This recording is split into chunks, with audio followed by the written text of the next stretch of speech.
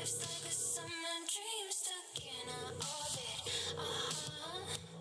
When we shoot for the moon, we go the farthest. Yeah, we're doing this our way, and we're never gonna fade away. No, we're never gonna fade away.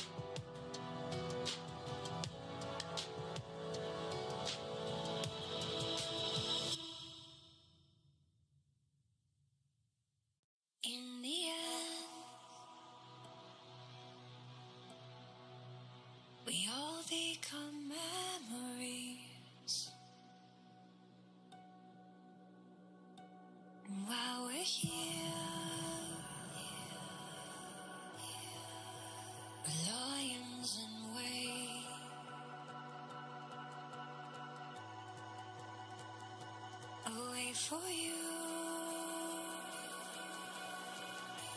to come out from the darkness. Give to you, for you to take.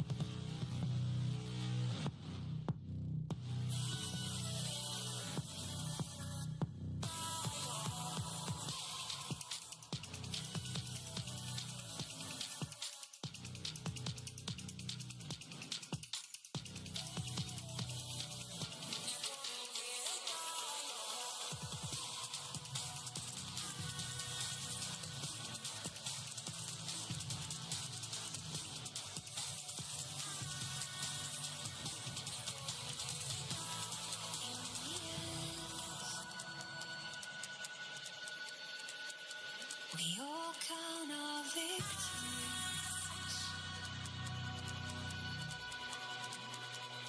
but our scars show we survive.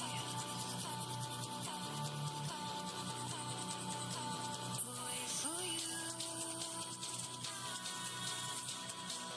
to make sense of the darkness.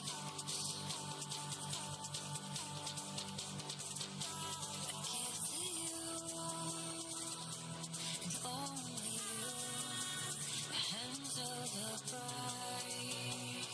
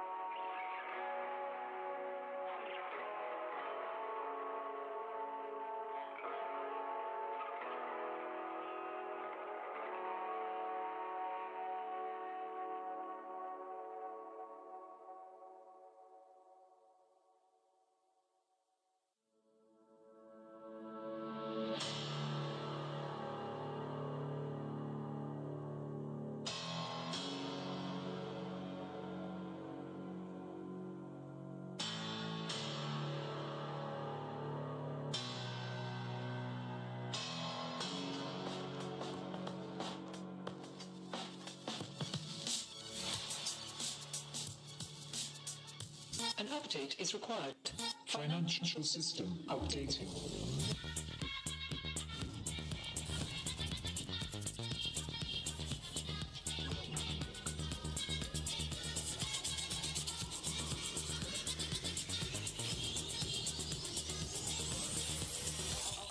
System updated. We will dance to get. The future of money is here. Feels good.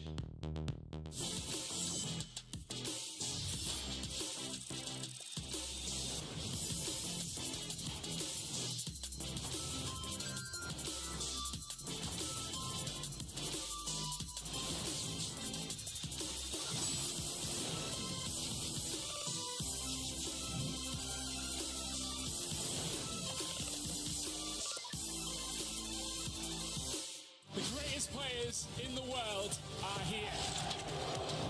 They can just burn this one down. Oh my god, he'll hold it by 9! You are going to see them like you've never seen them before. Rocket Will as the Arcane Storm doing so much work, and Genji! They are just going to ace them! 누굴 만나도 이길 수 있다는 자신감 정도로만 생각하고 있습니다. Genji, the EWC winners! Alright guys, I just landed in China. Let's go.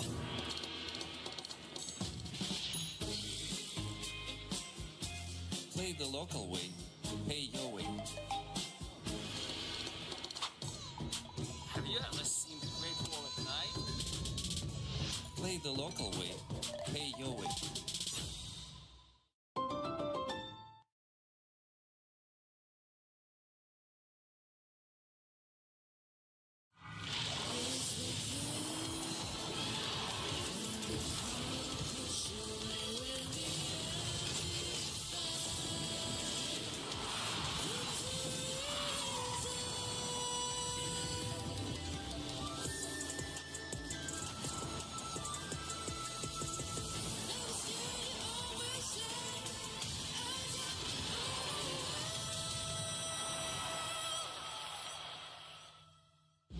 Kindred locking down, the Drake is now Doran. Decent position, doubles! Break down my walls, but I won't rise again. Cause I stand tall in my environment.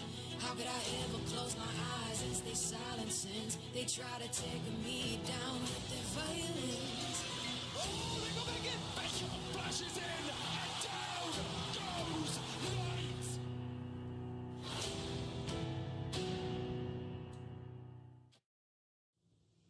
So slow. I told you I was done with basic browsers.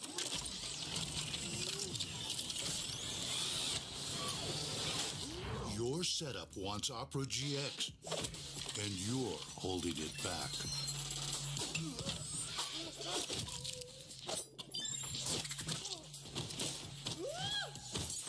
Upgrade to the gaming browser. Download Opera GX. Every moment of your journey, crystal clear. Landscapes, absolutely stunning. Close-ups, sharp and full of vibe.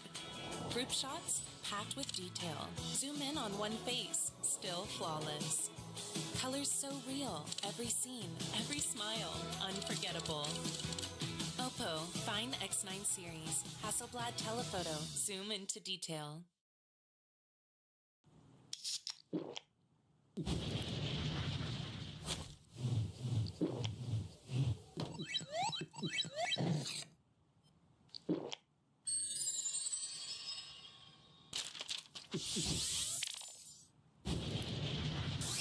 Red Bull gives you wings. When I was a player, if I was to like make a misplay, maybe it's my mouse, maybe it's my armrest, something feels wrong. If you were at home, you wouldn't do that. The Infinite Precision Armrest is part of the larger Circulab on Stage standard initiative, aimed to bring your home or training room settings to the tournament stage. 이제 저뿐만 아니라 다른 선수들도 세팅을 더 원활하게 할 것 같고 가장 편안할 때 더 강력한 플레이가 자연스럽게 나옵니다. Hi. Hi. Got this old thing and the bill from the store where I got it. Figured you could beat it with a better deal than one of these big boys. It doesn't work that way. Guess you're not as cool as Verizon. Bring in your AT&T or T-Mobile bill for a better deal. You don't know that? The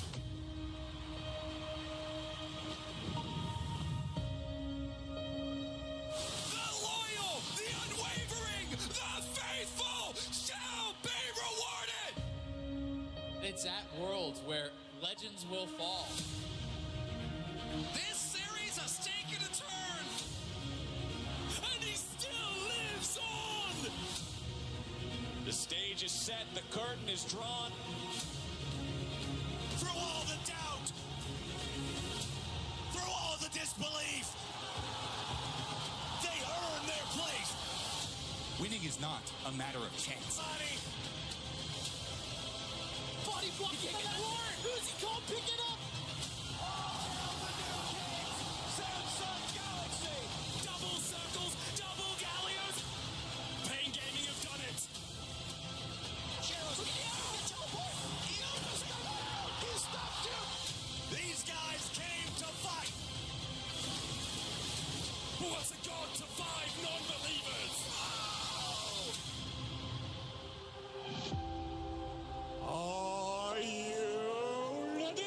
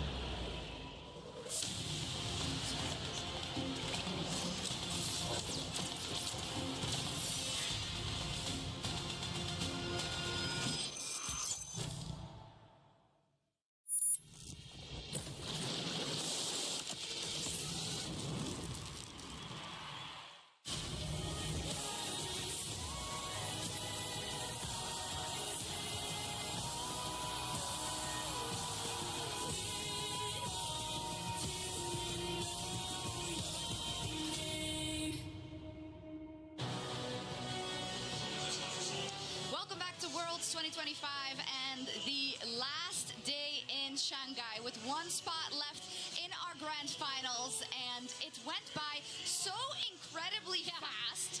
So yeah, yesterday was so exciting. I guess we're finally allowed to say it, Emily. Yeah! We're hoping for the same today. My team's at Worlds Finals, guys. What the heck? All gas, no brakes. The KT hype train is still going. The roller coaster still going up, up, up. I mean, it was one of the most insane upsets we have ever had at Worlds. Just absolutely wonderful. Just contributing to that long and storied, rich history of Worlds, and that's exactly what Riot is doing in posting the most memorable plays from 15 years of Worlds history. So, in the next round, we have DRX's Last Stand versus Uzi's Vayne Flank. Gonna come down to a smite fight. King and ult is off. Beryl has the ultimate back up. No carries on the flashes. Look at the trap line. Look at the Caitlyn. He's trying to stun him away. Owner goes in. Owner, he's down. The Drake secured. T1's jungle trying to do it. T1's going to the base. They're going for the Nexus. Can they do it in time? Kingan comes back. Elder Drake is ready. But what can he do? Q3. No damage just yet. Elder Drake, the execute. Fail is down. DRX, hold! Then allow him to clean up fights his game, but OMG going for the fights. They have the man advantage. Oh, lovely. Nicely going very deep. Cool going to go over towards Sammy. There's a stun. United have been used very early. Uzi is coming in from the backside. Surprise! Here comes the Vayne. Kill for White. Sun's not going to escape this one. They focus down Uzi. Well, look at him. He's still alive. He's still surviving. He stays alive. Ace for Royal. There we go. It was DRX's Last Stand that won. So that final is looking spicy. Yeah, narratively, this is too good to pass up, right? Like, we can't deny the fact that DRX's Last Stand was the event that led into the Azure Shuffle, which made it all the more memorable. So much history, and of course we will be seeing how the bracket gets played out and who ends up winning. You'll find out next week in our Worlds Finals pre-show. Absolutely amazing. Let's pull up the bracket and think about the grand finals that we could have. I personally think that both options are stellar, Emily. Yeah, either we get an LPL versus LCK matchup between the two teams that neither region would have expected in a final, or we get a telecom war, which is how I was introduced to a lifetime of KT fandom suffering. I mean, I just think it's going to be so fun either way. Like you said, LCK versus LPL, or you do have the opportunity for KT to take down God himself and pull off another insane story, just like the DRX run almost. Both stories, I think, are incredibly awesome going into the finals, but I do want to focus on the LPL route first, because we are in China for the World Championship, and they'd love to bring that World Championship home again. But for Top Esports, that does mean, Emily, that they're under a whole lot of pressure. Yeah, and historically, Top Esports has not dealt well with international pressure, right? As we see their record against the LCK at international events over the past few years. I know they themselves have talked about this, especially with Coach so I'm curious to see if they can shake off the nerves today against T1. And what I'm really looking at, barring that D plus Kia game, is the zeros in that column, right? And that is something that I think they were able to showcase thus far. If losing is one thing, but it's the way in which they lose. And you just want to see them play their own game, which is why this tournament has been so refreshing. Definitely so. You just want to see them show up and play the way they usually play at the very least. And I know that also the commentating staff from LPL was very emotional after AL got knocked out to the hands of T1. And Laura got a chance to talk to Teddy about it. I can only imagine when you've been with the team the whole year, seeing your players sad like this. It is, of course, heartbreaking. But looking at today, there's another LPL team left. Yes. They're the last one. How do we feel about this matchup? Because we know how it goes usually when T1 goes up against the LPL. We know the pressure that is on TES's shoulders. We know how usually, sadly, they perform under pressure.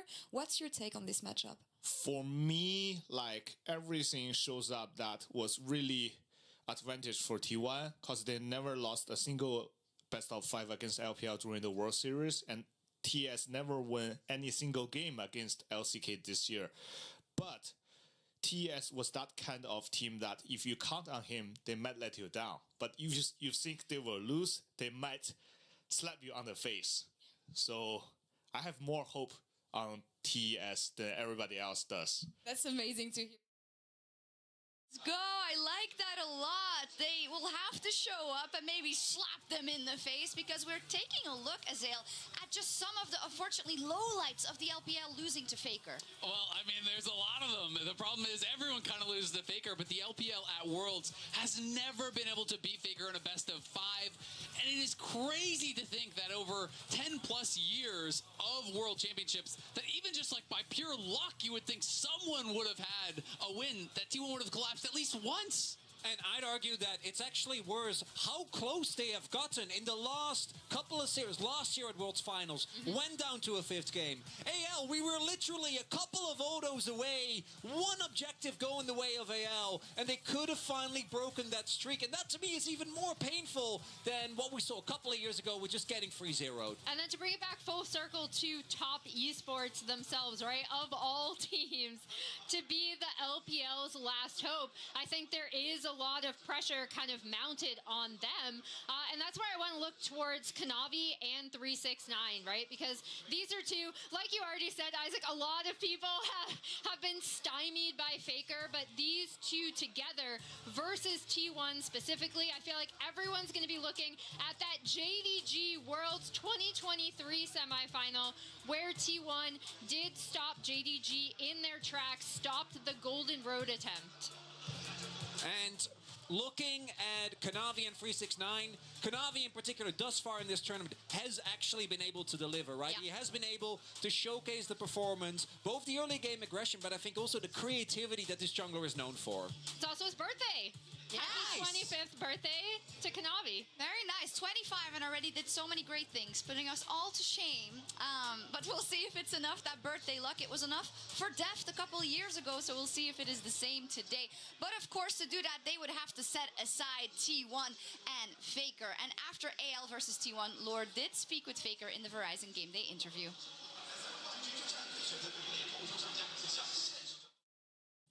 Faker, thank you so much for joining me. Congrats on advancing yet again to semifinals. We still saw a lot of improvements compared to the Swiss stage. What specifically do you see as improvements for T1? 스위스 스테이지랑 비교했을 때 크게 달라진 부분은 이제 저희가 오브젝트 교전에서 좀 포지션을 잡는 부분에서 조금 발전된 부분이 있다고 생각하고, 그리고 실수도 지난 스위스 스테이지에 비교하면 좀 덜했던 것 같습니다.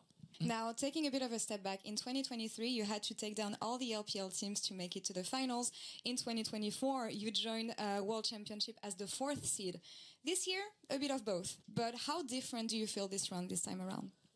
월즈는 항상 저희는 또 APL 팀과 SK 팀들과 싸우는 경기라고 생각을 하기 때문에 싸우는 경우가 많았다고 생각을 하기 때문에 이번에도 뭐 비슷하게 나온 게 아닌가 생각하고 있습니다.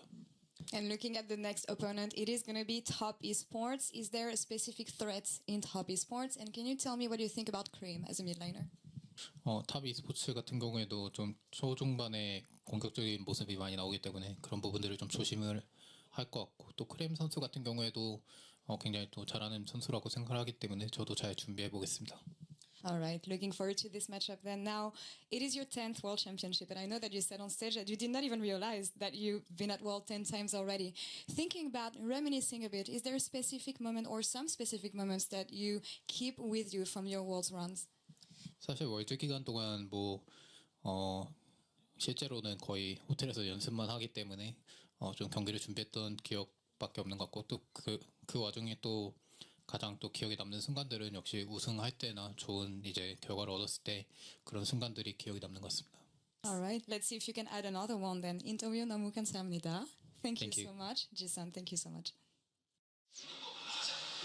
It's just like me for real. The GOAT's staying locked in at Worlds. He is here to win. He is not here to tour around. He's here to play League of Legends and stack up world titles. It's true. It's crazy. And he has been doing really well. And also, Maurits pointedly, a recovery after the Swiss stage. Because regardless of their draw, which I'm going to say it was fraud. It was fraudulent. That's fair. But they still won. And I think they really shored up a lot of those things versus AL. They really did. And there were a couple of members that had to step up coming into Worlds, right? Because I think that T1 really, as we have said countless times again, wasn't able to make it work. And for me, I want to talk a little bit about Guma. Because Guma has had, out of this roster, the most tumultuous year. He was one of their rocks in the win, particularly, I'd say, in 2023, where his Varus performance will still be at the forefront of many. But with Doran coming in and the team kind of changing, I think at the time, the fact that he was stepped out and Smash was tried out did make sense. But with what he's shown thus far, this World Championship, there can be no doubt that he is what this team needs, and he has yet again come through for them, even though very recently they still weren't able to make that work. Yeah, as we see some of these Kaisa lowlights, it's going to go into a Kaisa highlight from the other day just in their match against AL. And it was great to see him show up on this champion that historically he hasn't necessarily performed as well as he has on other picks. And then additionally, I really love to see what him and Keria do again to these bot lanes, right? Bringing out the Ashe Seraphine. I'm like, oh, it's T1 with a pushing bot lane again. They're super comfortable with this kind of play style. And it's the trust that they have. They're down 1-2, and they're saying Guma, lock in Kaisa, and it works, and here they are in the semifinal. No, I mean, you have to love it, and I just think it speaks volumes about his play, the fact that no one is talking about the sub situation anymore. There's no question of, oh, you know, they're not looking as good in Swiss. Should they be subbing him out? Should it be a change? Because it has been so clear. He has earned his spot. He has proven that he is the go-to guy once again, as he has done so many times. But I also want to take a moment to talk about Keria, the other half of the dynamic duo down there, who to me made one of the most insane plays I've ever seen at Worlds. Maybe the best support play I've ever seen at Worlds against AL in a game which would have been tournament over had they lost this. So this is actually Keria right here. You're going to keep your eyes on here. And he's going to play a really nice clone trick on the carries on the other side. We can run this out and then we'll pause once he actually splits. So watch as he splits. So he is microing this as though that is him. So AL from their point of view are saying, okay, Keria's in the brush, and right here, that's the clone. So we can actually ignore this. We can play it one more time. Watch, Leona ult is actually even going to get thrown onto the clone. Hope autos him, says, nope, that's not the real one. He's not even reacting. Then he pounces, dives forward, gets the ulti onto the Corki, forces the flash off the LeBlanc, single-handedly wins the fight. And if that goes wrong, it would be a disaster. Now watch, from the other team's point of view, they don't have any vision on this. They can't see what is happening in the brush. They're completely fooled by it. And it's such a high-risk play because, again, this is match point. This is T1 going home. If he gets called on this bluff, steps up like that into the Corki and LeBlanc, you get one shot, you probably lose the fight, and you probably lose the series.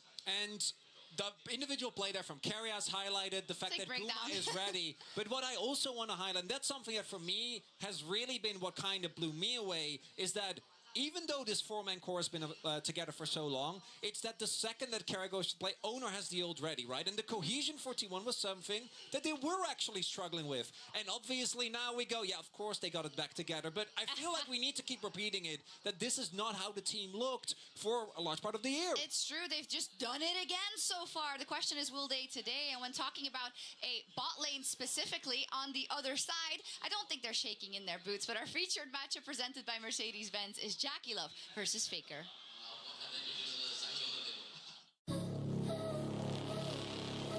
Today, in the featured matchup presented by Mercedes-Benz, Faker and JackeyLove clash in a battle of legacy. Korea's unkillable Demon King versus China's relentless Prodigy. JackeyLove burst onto the world stage in 2018 and captured the title in his very first appearance. A dream debut few can ever match. Yet ever since, he's been chasing that same glory year after year, determined to prove that it wasn't a one-time thing, but true greatness. It's Kanavi now on a killing spree. Here comes home. G2 thought they had the angle. TS strike revenge for MSI. Faker, the face of League of Legends, has reached the trophy again and again, redefining what excellence means in esports. His name alone commands respect. But for the greatest of all time, anything less than another title feels incomplete. TS to the long list of teams that they have taken down. T1 at Worlds are Titans, and they move on to the semifinals. Who will rise? JackeyLove, the fire that refuses to fade, or Faker, the legend that never dies?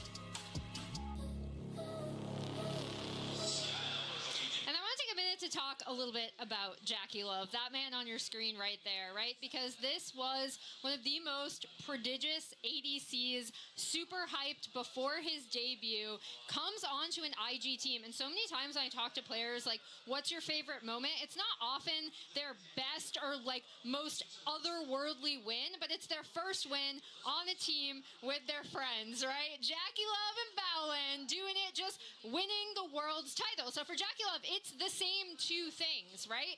And then over his career, as we take a look at his Worlds finishes here, he's just been, I love this moment, by the way, as Rookie and Jackie Love both stumble under the weight of the trophy trying to carry it off. But this is the moment he's been chasing since his debut, because that biggest win and that win with his first team, with his friends, was the exact same thing. And there are so many players that have been able to shine brightly and then burn out quickly, right? Actually being able to try and match your own peak is even harder. And obviously, we have Faker that makes it a little easy, but there's been so many other players. He is the exception that breaks the rule, but players like Jackie that just never relent and never give up, and many times have faltered at semis, and where he finds himself here again. And I think for a lot of competitors, it's actually really more difficult when you have that initial success, because that is always the driving factor behind all these players. When you talk about a BDD, when you talk about a Deft, when you talk about these guys, they are constantly driven by the dream of winning the world title. And when it kind of comes a little bit easy to you, when it just kind of, you get there, and it's not that he's not working hard, it's not that he didn't deserve it, but it came right away. You don't have that thing that you're chasing as much. You're just trying to repeat what you've already done, which I think can make it so hard to stay motivated and so hard to keep pushing year after year after year. I actually love that you drew the comparison with BDD, because I think yesterday we had a story of someone, although not having the World Championship success, but having relative success and having a really early peak and chasing that for so many years. They went above and beyond, and that's why I think if we bring it into this matchup, Emily, we have to believe that they can do it, right? Because yes, all the history is against them, but there would be no more fabled time than right here in China in front of their home crowd. That would be an amazing story. I think for me, it's what Jackie Love has said about, like, he's had a little bit of difficulty practicing throughout the year because of injuries, but I also like what he said in interviews and what Coach Ohm has said in interviews about the team themselves trying to overcome their own, like, demons. Yeah, exactly. Like, they always say the biggest opponent of Top Esports is Top Esports, kind of like how you pointed out their finishes, right? I disagree. I think it's the LCK. We can agree to disagree, but I think that is really, it's been a good sign that they have shown a little bit more life in them thus far at this tournament. So I just hope going into this match, they can really shed that once and for all. Yeah, a big spotlight on that ADC, and Lord did speak with Jackie Love after his qualification for the semifinals in the Verizon Game Day interview. Jackie Love, thank you so much for joining me after reaching semifinals. Congratulations. I remember that your coach home after Swiss stage, I had an interview with him and he was telling me that an important aspect for TS is the mindset, the mental aspect, and that is something that he has been working on with you and the rest of the team. Could you tell me more about this?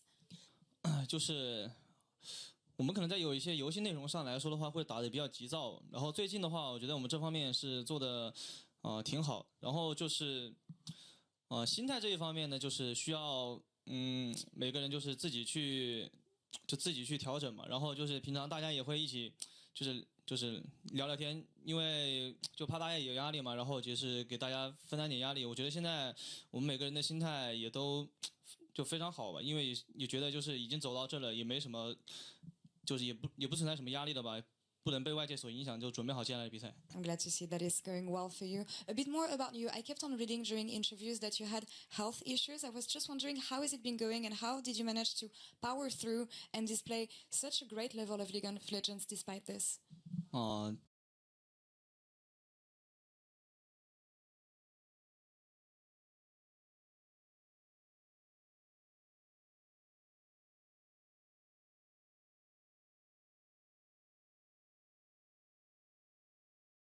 然后就是想着是所有比赛打完之后，然后再去就是好好去看一下，对。Cannot wait to see more of TS in semifinals. 谢谢. Thank you so much for the interview. Wendy, thank you so much for the translation.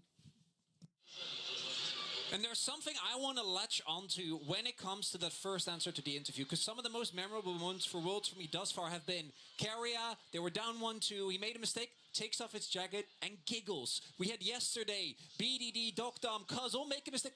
didn't care, just had a giggle and just kept it going. And that is something that I think they have correctly identified. It can make such a difference in the up and down of League of Legends. That's also something I feel like Jackie Love's first ever team did have, right? In 2018, IG. I remember interviewing him afterwards, and he just like refused to let go of the Summoners Cup. He's just sitting there like with this super heavy cup. Ning is standing next to him with his World's MVP trophy, which by the way is like this tall. And Ning is just laughing hysterically throughout the entire thing.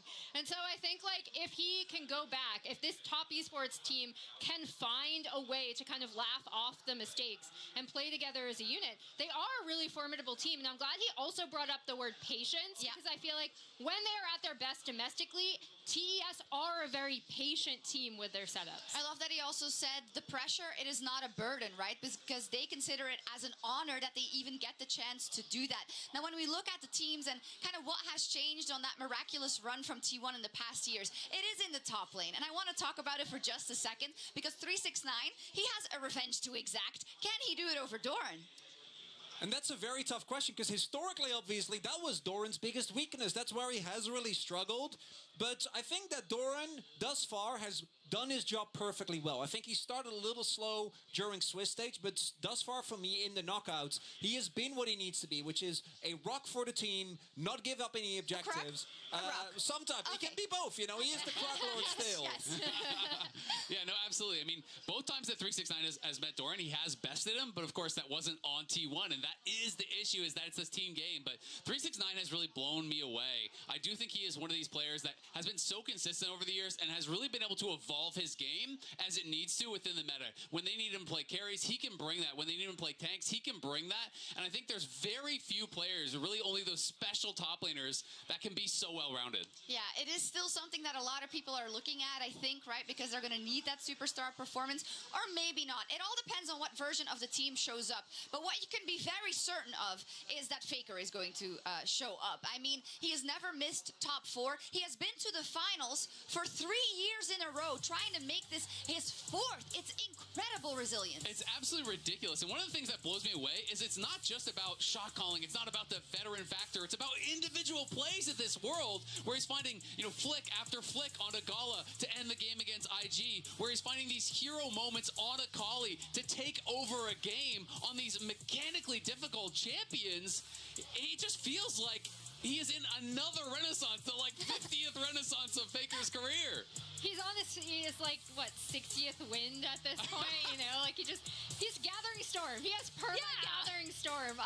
The big thing to me, Chronicler, I know you and I talk about this want to die. a lot during, it's okay, during the LCK season, is that regardless of his form domestically, he always shows up internationally. And it's so impressive how he consistently reinvents himself on the international And it's wonderful as an LCK analyst, because you can do two things. You can be like, man, you know, Faker's laning phase doesn't really look too good, but I'm sure that he'll be able to make it happen again. And you always have to kind of wish, because this is just one of those examples where every single year the same thing happens. If you asked me after summer, what would I say was the weakness for T1? Faker's laning phase hasn't looked too great. Have we seen it here at Worlds? No! No, we haven't! And I think it's really poignant after if you look at what happened yesterday, right, and Chovy not being able to make it. You can have all those other things usually. You can be the best in lane. You can be the best at moving around the map or having the best champion pool. But if you don't have clutch, you have nothing. Absolutely. And another thing that I heard a lot of people talking about for Faker was, how's his champion pool going to be in Fearless? Will he be able to play enough champions at the elite level? Well, guess what? He's played 13 champions, the most of anyone here at Worlds. He's playing a new champion basically every single game, and he's looking stellar at it. You know, even the throwbacks to like the LeBlanc, which to me, every time Faker locks LeBlanc, I'm like, okay, let's go. Let's go. It's still all there, all that legacy champion pool as well. And I think it's definitely interesting if you contrast it to players like JackeyLove, right? Because as you said, someone who won the title first go and never was able to grasp that moment again. Whilst Faker is someone who has been at the top, been at the bottom, came right back a million times over. Yeah, I mean, like in all this discussion, Faker also won the title on his first go, right? So, and he has consistently brought teams to that title over and over again. And I think the big thing to me is just whenever it's like, oh, you're only going to play mid lane Lulu now. Okay, he changes his play. Oh, you need to learn Azir because we're going to sub in Easy Hoon until you do. Oh, guess what? Next play he shows up. He's the best Azir in the LCK. And so it's that like consistency to just grind out new play styles, new champions, along with his game knowledge is just so impressive.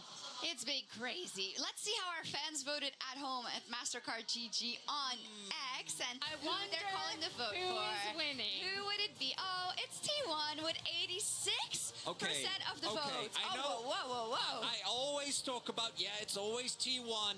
But even for T1 standards, this is a little silly. That's outrageous. Normally we stay to like maybe 75. I think this is a combination of like the T1 World's buff and the TES World's debuff. Like they're in semis. Where's the debuff?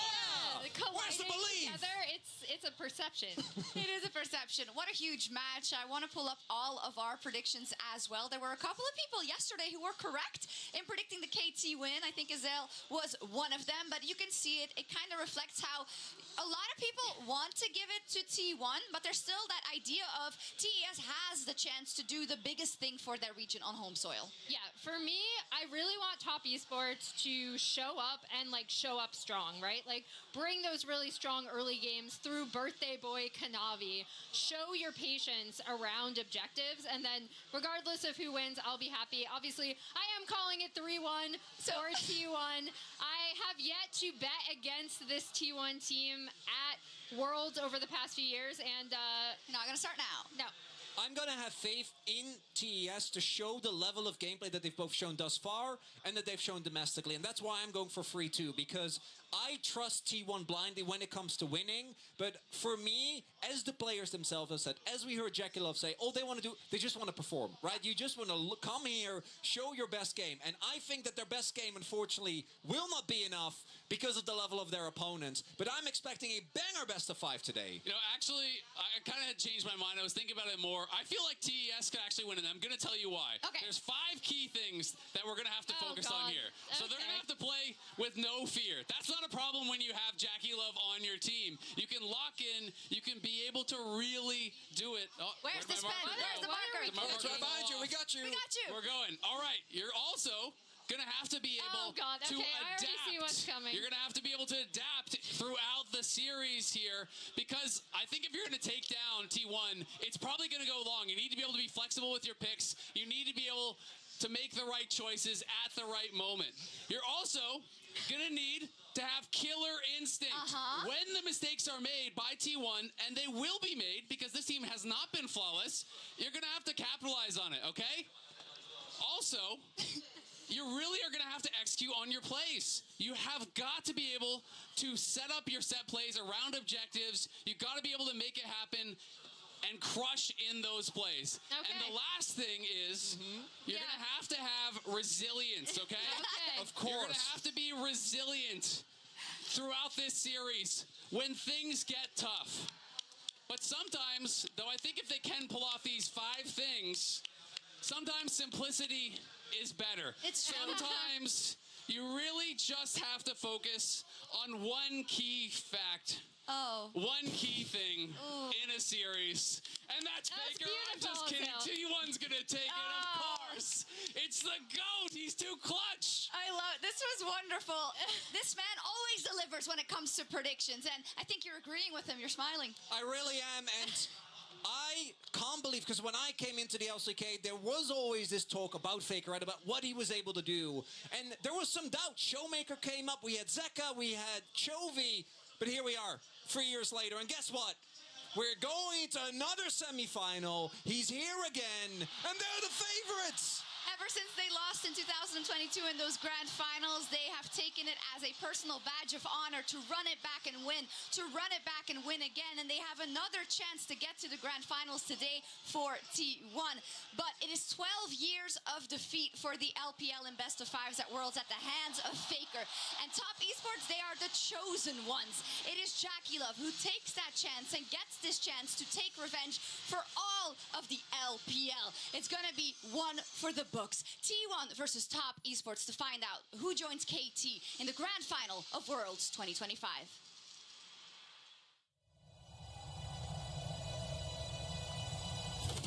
春兰、夏竹、秋菊、冬梅，人称四君子。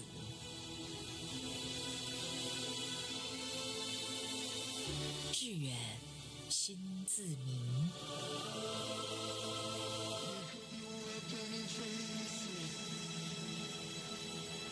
冬梅于霜雪中傲立，凌寒独开。又进世界赛了，我们还是4强。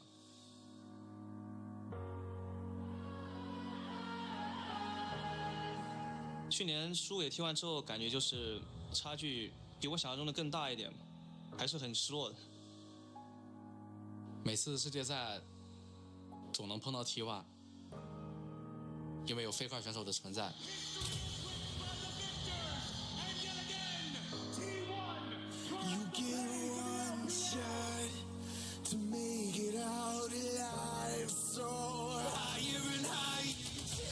对我来说，这一次会不一样的。我们都互相信任，我们都相信每个人也都能站出来。输了的时候就要想着下次有机会一定要赢回来。我会努力抓住每一波机会。记录就是用来被打破的。夏竹于青山中扎根，任由风打。Legends never die when the world is calling you. Can you hear them screaming out your name? 이번 연도 같은 경우에는 그냥 모든 대회가 다 힘들었었던 것 같고요. 이렇게 연습 때부터 도전하는 적이 좀 처음인 것 같아서 실전에서도 좀 자신감이 없는 상황이었었던 것 같습니다. 제가 월즈 리핏을 이뤄내고 바로 다음 해에 교체 기용을 당한 거에 대해서 힘들었었던 것 같고, 그럼에도 한편으로는 세계에서 가장 대단한 선수인 페이커 선수도 그런 일이 있었기 때문에 저도 이 시기를 잘 보내보려고 노력했던 것 같습니다. 상혁이 형은 정말 많은 일이 있음에도 그 자리에 꿋꿋이 서 있는 게 가장 높은 대나무를 보는 것 같습니다. T1이 없다면 유산도 없습니다. 유산을 가지고 싶다면 저희를 넘어야 할 겁니다.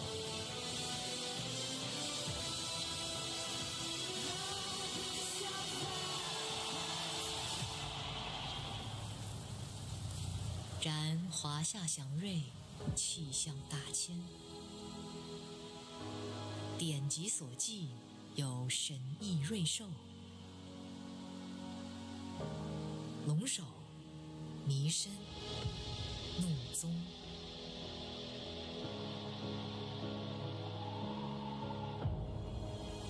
瑞兽若现，天命将至。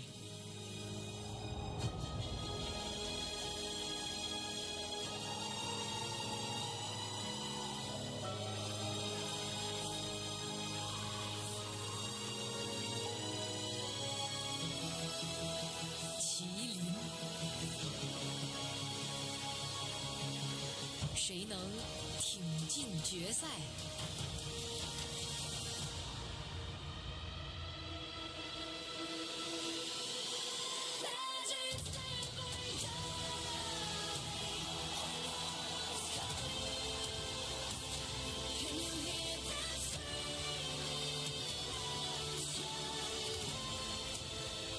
他们有很多可以失去的，但我们什么都不怕，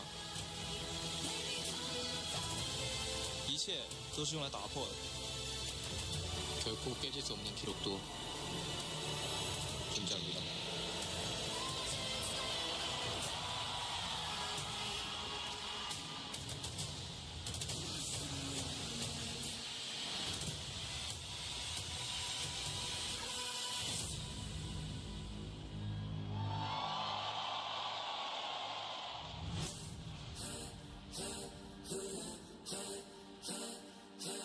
T1 全球的英雄联盟粉丝们，大家好，欢迎来到上海梅赛德斯奔驰文化中心，一起见证2025全球总决赛半决赛。今晚胜出队伍将挺进决赛，与 KT 共同来争夺全球总决赛的桂冠。上海，让我们用热烈的欢呼，有请来自 LCK 赛区的 T1，以及来自 LPL 赛区的 TES。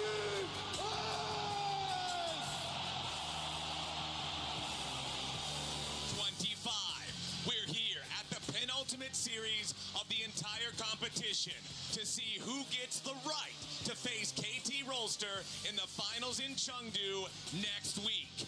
Will it be the back-to-back reigning world champions, Korea's T1? Or will it be the last remaining Chinese team here in Shanghai with the LPL's Top Esports? I'm Captain Flowers here with Dagda and Vedius as we all find the answer to that question here today. Top Esports trying to do what no other LPL team has done before them. Whereas T1 trying to do what no other team in the world has achieved in getting that three-peat for the title. And it sits there, all eyes on the trophy. Expectations are that T1 will continue their legacy, but that is what makes Top Esports such a scary opponent. We've already seen at this year's World Championship that expectations can be defied, and today that responsibility falls on the shoulders of Top Esports as they go up against the Titans of T1. And a Titan was already slain yesterday in the first semi-final. Gen G, heavy favorites in the eyes of a lot of fans, a lot of analysts going into this tournament, taken down by KT, who have just shot meteorically straight to the finals. And now T1, who have been to finals so many times, versus Top Esports, who have never made it to the World Finals before. It could be another upset, or it could just be another stepping stone for the reigning champs. Yeah, it's an absolutely insane world that we live in. Either curses are broken for Top Esports and KT, or potentially T1 to go on to show that they are just the greatest team, even the greatest version of SKT and T1 that has ever existed. It is quite the timeline that we find ourselves in, gentlemen, and all I can ask for is that we see some fantastic League of Legends on the Rift. It's not been the easiest journey for T1. No. They've had their struggles, they've had their setbacks, and AL very much did push them to their very limits. And we'll see if Top Esports can do the same thing. If nothing else, their brothers in AL showed them the weaknesses in T1. They showed them opportunities that they can look to try and exploit. And my eyes draw towards that man in the jungle, Kanavi. The man that just made fun of Skumon in the jungle. The man that I feel that continues to run the rift for Top Esports. And the man that can build those leads needed to get the edge over T1. And I feel like when you've been looking at the LPL all year, it's been Kanavi, it's been Tarzan, the top two junglers there in that league. T1 obviously having worked their way through Tarzan and Anyone's Legend like you're talking about just 2 days ago in that quarterfinal. And now we'll see if Kanavi can do what Tarzan could not. We're into our first champ select. It's T1 on the blue side, top on the red. Yone and Yunara banned out by T1 as Faker Azir will not be allowed to enter the rift from top. I am curious if they want to let that Orianna through, though, because what we saw from Top Esports against G2 was a willingness to give across the Orianna and open up Cream to play things like the Akali, the things he made his name on back when he started in OMG. But we'll have to see what that game plan is going to be, because when we look at the Anyone's Legend series, it was constantly taking Orianna and Azir away from T1. The Poppy increases the value of things like Ambessa, Wukong, Rakan, and that Akali pick that Dagda was talking about. T1, how will they shift their focus? Because with the Yone ban and the Yunara, Sion comes to attention, and immediately it's going to be banned away by T1. So that first pick now looking to be the Wukong. T1 want to get their hands on it, a very powerful engage tool. But the question is, will Top Esports allow them to have it? Rumble may very well be the ban on the side of Top Esports if something like the Ambessa is something that they're eyeing up. Yeah, I think it's very telling, essentially, what this last ban is going to be. So the Bard from Keria taken away once more. This was another staple ban we saw from Anyone's Legend. But it does say, hey, go on, take that Orianna. We're going to try and take the Akali here for Cream and answer with our own style in Top Esports. And you can see their 100% presence in draft throughout this tournament. A powerful pick for Top Esports to let through, but at bare minimum, they're going to buy themselves control over that Wukong here with it. Absolutely. Wukong plus Akali could be an incredibly viable combination, and it's going to be locked in immediately. We've seen this once before, and they're going to secure it for themselves. Owner will respond with the Xin of his own, a big comfort pick for him, and another comfort for T1 as the Varus is secured for Gumayusi. This has been such an insane pick for Gumayusi in this tournament. He has consistently got big leads in the lane on this champion and been a menace when it comes towards team fights. I have to imagine that the Ambessa will now be higher in priority. Top Esports going for a lot of dive threat, but maybe they want some poke of their own. They would be a little bit AP heavy, but still, with the assassination with the backline threat of Akali plus Ziggs, instead they move towards the Sivir. Still, a very effective engage combo, good wave clear, a little short range, which means that poke Varus in the late game. Can they get on top of him will be the question for Top Esports. I think it was a good read, Vetty. Like, they probably want to try and go for the Ambessa, but I imagine it is going to be banned away here on these next couple of rotations by T1. And if you end up going towards that Ziggs, so much AP damage, you can find yourself lacking in opportunities in that top side of the map. So the Renekton ban? It's an Ambessa. It's an Ambessa angle, yeah. Yeah, I imagine that T1 will read the play and they'll look to remove it themselves. Now, champions like Alistar, Top Esports need to be very aware of it. It could be a great engage tool, a potential follow-up on the side of T1. Good frontline and also just a great answer into the Sivir as well. Will Top Esports consider it ban-worthy, or do instead they have something in the top lane they want to get rid of? My other thought is also something like a Braum ban, because 369 would love to go towards something like an Ornn. It sets up beautifully for the Wukong, the Akali. You've got two very mobile carries on the opposite side, and I think that may be something that they want to look for, but I am curious if T1 are going to read it, take the Braum for carrying that bottom side, and then enable Doran on his own sort of engaged champion. Okay, we do have that Alistar banned away. The Neeko going to be the ban instead. Earlier on in the day, Azael talking about the creativity of Keria's Neeko against Anyone's Legend, but they don't want to allow that to go over to Hong instead. I feel Rakan might have a lot of value as a potential in the event of a Braum on the other side. It seems, though, that 369 wants to play more on the defensive route. They want to give Hong full counter pick, full flexibility, and what he's playing into Keria. We know that Keria is just a master of these range supports, and the possibility of Varus Karma, Varus Renata, Varus in any combination of range support could be a very deadly lane to deal with. It does mean that they have to rely on Doran to be that engage tool, so I guess we'll see if Ornn is going to be taken here in that top side just to provide that tool. So T1 heavily reliant on Keria on this Rakan to be that main engage tool now. Problem is, how do you then deal with the Rakan yourself? Because by removing away the Alistar, is Leona or Rel potentially just the safest thing you could go for? Have a little bit more engaged to facilitate and work with the Wukong. Right now, they're considering the Nautilus having that single target lockdown to put more threat on the backline of Orianna and Varus. Yeah, I do like the Nautilus in this sort of situation. Okay, they're going to swap to the Karma instead. I wasn't sure if they wanted to go for an Enchanter in either the Lulu or the Karma to try and get that wave push, counteract what has been that speciality of Gumayusi on this Varus. And it looks like that's the call. Just go for a lane dominance in this bottom side. Make sure JackeyLove and Hung can go fight toe-to-toe against the T1 bot lane and try and snowball into effective dragon control and objective team fights. Yeah, between the On the Hunt for JackeyLove, the Mantra E there for Hong, there's a lot of AoE speed up available on the side of Top Esports, but the only real true engage is still going to be Kanavi on the Wukong. And this is why I think the Mordekaiser pick is so valuable, because we've seen before, I forget which game it was, the Wukong engages, Mord ults the Wukong, and now that engage disappears. And so Top Esports, they're going to have to be very careful with how they approach these fights, because I don't think they're going to have as easy a backline threat, given that they are so reliant on Kanavi to be that engaged. I mean, it's a similar story for the Akali, right? Akali jumps in, Mord ults her, you're not killing the Mordekaiser in the death realm, so I think you've got multiple strong targets here for Doran. Nice pick on the Mordekaiser. We'll have to see now how much value you can get. Or are you going to be able to just play through this pushing bot lane into early dragons, into objective control, and try and set up for a strong Top Esports early game? Top Esports coming out with the Orianna being given over on first pick. I feel like if you lose this first game, there's going to be a lot of criticism towards that choice, not only with the popularity of the champion so far at the tournament, but with Faker's legacy on it here too. But we'll see if Top's plan works out as we're on to the Rift here for game number 1 in this semifinal best of 5 to see who gets to punch their ticket to Chengdu. Runes up on your screen right now.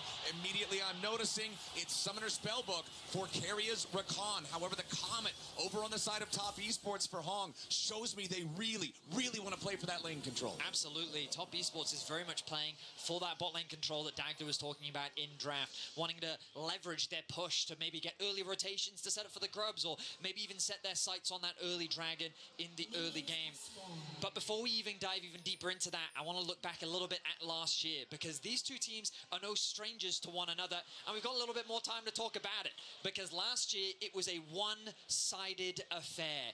T1 made fun of Top Esports in convincing fashion with a 3-0 performance, snuffing their hopes out and eliminating them before Top Esports could find any momentum in the playoffs. Yeah, and even when you looked at that game 1, it kind of looked like Top Esports had gotten off to a decent start, but T1 just came alive and were able to dominate the rest of the series throughout. Now, obviously, slightly different roster set up in there. You had Mako and you still had Tien that were on the team. And now it has been shifting over towards the Top Esports that aren't really playing towards that same style. They are much more patient. They are more about control. They are more about trying to set up around objectives. And I think it has given a new identity to this squad. But you are still going up against a T1 that it seems like at Worlds just come alive every single time. And I want to go back to something that you were talking about during the draft, when we saw the Rakan drafted there for Keria, the importance that is being placed on his shoulders as the main engage here for T1 in this Game 1 draft. I feel like in the Swiss stage, we didn't see the best League of Legends from Keria that we've seen many times before. It didn't seem like he was executing on the same level that we had seen in the past. But then in the series against Anyone's Legend, just a couple of days ago in the quarterfinals, that series that, like you mentioned, Vedius, went the full distance, best of 5. It was Keria who had a ton of clutch plays. Absolutely. And it's nice to see him really return to the form that so many fans have in terms of their expectations for him as a player. And it's always difficult as a T1 player because of the sheer amount of pressure that sits on your shoulders. But it feels like that whenever they return to this environment, to this stage, it's almost like their comfort zone because all of the players come alive. Yeah, I actually was watching an old owner interview earlier today that actually talked about how it felt like it doesn't feel like a different stage when they go to Worlds. They've been here so regularly and have played under these pressure situations so effectively that it kind of just is water off a duck's back for them at this stage. And that's why I think you're starting to see when they get into quarterfinals, the like creativity coming back for players like Keria, Faker popping off in some of these plays. Again, it feels like they've kind of just settled back into what could be another LCK day for them. And as we jump back onto the Rift, there's a cool little tidbit for us on the caster desk, because Clayton, so many years ago, you had the iconic call of Faker Shockwave finding them all, and now we have Orianna and Rakan in the hands of T1, potentially giving you another opportunity. Look, if I have the time, I'll make sure I credit Rakan as well, right next to the Orianna, but if they engage in a split second, I might have to pick and choose yet again. We'll see if T1 can find that team fight magic here in the semifinals in 2025. On our screens right now. This bottom lane, we've already talked about it, but again, I feel like control, priority of this lane for Top Esports is so huge. And I think that's why you're seeing Kanavi starting this top side of the map, right? He knows that he's going to be able to shift his way down towards this bottom side with the push on bot lane, should be able to get crab for himself. And one of the things that is kind of the shaping a lot of the full clears that we're seeing from the junglers is the fact that if you double full clear, you basically set up your camp, so then you spawn that dragon in 5 minutes after you finished all your camps, and you can waddle in for an extra little bit of experience there. So I think that's where Top Esports are going to be trying to put that focus again, and already you can see Gumayushi taking a lot of hurt from Top Esports on the bottom side. Bot lane 2 versus 2 working very much as the way Top Esports had intended. We know, though, that in terms of mid and top T1 should have priority in those lanes. Both junglers pathing towards that bot side of the map. Keeping my eyes on Kanavi as he is actually moving into the river. Is he looking for an early gank towards the middle lane? No, it looks like his eyes are set on stealing away those Raptors, but now he will be a camp behind. Oner securing that advantage. Kanavi wants to play through the pressure of his bot lane, though, to steal away camps in the enemy jungle. Exactly. He wants to utilize this advantage in the 2v2 to really make Oner sweat a little bit here on that first clear. It's not just the double first clear approach, as Kanavi, Jackie, and Hong are moving all the way towards that red buff. They want to try to steal it away, but the steal does not work. It's Oner with the secure over the wall. Crazy smite from Oner, and the ward never got cleared. I was actually keeping my eyes on Faker for a lot of that because I thought maybe he would even try and roam over, but Oner just does it himself. Beautiful steal comes through from Oner as he's able to secure, well, pretty much all of his camps. He's very happy with how things have played out. He's now going to path back up towards the top side of the map to secure that Scuttle Crab. And his clear is largely unaffected. And now the consequences of this for Kanavi is that he is very far behind on the clear. A nice recall is going to come through soon from Oner. He's going to get a nice first base off as the bot lane forced to use the heal as the bot laners continue to battle it out. Exactly. T1 just going to defensively activate that summoner spell to back away as Top Esports wanted to continue going aggressive with it. Now a nice grand entrance from Keria to keep the pressure on Jackie Love. Hong steps forward. More damage into Keria here as both sides take a little bit of a beating, but it's Hong, the lowest HP overall. Very fortunate to sidestep that piercing arrow with 3 blight stacks. That one would have taken him down to probably below 100 HP. Yeah, it just feels like the first round in this bottom lane, though. Both AD carries running that teleport, so should be able to reset and TP back in. Guma going to look to stop Jackie Love there. Having that level up as well means he can put a little bit more pressure down, but still, TP's back in. They should all go back to even Steven in this bottom lane. So, Kanavi did skip his wolves in order to get back and start re-clearing those respawn camps. He's now going to be a little bit behind as Doran getting a little low. Yeah, Doran in some danger here. Pops the shield. 369, keeping the pressure on this Mordekaiser. Wanted to go back in for some footwork with a third in Tofo strike. The knockback not colliding with Doran means he's safe for now. The early base from 369, securing that double null magic mantle, giving him the additional magic resistance to win out on these trades. Doran should be perfectly fine in this situation. He just has to be cautious at the threat of a dive. But Mordekaiser, not the easiest champ in the world to dive. No level 6 yet for 369. Kanavi was spotted, though, on the ward, and everyone's moving back up towards his top side. All right, they're moving around, trying to see if maybe they can set it up, but they have to know if 369 was close to level 6, so was Doran, and trying to dive Mordekaiser underneath the turret with the ulti is never going to work. Now, T1 are punishing the early pathing from Kanavi. Remember that because he had to skip his bot side camps to try and steal, he's now late to these Raptors. Keria is here with Oner, and Kanavi has no idea. Yeah, Keria jumps forward. However, the grand entrance does not hit Kanavi. Oner still continuing to try to contest here for this Raptor camp. Does secure the large Raptor, but now over the wall. It's Cream ready to go in. He wants the kill, and Oner's the focus. Cream goes forward, but he cannot find enough damage just yet. Kanavi grabbing first blood here for Top Esports. Massive plays from Top Esports. The double flash over Faker's shockwave means they find none of them, and it's Top Esports are able to get a kill on the back end. And this is so important for Kanavi because the jungle advantage was very quickly getting out of control. Oner was contesting these camps. He was leveraging the tempo advantage that he had,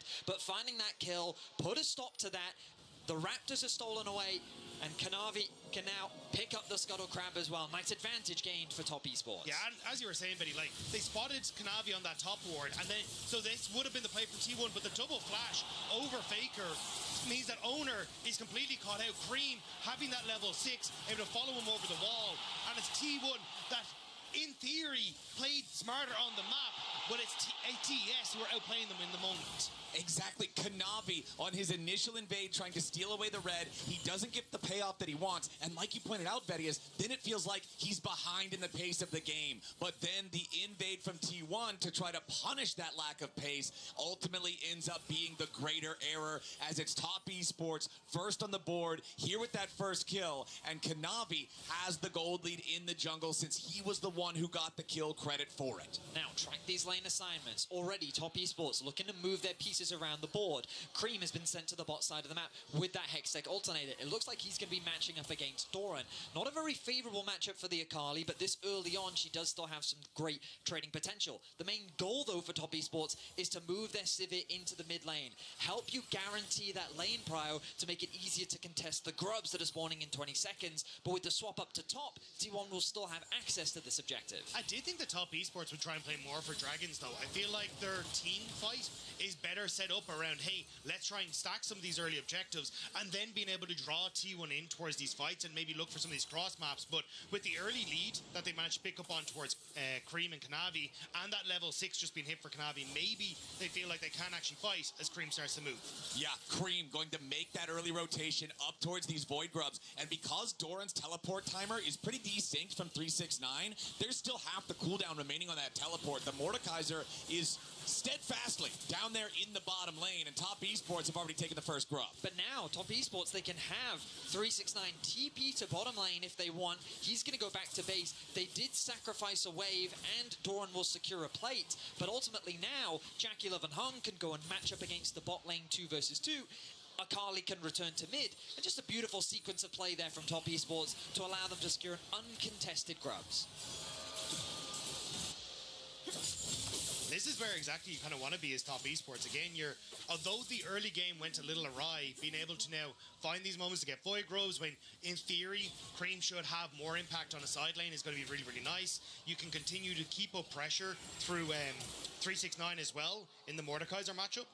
And Jackie Love is just going to wave clear. So I think now on T1 side, eyes are going to be on Owner to see how he can get involved in some of these lanes to start to get some advantages for their side laners to neutralize the potential 1-3-1 from Top Esports. I'd love to see Top Esports invest a little bit of time towards that mid lane as well. Faker going for the Rod of Ages build means that he's looking to stack those defensive items to help survive the Akali burst.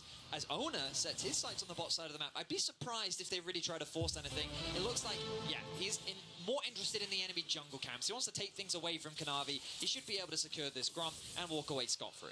We mentioned earlier how Mordekaiser is a difficult champion to dive there in the top lane. K'Sante is in the same caliber. You've got to have the guarantee that you're going to get the kill because of how easy it is to turn around. So they'll happily just take away the Gromp, get a little bit of extra money. It's another reset to pick up the Caulfield's Warhammer there for Owner. As you can see, he is still slightly ahead in terms of pace, at least with the jungle treats there, just 1 or 2 stacks ahead of Kanavi on the Wukong, who still does maintain about the same gold lead that he did after we saw him secure the first blood earlier. So just a fun fact about this mid lane matchup, Faker maxing the Q over the W. Sometimes we see that shift between Orianas, but given how low he is on mana, having that extra Q damage really helps facilitate him put that poke down onto the Akali in those shorter trades. He is very low on mana though. This could be a window for Top Esports to try and force that dragon, but with the resets coming out from Kanavi, I don't expect that to actually come through. Components very close to completing that first item, and as I say that, Jackie Love will complete the Essence Reaver, TP back into mid, and now Top Esports will have control over the midway. Yeah, I think they would have loved to have the Wukong finish off his Triforce here, but still a little bit away. And that it looks like what Top Esports are trying to play for is that big spike that you can get off of some of these first item completions. And for T1, it's a case, okay, we're still waiting on that Rod of Ages for Faker. We still don't have that first item for Gumayusi. But Top Esports still in the area, just trying to clear out vision and use these pushing waves to establish themselves further in River so they can set up for that play in a couple of minutes. Okay, 369 on the K'Sante does have the Spectre's Cowl alongside the Negatron Cloak, so plenty of magic resistance building towards that first big item still, considering both enemy solo laners are AP champions. That always feels very good when you go for an early Kaenic Rookern to be able to endure so much of that hurt, be able to have much better, shorter trades. As Top Esports continue just aggroing the Dragon, you saw them initially do that just to have it hit Keria a little bit, but now that even he's not here, they're continuing to try to look for the chance to take this. It's really not an early first Drake though, Vedius, which is, again, kind of what we were looking at when we see the Sivir Karma. The reset just came through for Faker, though, and he doesn't finish the Rod of Ages. He actually ends up buying a tier instead of trying to finish it off. So I think for T1, they're not really interested in going for this Dragon right now. They're more than happy to let it scale. And I think with that Crab take, Kanavi should have just ticked over towards his Triforce. So unless T1 can find a pick before this Dragon happens, it looks like Top Esports should be able to come back into the map and try and force the play there. I don't know when the latest first Dragon of Worlds was, but we're definitely heading towards that number. Top Esports in a bit of an odd position here as they kind of fight with Faker for that mid control. Varus has to be careful, but he's pretty safe to push out that bot wave. Now it is T1's turn to take control over the bot side river. Fantastic vision control means they will be the team to start this objective off, and Top Esports don't really have much room to fight this as of right now. Now you can see piercing arrow, plenty of damage from that Varus here onto the neutral objective. It is secured by Onerman T1 as Hong wants to step forward. Keria with a battle dance to disengage from the tether means that Top can't get any sort of a punish, and T1 just kind of walk away with a Drake for free. A nice timing window there by T1. So they knew that Kanavi had reset for his Triforce, but Kanavi stopping off for his Wolves on the way forward meant that they actually had a little bit more time to try and push through. So they move in towards mid, force JackeyLove to give up priority on that mid wave. They already had JackeyLove pushing in bot wave, so able to use that small window where Top Esports weren't on the map to their advantage. Very much feels like that we're heading in the direction of a slower teamfight orientated game. And I think that based on how both teams kind of find that success, when I especially look back at that AL series, a lot of the conversation was about how AL need to pick up the pace of the game, because if you just let T1 run the map, that's where they seem to feel like the most comfortable. But Top Esports, they are the slower, more controlled LPL style of team. They like to play the map, and that's just kind of a given when you've got Kanavi as a jungler. That very methodical type of approach to the game, very much playing towards his strengths, and he's scaling up nicely on the Wukong now with the Trinity Force completed. He's looking to hover around top. He's cautious of that Rakan roam, and he will secure the Krugs as well. So overall, right now, 14 minutes in, nothing too major. Nobody with it. Oh, hang on. Yep, as soon as you say it, Vedius, it's Cream going in after Faker. Perfect execution coming through. Faker low. Cream bursts him down to 20%, but he cannot threaten a lethal situation. Still 45 seconds left until the Rift Herald spawns. Means Faker is going to have time to go back to the fountain, heal up, make a purchase, and then return to the topside river if T1 wants to fight. The Top Esports really wanted to try and force the play, but with carrying that top side, the exhaust went down onto Kanavi to prevent him from going in, and also then having the charm to prevent anyone from following up meant that Top Esports knew it had kind of fallen apart, and they all back away. You also see the value of Rod of Ages into this matchup as well. That extra HP really making the difference, but Cream simply giving us a taster of what Faker can expect in the side lane, and why it's very important for Keria to be in the area when that Orianna is playing into the Akali specifically. Hung working with JackeyLove as the heal. Oh, that's a chunk of damage. Yeah, there you go. There's the summoner spell forced out. Gumayusi using the chains of corruption, making Hong flash away or face certain doom. And right as Rift Herald spawns as well, so Oner immediately books it over towards the objective to start that one up. And look at the map. Top Esports not in a position to contest here again. I feel like this is a pretty rare situation where we've seen all three of the first neutral objectives in the game go utterly uncontested. The Void Grubs earned by Top Esports because of their smart macro play, then T1 getting the Drake for free off the recall from Kanavi, and now Gumayushi's Chain of Corruption forcing Hong back and forcing that flash to be spent means that T1 gets Rift Herald for free. We're just seeing all of these objectives be handed over. I think T1, just with really good lane assignments, they know that Faker, as long as Cream doesn't have his ultimate, can easily gain control over that wave. Also, the fact that they got that nice trade and Hung, as Dagda was saying, that is the go signal. That is your window of opportunity to force the objective. So just great overall awareness from T1. as they gain a small lead for themselves. And it's also really difficult for Top Esports to try and punch back. You try and go, hey, we're going to dive bot lane, and you're like, hey, that's a Mordekaiser. That's just not going to end well. Yeah. And you want to try and trade on that top side, but Faker's already pushed in, and you already have Owner on that side of the map. So Top Esports kind of just clear out the waves and do nothing. They are looking for top here. Faker still has flash. Yeah, Faker going to drop that shockwave to try to defend himself here as Cream again trying to play as aggressively as possible on this Akali. Last time he had the ulti, he spent it on Faker. This time he does the same. Redemption coming in to try to keep Faker alive. Kanavi has to back away after the Redemption heals the enemy mid laner. Keria supporting Faker from a long way away, stops the dive. Top Esports now starting to get a little bit more active on the map, setting their sights onto Faker, but he weathers the pressure well. T1 there to support him when he needs it. Doran now taking over the top wave as he looks to chip away at that top tower. Exactly, and he's got his Riftmaker online finally. In that head-to-head, he went straight for the tier 2 boots with the plated steel caps at the very beginning, and it meant that he's actually been pretty far behind in terms of that first big item completion, and that's why 369 had all the control that he did in the head-to-head. Now Doran, with that first big item, feeling a lot stronger. Yeah, the plan from Top Esports continuously has been attack the other solo laner and Faker, but they really want to get that flash out. But every time, Faker's just been happy to trade the shockwave, and now coming in towards this next dragon, Faker still has that flash, which makes him not a target for this Kanavi and Cream combo. And it's just been that patience with him on the potential flash that has netted nothing for Top Esports. We're also seeing the rotation begin from Doran. He's navigating his way around the vision that Top Esports have set up on the top side of the map, which means that should he find a flank, it means that Top Esports won't be aware of his position as they get closer to the dragon spawning, which, for the record, should be happening in mere moments. T1 with great position around that neutral objective again. And considering how slow they want to play this game, T1 have been very happy with how things have been panning out. Yep, I have been informed that this is really going to get to see a larger investment towards a team fight from both sides. But again, with this time around, with the way that Gumayusi forced the flash out from Hong, that just didn't happen. And considering this is still only Drake number 2, I don't even know if we're going to get it here. I don't think Top Esports are in a position to really fight for this, though. You've just used Kanavi's ultimate on that top side of the map. That's still on cooldown. The Orianna ultimate is about to come back up, and Cream does have his available, but lacking that key engage tool for Kanavi really makes this fight difficult, and I think T1 are aware of it. They've already established themselves in that bot side river, and for Top Esports, you have to find a way to try and break that bunker, but it's just so difficult with no Kanavi ult. I like that.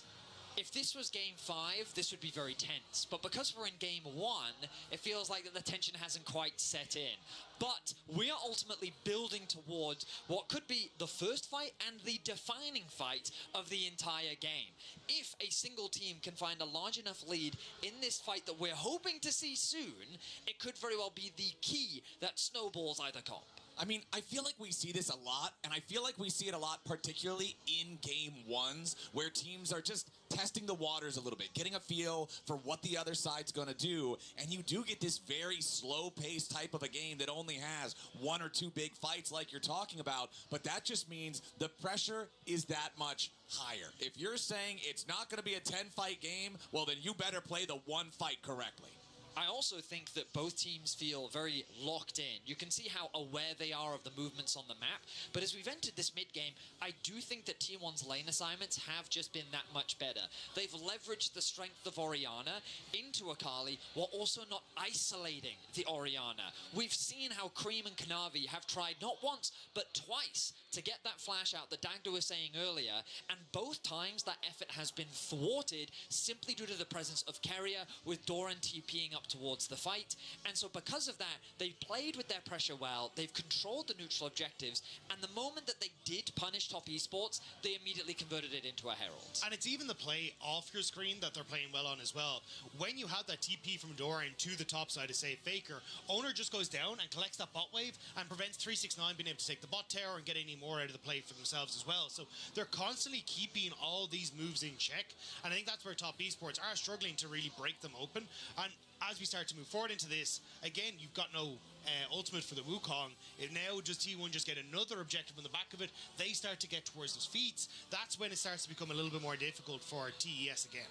And Doran, to me, will be the difference maker in these fights. Because as we've discussed at length, the engage is quite not as clear-cut as we would traditionally see with something like an Ornn or a Rel or a Nautilus. Because Kanavi will need to not only find a flank, but he will be the key threat on the backline that Cream will be relying on to find access on the Akali. Meanwhile, JackeyLove and Hung will be working together to deal with whatever threat is coming their way, and Faker's Shockwave that's going to be ever-present in the team fight. So who does Doran remove in these fights to turn it into a 4v4 for T1? But now we're back in the action, we're back on the Dragon, and given the positioning, Top Esports, it's not easy for them to contest. Ignore the bottom of your screens. Kanavi does not have his ultimate up and available. It is still a little bit away, which is why Top Esports there didn't really want to try and contest. So it looks like for T1, again, another Dragon. Now the Feats, they're in a great spot. And it's exactly what we were talking about back in the draft. Kanavi is the engage. Yes, you get the extra speed, you get the extra lane control when you draft this Karma for the support position, but it means that if Kanavi doesn't have the ultimate, the way into the fight is so much more difficult. But it looks like Top Esports are going to go for some push onto the bot lane tier 1. Okay, so Top Esports with a little bit of pressure for themselves. But again, we talked about it earlier. See how T1 is doing a great job of protecting Faker. They refuse to leave this Orianna isolated because that is the key target that Top Esports is trying to find momentum off of. But it's the only target you can really go for, right? Guma just sits in mid waves, shoots down the wave in one go, and is like, all right, well, you're not getting anywhere close to me. Doran is just able to get rid of all of the Avengers apart from one. So for Top Esports, it's really difficult to find plays anywhere on the map. And it's this slow burn now of T1 just starting to collect dragons, keeping the peace, and they're slowly getting to whittle away at some of these turrets as well. So for Top Esports, it needs to be better map play, getting to the objective first, forcing T1 to actually try and brute force their way in with a lack of vision that opens up these flank opportunities for Kanavi and for Cream. And Top Esports' map play did earn them those first 3 grubs of the game that we saw back at the start of things, but the 3 neutral objectives since then have gone the way of T1. They have the feat of monster slaying. We're still only 1 kill in 19 and a half minutes into the game, so that feat not claimed by either side, but you do see some damage onto the turrets in the side lanes for both squads, so that means also, after we have one of these big fights, it's probably first turret right after. The funny thing to me is that we're only at 16 petals for the whole game. 14, my mistake. 8 plus, well, now 7, as the Otacon 10 seconds away. All right, Otacon topside in this one. There's also still the Rift Herald in the inventory of Owner. That could also be used to force down one of these tier 1 turrets if that's the play they want to make. You can see T1. They're not going to start up the Otacon immediately, but they do still have Keria up in this area just to make sure that they're maintaining vision control. He's going to go ahead and take his recall. Again, Faker swaps back into the matchup with Cream. Doran versus 369 just continues being what this top lane battle always is. If the Otacon is started up, you need to be a little careful. There's a nice ward, actually. Okay, that's a very big circle. In behind the blue buff of T1. And that is something that 369 can look to try and create a flank opportunity for himself. But TP now towards the mid lane, trying to keep this mid tower safe. Exactly. They summoned up the Herald. That Herald should guarantee that you're going to be able to at least get the first turret. But it looks like someone up in mid lane, it cannot guarantee that much damage. But they don't just want to give that away for free to Kanavi being able to jump in there onto that tier 1 with the Wukong, with the Trinity Force. So Herald charges, takes off about 2/3 of that turret HP. 2 minutes on our next Drake. Otacon is alive. Turrets, low health, legitimately everywhere. And that bottom lane head-to-head, you saw 369 again winning out in that as he has Jack Show now fully completed. Still only 1 major item for Doran. JackeyLove, based on what I can tell, is about 200 to 150 gold off that Infinity Edge that he is working towards. A nice item spike as Cream goes in. Here we go once more. Faker trying to protect himself from Cream. As the perfect execution, once again, just not enough damage to really pose the threat, and Faker doesn't even have to spend Shockwave on that one. But now TP could be used by Faker to try and get back in. Actually, Shockwave now used. There it is, right on top of Keria, who comes in to reinforce the T1 mid laner. The quickness comes out, and the flash forced from Cream. You still got protection here, though, in the top side. Kanavi having to clone over the wall to make sure that he can try and escape. But T1 putting pressure on this top side. And you've got that TP from Faker to come back out onto this top side with Kanavi on low HP and Akali with no ult. maybe that's an Otacon area that T1 are looking at. T1 are controlling this Akali so well. They are giving such few opportunities, and Cream, I think his goal there was simply a chunk. Get a nice trade, make it easier for him to gain control, threaten that top side, but who's there first? It's Keria, it's Oner. The supporting staff of T1 are there to protect their GOAT of the mid lane, and they make sure that they put Cream back in his place. Nice advantage being built for Faker. Top Esports trying to get some vision around Otacon, but T1 is making it very difficult. It's Doran versus Cream in the bottom lane right now, but the important thing to make note of is that Doran has his teleport available, and Cream still does not have his. The perfect execution is back off of cooldown, but Cream's flash obviously still a long way away here as well. Keria loses half HP to a quick burst from Kanavi, but now Oner's ready to lead the charge here with a Crescent Guard. Kanavi, JackeyLove, and Hong all backing away from this one as T1 gets the better side of the tree. So Top Esports tried to punish the positioning of Keria, but it's they who is punished on the other side, and now T1 want to secure the first tower of the game. They're going to try to put enough damage into this, but again, they don't have any Void Grubs whatsoever, so they can't just force it down with a couple of autos. They forced Top Esports out of River, though, and Dragon is available, and that was really what they wanted. So now Top Esports going to have to try and break into this, but it looks like it's gone. Yeah, T1 just going to go ahead and secure themselves Soul Point on a Cloud Soul Rift. Another uncontested neutral objective. I mean, immaculate control coming through from T1. Top Esports on the other side might be able to secure first tower for themselves, as 369 will be left alone to hit away on this tower. So, hey, a feat of warfare contributed. Now, the question is, gentlemen, will in this game we reach 3 kills? Because so far, 24 minutes in, we're at, I don't even know what the division is, but I'm telling you the kills per minute is awfully low. It's not looking particularly hot. It's not great. Yeah. Whoever got the pickups for Kanavi First Blood, though, at least somewhat happy with things. Maybe not with how this game state is going. As T1, once again, it's just been these little pockets that they're playing off of. Keria getting nearly caught out there in that top side, but they turn around damage from Oner, setting up them for the push. And this is kind of the why some of these picks are so strong for them, the comfort. Like, Oner loves playing the Xin Zhao because he knows how hyper-aggressive he can go. Burning that ultimate just to force Top Esports back. Gumayusi on this Varus has been such a staple for T1.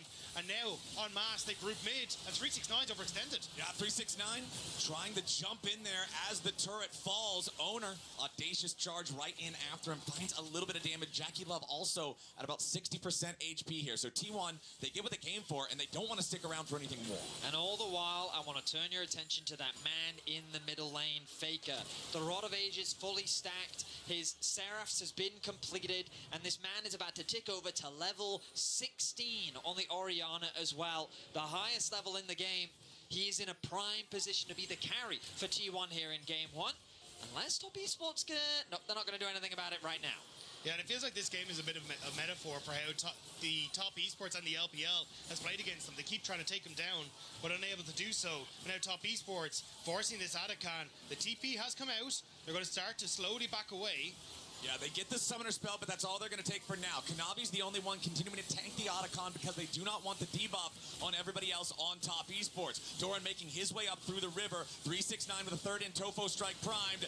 Top Esports looking for something here. It's Doran jumped on immediately. However, he's into the death realm. He's going after Kanavi. He wants to take out the enemy jungler. Top Esports, they're trying to get him away. But as soon as the death realm ends, Keria's quickness begins. And Top Esports have already lost their jungler. They're about to lose their top laner. 369 wants to go all out, but Gumayusi and T1 are all in. Hong trying to escape as Cream's got some fancy acrobatics, but he's not getting anything. T1 out-team fight him, and they'll take the Otacon. Kanavi is given no position, no purchase, as Doran isolates him in the death realm. And after taking out the jungler, taking out 369, T1 will turn their attention towards the Baron. Betty, as you talked about the value of one fight, and this is the fight they won. And it's because Doran just rips Kanavi out of existence that makes it so easy. That Engage is gone. JackeyLove and but Hong can't actually get into the fight because they're zoned by Gumayusi and Faker, and now Faker has caught Cream. Faker going in after this Akali that's been trying to put the pressure on him all game long. And once more, it's Cream, the one who loses his flash just to survive. T1 played with great patience. They leveraged their range. And again, this pick from Mordekaiser doing very much as we expected. The question was, would he remove Kanavi or Cream? But that decision was made so simple for him the moment he saw that Wukong try to engage. And Flowers, you highlighted in the fight, to add insult to injury, the second Kanavi comes out of the fight, there's the quickness, charming him up, isolating him to allow for Faker to secure the kill. You just sit on top of the little Christmas light and press R as soon as it returns to a champion. Well played there from T1, now over 2,000 gold ahead. And my friends, we have 45 seconds left until the Cloud Soul spawns. Hong in some danger here, has to flash away. Carrier ready to go after him again with the quickness, Feet of Warfare. Finally claimed at 27 minutes by T1, and they are just barreling down the bottom lane. Gumayusi gonna get healed up by Redemption, but no! Cream's already got the assassination. He dies in response as Kanavi continues spinning forward, looking for a little bit more. The ricochets from Jackie Love. He needs more, but he can't find it. A double kill to Faker as Owner finishes Jackie, and only 3-6-9 is left. T1 again win the fight with 10 seconds left until the Cloud Soul spawns. Top Esports threw the Hail Mary, and it was so close to looking good, but intercepted at the last second. And now it's T1 with members on the map that will secure the Cloud Soul, although there's a little bit of a spot here. Yeah, looks like Hong might have made a mistake, stepping forward to try to help his top laner. Doran brings Hong into the Death Realm instead. You will not be able to catch back up to the Karma to guarantee the kill, but now it's Faker joining up with his top laner for the extra damage into 3-6-9. The Cassante tries to get away, and he outpaces the Claw to do so, but the entire time it was Owner on the Drake. There's your MasterCard priceless moment. 29 minutes into the game, T1 got all 4 Drakes uncontested. It got a little scary for T1 on the bot side of the map. It felt like that Jackie Love had really woken up in this game, but Kanavi once again isolated. Shockwave. Shockwave from Faker to burst down the enemy jungler. Kanavi has never found his angles in this game after that first blood. Cream of the Wall wants something. They'll give him a burial. Gumayusi with the kill. 9-3 for T1. Everything Top Esports tried early was completely canceled, and T1 is showing them how to make plays now. 3-6-9, just trying to escape some of the damage. He's the only one alive for a game that had 1 kill at 24 minutes. T1 are about to end it. 30 minutes in. Respawns are not even here. 3-6-9's the only one left, and they want to try to grab the ace on the way out. T1, it was a slow burn, but it's Top Esports being put to the fire. T1 just going to pad the stats and take game 1. It's a buy one, get 3 free at the end as they marched in 1 by 1, and Top Esports happy to take them to the slaughter. What a game number 1, from 1 kill to game over in 6 minutes. Analysts, T1's looking fierce. T1 saying 1 fight is all you get, and if you don't show up, we're gonna take your base, Maurits. And I am used to LCK games, and now I'm sometimes like, I'm pushing back on the narrative, like, guys, it's not that. This game really was slow, you know, and it was setting up for a big explosion down the line, but it wasn't because of a lack of attempts, because I think there was actually a lot of tries here from TS to make something happen, but T1 played their game, and they did it flawlessly. And Isaac, you get this, and if you're in a game and you check someone's elo before you do, and it's your enemy mid laner, and you want to take him down, that's what TS tried over and over and over, but they forgot they have a map to look at. Yeah, the problem is they were going after Faker again and again and again, and every time they tried, the game plan was counter pick mid, leave Ori open, and then put all your resources into snowballing Cream to the point where you can win through sides. But every time they went for Faker, nothing happened. They couldn't even force his flash, and meanwhile, you're losing Dragon. Meanwhile, you're losing jungle camps. Meanwhile, you're losing the whole game. Yeah, I think it came down to even smaller bits than that, right? Because as they're trying to get this, it actually opens up mid, sets up a play where Gumayusi actually blows Hong's flash before the Rift Herald, and it's these tiny things that made such a huge difference because the game was so slow, because there were so few fights, and TES just stacked 4 Drakes completely uncontested. They did, and then of course T1 did, and of course TES had to try and get that Drake, but had to try and get really any objective. And as we take a look at this HyperX Reflex replay, one fight is indeed all they got. Now I understand that they feel under pressure, Mal, but they misplayed this completely. Yeah, I don't. Why are we going in on the level 15 Mordekaiser with 2 items? You're just not going to be able to kill him before he owes anyone. There are comps that have enough CC that can 100 to 0. This is not one of them. And Doran just walks it off. And the big thing for me is when we talk about what TES are good at domestically, it is around these objective fight setups, right? So because the game was so close, to see them fumble here is absolutely massive because you really do only get one chance, especially with the game coming down to such slight back and forth.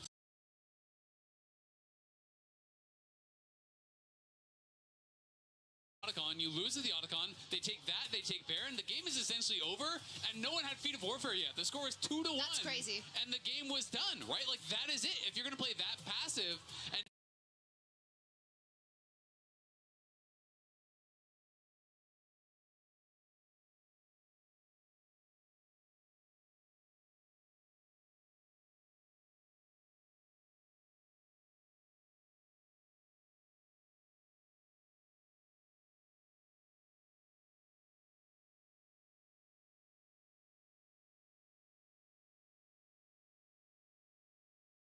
so funny to me because there's been so much talk. Every time I see T1 win a game,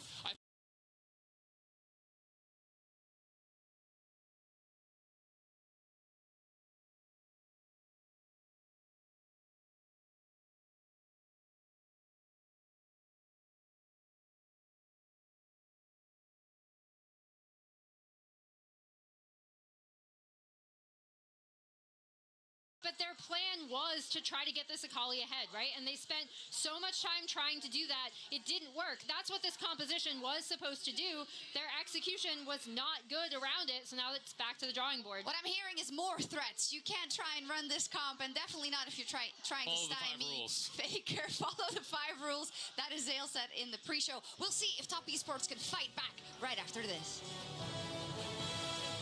Top Esports looking for something here. It's Doran jumped on immediately. However, he's into the death realm. He's going after Kanavi. He wants to take out the enemy jungler. Top Esports, they're trying to get him away.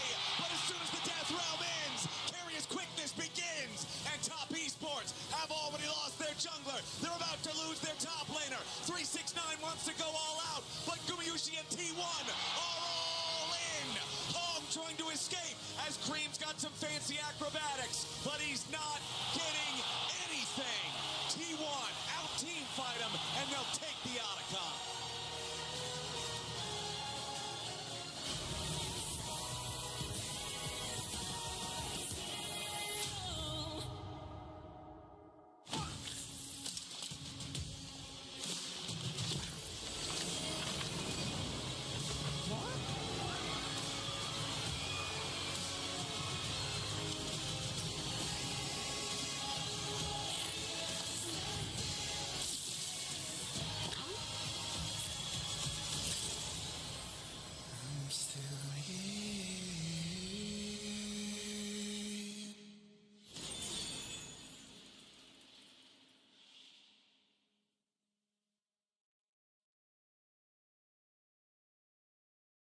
An update is required.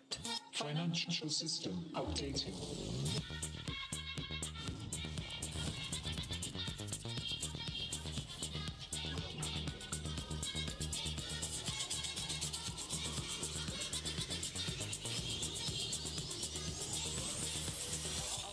System updated. We will dance to get. The future of money is here. Feels good.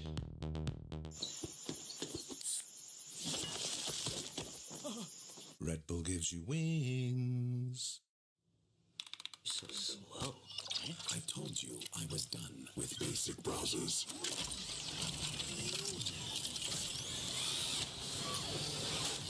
Your setup wants Opera GX, and you're holding it back.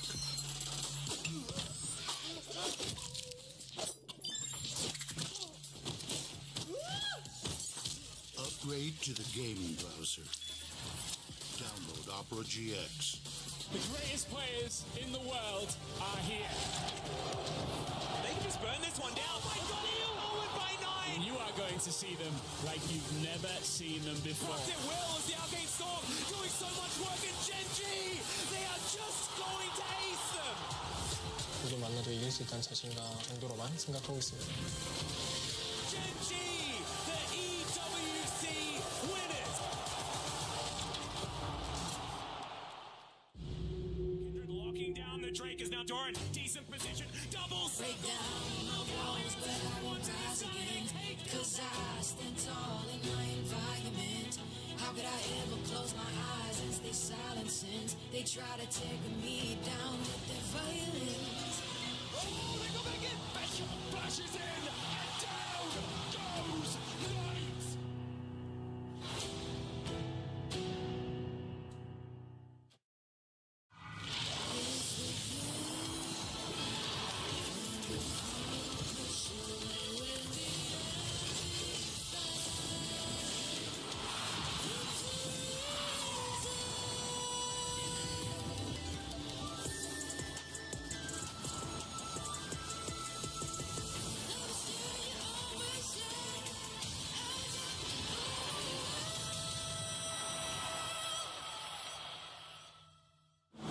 Every moment of your journey, crystal clear. Landscapes, absolutely stunning. Close-ups, sharp and full of vibe. Group shots, packed with detail. Zoom in on one face, still flawless. Colors so real, every scene, every smile, unforgettable. Oppo Find X9 series, Hasselblad telephoto, zoom into detail. I got this old thing and the bill from the store where I got it. Figured you could beat it with a better deal on one of these big boys. It doesn't work that way. Guess you're not as cool as Verizon. Bring in your AT&T or T-Mobile bill for a better deal. You don't know that?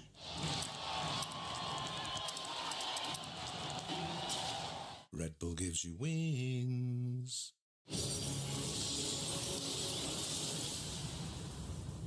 We have a new mode for you that we're calling ARAM Mayhem. It's ARAM, but with Augments. It combines all the fun, augment-fueled variations of Arena with 5v5 ARAM gameplay. We want every champion to feel special and get to explore some combinations and fantasies that they don't normally get outside of Arena. It'll be live with patch 2521, so look forward to some mayhem coming to the bridge soon.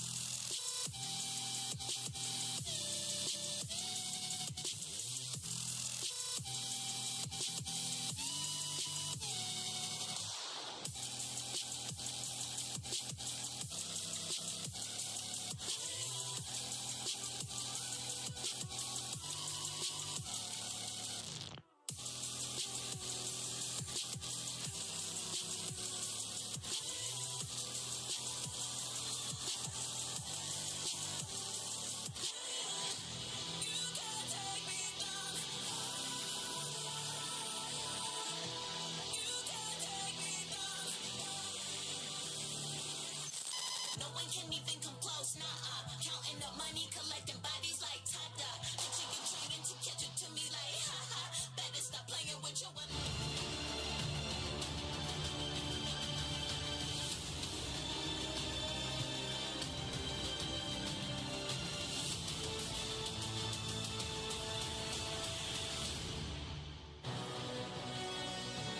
Ladies and gentlemen, welcome back to World Semifinals 2025. It's the last series before we head to Chengdu and the finals next weekend. KT Rolster is already waiting, and either T1 or Top Esports will earn the right to meet them there. Game number one was slow for a very long time. One kill at 24 minutes, and then T1 ended it 30 minutes in. Yeah, you talk about waiting. I'm still waiting for Top Esports to show up in this series. They just kind of sat there, did nothing, and let T1 have their pick of the litter. They ended up blowing a bunch of ultimates early, right before key objectives, and T1 were happy to scoop up the objectives and slow roll out the game. The question is, gentlemen, are you Game 1 Andes? Do you believe in you're Game right. 1? That's true, and I would say that I am not. Okay, that's I do good. not believe that a Game 1 defines a series, and I'm confident in our... As we jump into draft powered by Omen and HyperX, that we're going to be seeing something different. As Top Esports move over towards the blue side, we expected the Bard Band to come through with Talia taken away alongside it. I imagine this Rise pick rises in priority, forgive the pun, for Top Esports. Because this year alone, 84% win rate for that man in the mid lane, Cream on the champion. Yeah, I'm curious kind of what happens with picks like the Kiana as well. We saw in Game 1, AL versus T1. They were happy to pick the Pantheon into it, and it actually did a really good job of shutting down Tarzan on what has been a very strong pick over in the LPL. So I think that's probably where they're going to be eyeing up once again. It means that Top Esports can't immediately go for this Kiana pick off the back. All right, Talia, Bard, Poppy, banned out by Top. T1 getting rid of Azir, Yone, and Yunara means that Rise that you mentioned, Betty, is that 84% win rate for Cream is available, but also the LPL Kiana is a bit of a favorite here. I'm curious what they're going to prioritize more highly. I'm surprised that they feel the need to first pick it, because Owner's like not much of a Kiana player. It's not been as successful. He's played 2, 1-1, lost 1. Exactly. So it's not, and there we are. Okay, so the shift towards the Rise makes a lot more sense to me. Like, there are certain things you're not allowed to do, and giving Faker Rise is one of them. He's got a music video or two of him portrayed as the champion. And so now with the Talia taken away as well, champions like Cassio and the Anivia do rise in priority as answers, but T1 don't have to prioritize that mid lane pick. Instead, they could look at things like the Corki to give them some agency towards the bot side of the map. Nico, another big support pick that also T1 is looking to eye up. Yeah, I think they end up taking, probably as you're saying, the AD carry pick here and leaving Owner for 3, just because if that Kiana comes through, you want to be able to go towards the Pantheon, unless they just consider the Pantheon strong enough to just immediately first pick. But I personally think it's not really in that position with the way the meta has shifted, so I imagine it'd just be something like the Corki, or at least a strong AD carry, and leaving that pick till later. I mean, you talk about how the Pantheon was a good response into the Kiana, but overall at Worlds so far this year, Pantheon has not been a super successful pick. And it looks like for the side of T1, you want to say that Cream's Rise is a pick to be feared. I feel like Faker Galio is a pick that's got more than a little bit of a reputation behind it. But the thing is, you can also use this as a flex, because Rumble also very high priority at the moment too. So the fact that you're kind of cornering 369 here, saying you can't go towards that Rumble because we can always shift the Galio top. We have a bunch of picks that can still go in towards this Rise in the mid lane, and it means that now, as we get to see Top Esports, I imagine, lock in their jungle, you keep that flexibility in the draft for T1. Yeah, I do have to imagine that the Kiana is going to come through from Top Esports unless they want to make some sort of shift. The other thing for T1 is they could forego jungle, and I was just about to say lock Ambessa in for themselves if you choose to go for the Kiana. So Top Esports taking this one away, I think does make a lot of sense, because already T1 have drafted for themselves a lot of dive, a lot of team fight, and they would love just a little bit more backline threat. So Ambessa would have been perfect in this position. Top Esports, take it away. Yeah, it does mean, though, you have an option to take something like the Renekton here for Doran on this next rotation and then match. It does mean jungle pool is probably going to be pinched quite substantially. More than likely, AD carry pool is another option to be pinched. So it's just a case of, for T1, what do they prioritize more highly? It looks like it will be the top lane, but it's Camille Galio coming in for T1. This is a classic. You want to talk about threat onto the back line? How about Hookshot, Hextech Ultimatum, Heroes Entrance. That is one of the all-time Wombo combos, and it's so obnoxious to play against. It also means that picks like that Pantheon we're talking about for Owner are actually just really good because you can protect both of these 1-3-1 side laners, add into that potential global population, and make sure that then as T1 move forward, they can keep up their fights very effectively. You can see these dive threats already being prioritized by Top Esports with the Vi taken away. 70% win rate on the Camille all-time for Doran across 27 games. Definitely no stranger to the champion, absolutely. And there is that Kiana with the Alistair taken away on the side of T1 with Vi looking to be, I mean, that Vi makes a ton of sense from the side of Top Esports. Question is, do they want to look to get rid of something like the Pantheon? Do they consider it a threat? There's also the possibility of the Jarvan, another great engaged champion that Top Esports could consider looking to remove. Exactly. Galio combo with Camille is pretty well known. Galio's combo with Jarvan is also very, very well known. But no, the Caitlyn going to be the ban away instead. Caitlyn Neeko can be a very oppressive bottom lane 2v2, so they want to remove the possibility there. I think you're still happy to go with something like the Kai'Sa, though, for Gumayusi, so no stress in the grand scheme of things. And T1 gonna go back and forth between the two junglers we were mentioning, Pantheon and J4. I like the Pantheon personally, but it does feel like that was their answer to Kiana. So maybe I saw the Nocturne eyeing that up as well, to just be like, we can play 4 sides and keep that Pantheon for another kind of pressure point in the draft as an answer to the Kiana. All right, we're going to go for the Jarvan. There it is, locked in. Honestly, pretty impressive that Jarvan now sits at 10 and 10 in the tournament after starting off 0 and 8 early on back in the very first ages of Swiss. So now we'll see, does he go to a winning score after this one? As on the Top Esports side, we still need to see support. We still need to see jungle. I have to imagine that you're either considering a Braum if you want something a little bit more defensive, but I think against Neeko that is very difficult.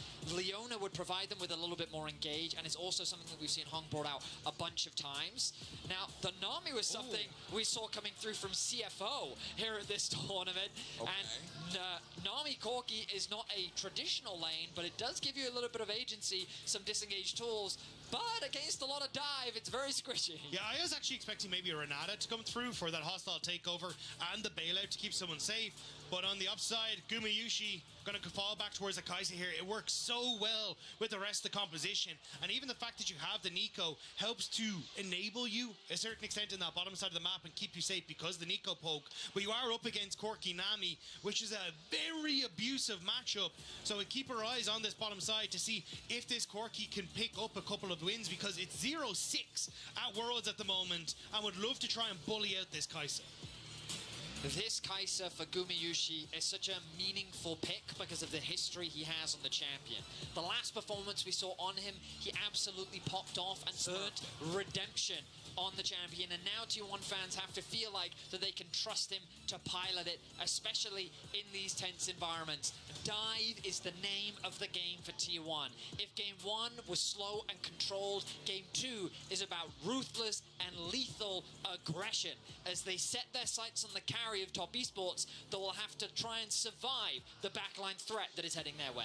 And you mentioned Gumayusi's performance on that Kai'Sa. Now, correct me if I'm wrong, Vedius, I do believe that was also the game against Hope, where Hope was piloting this very Corki, and there at one point was over a 6,000 individual gold difference between those marksman players. Absolutely.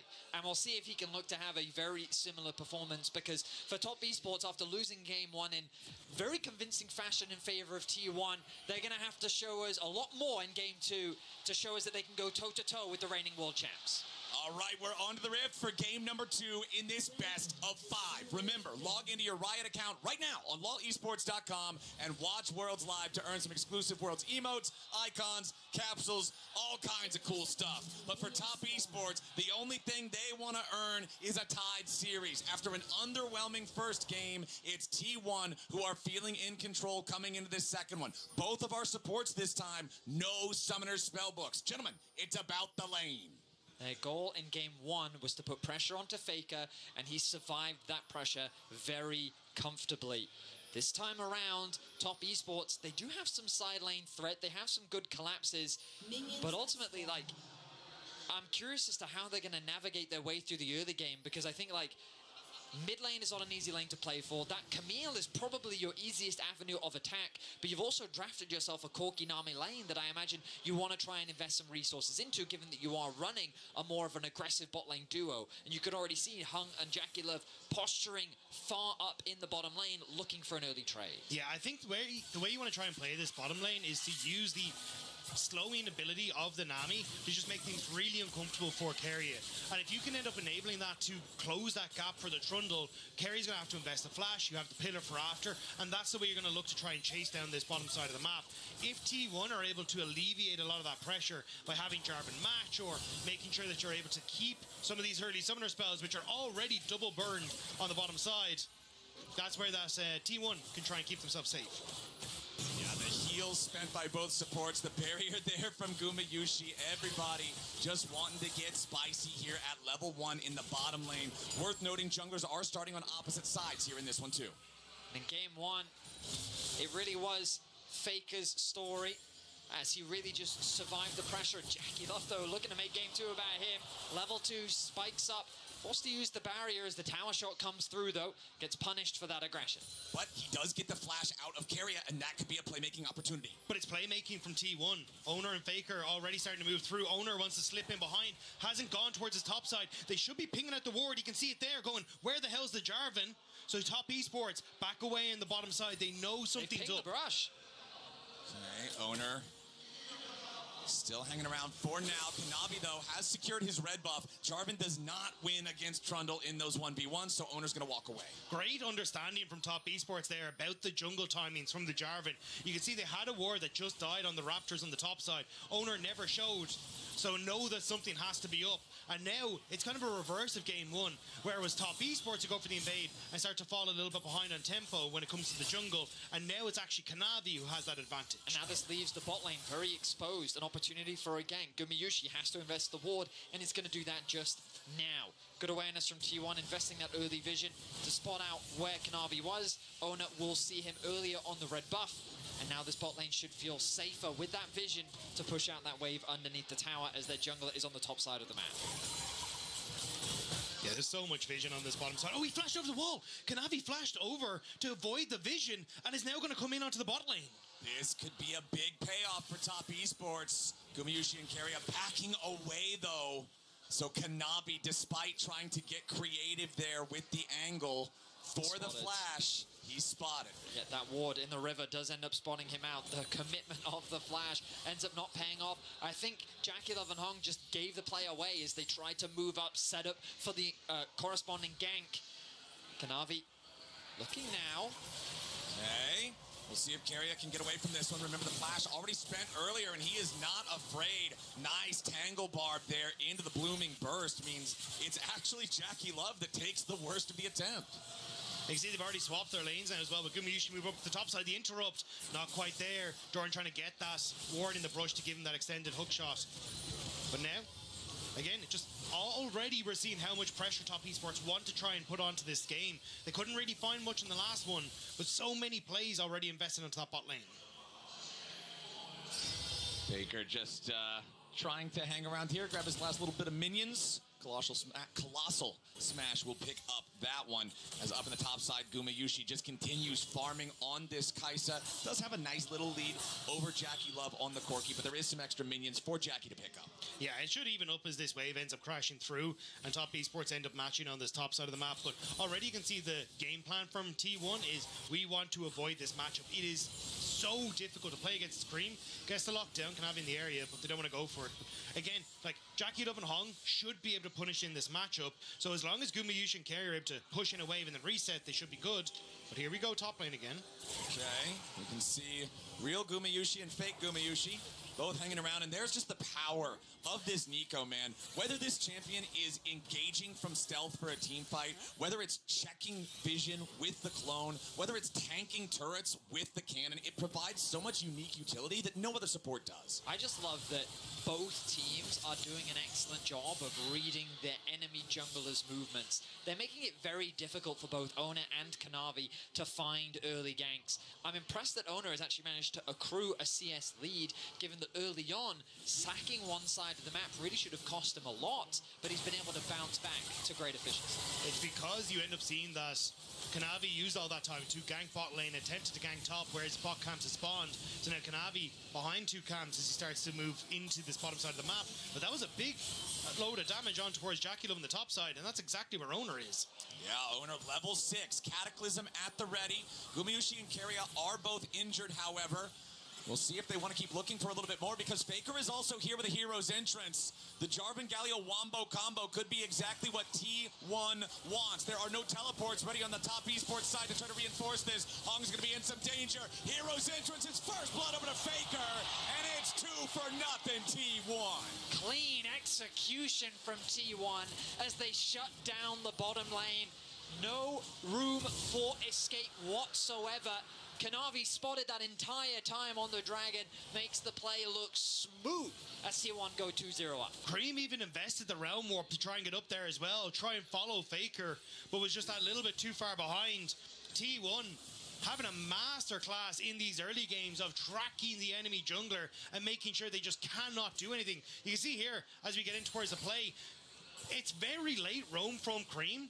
And top esports already know they're in trouble, but they try to send anyway. JackeyLove even investing the flash at the end here to try and escape. But there's so much damage in the early stage of the game. The tanking is spectacular. And there's nothing top esports can do to cover.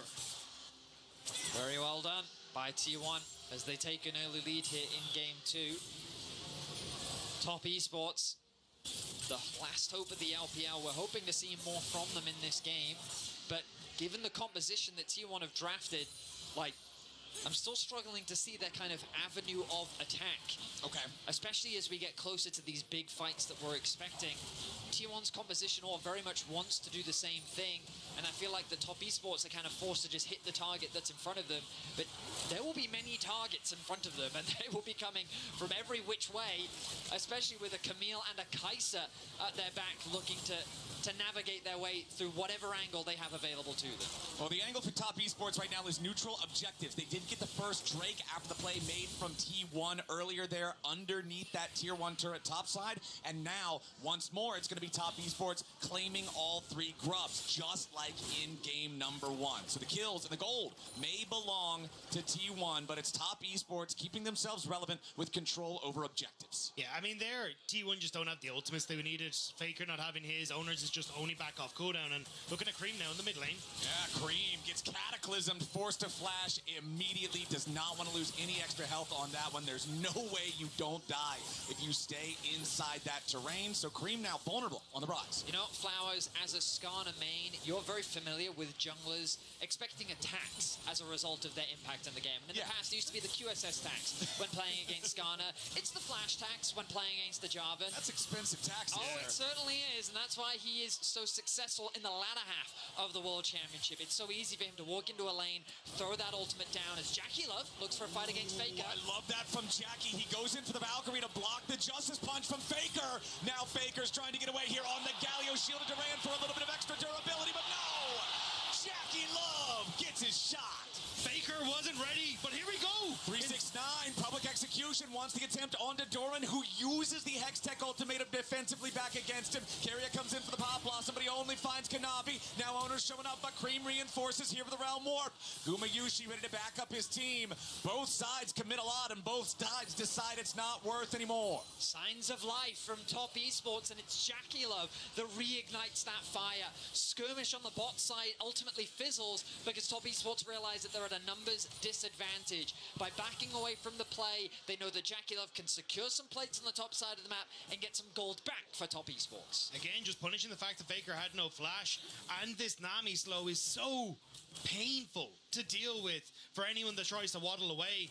So nice job by top esports to find something back, and also to escape on that bottom side, because that looked dicey for a second. Oh, it absolutely did. Dragon now in 1 minute and 20 seconds. These first items are nearing their completion. I imagine across the board, both sides will reach those spikes ahead of that Dragon spawn. I wonder if top esports will look for a fight, but I mean, it's a bit of a creative way to find a pick, because I expected things like the Rise ultimate, as we saw being used towards the bot side of the map. That's the way in which I envision.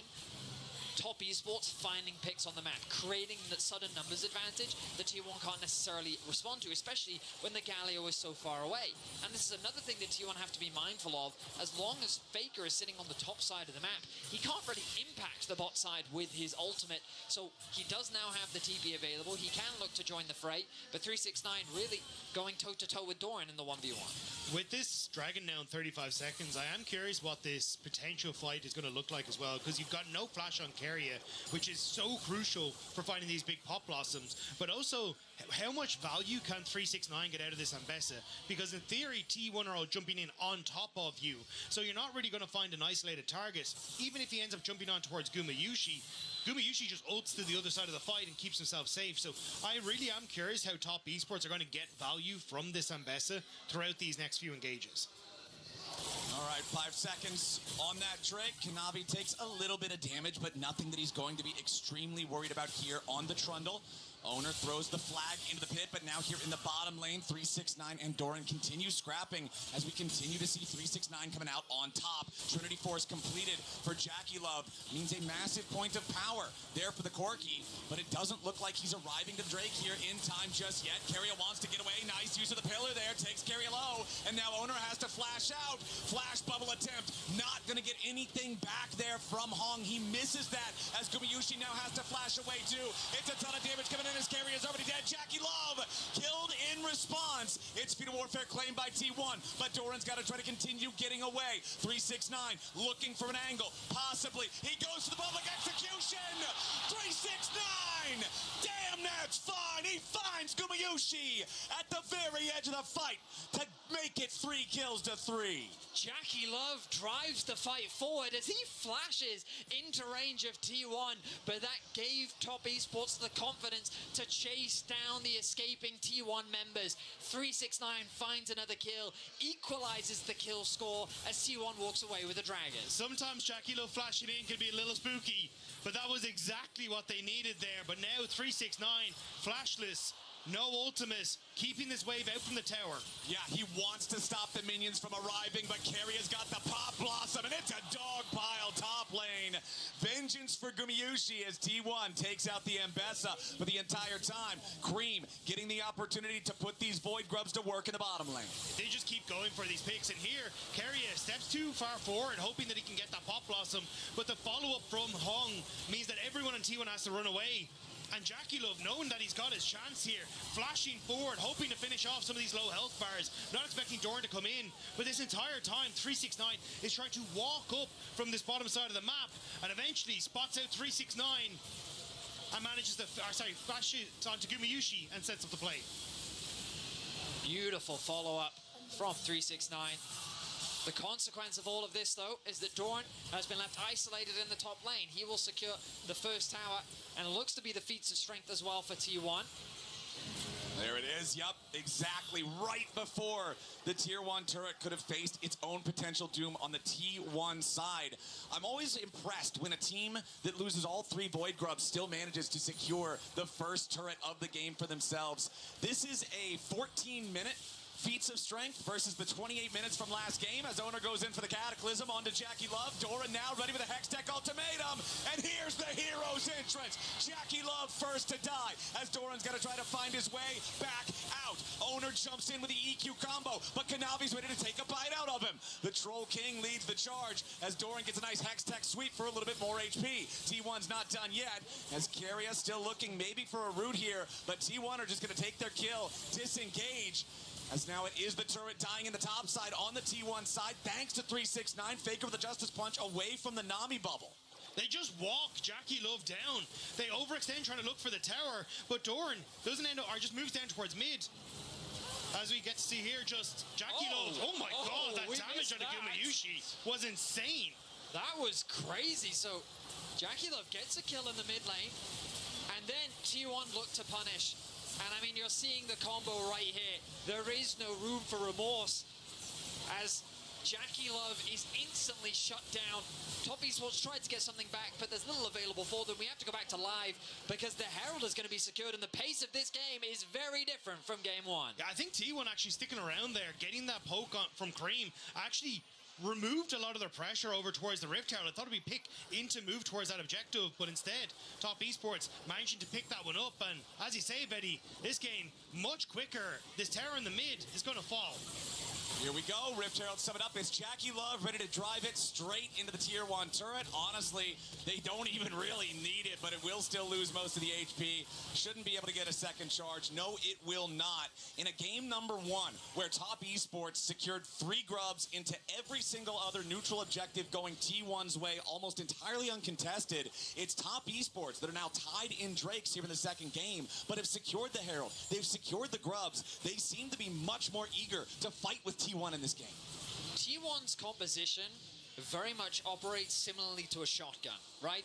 It's got a lot of power on that initial pull of the trigger, but the longer the fight goes, the more the threat starts to fall off. Now, of course, Camille in the late game, once she gets closer to those, like, 3 completed items, she's always going to be that late game threat. But in these 2-item mark, I do feel that if Top Esports can survive that initial burst in the extended trade, there are definitely ways for them to turn the fights in their favor.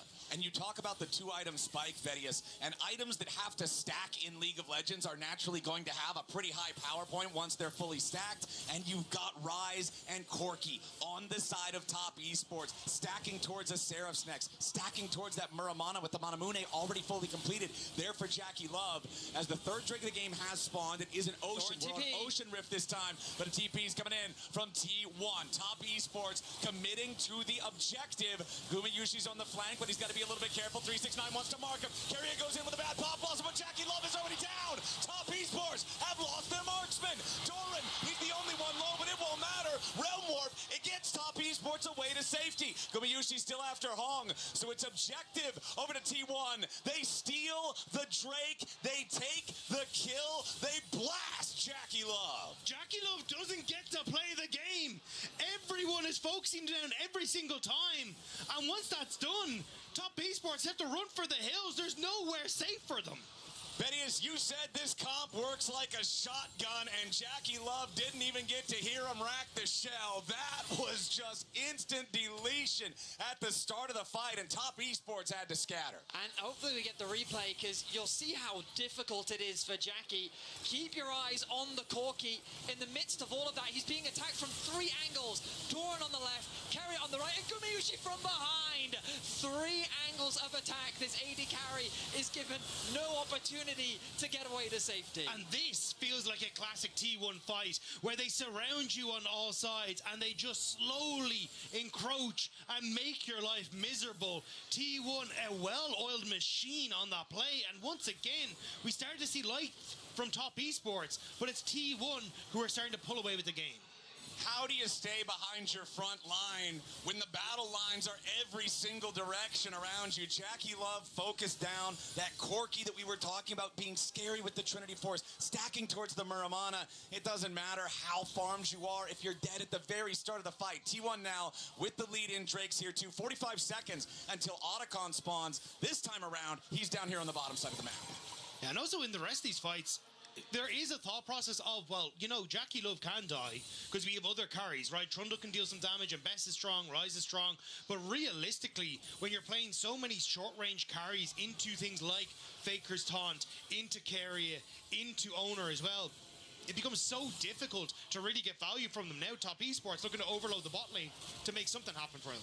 Oh, yeah, there's no way for T1 to try to defend this one. 3 grubs and 4 players from top is more than enough to knock down the last 25% of that tower's health. So that means our gold is once again back to dead even. 20 minutes on the clock, and Otacon makes his way onto the Rift with Top Esports having control over the bot side river.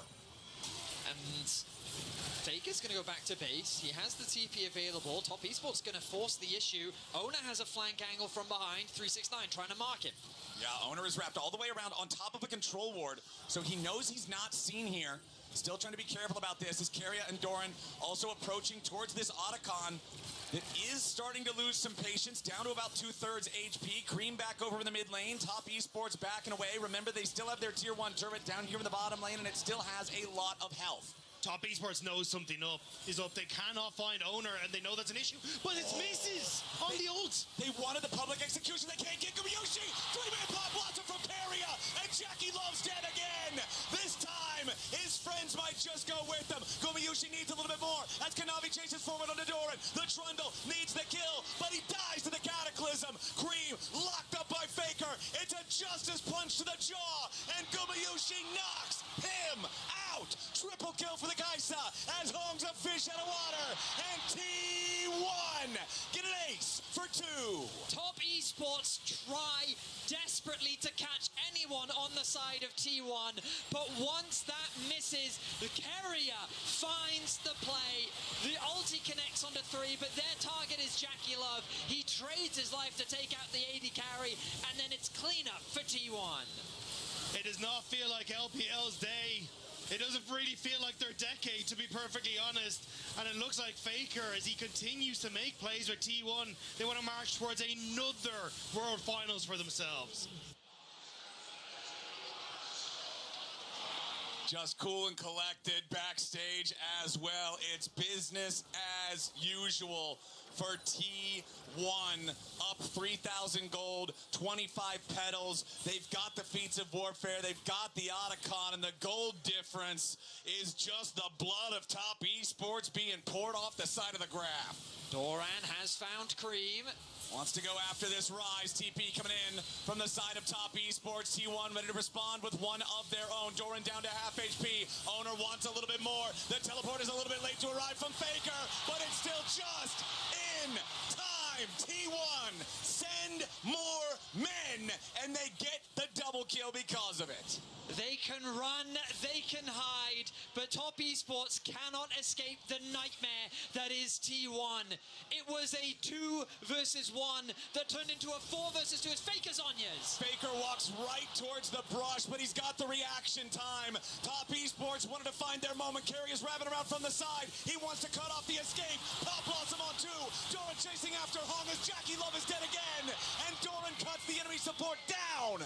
Only Kanavi is alive to tell the tale, and T1's got a 5,000 gold lead. Images of 2023 and Faker on this Galio must be in the heads of 369 and Kanavi, because they attack the side lane, they get caught.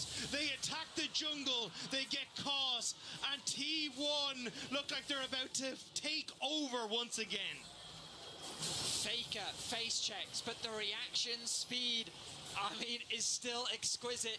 Keria leveraging the clones as he often does, drawing that focus, allowing him to find an angle that Top Esports did not expect.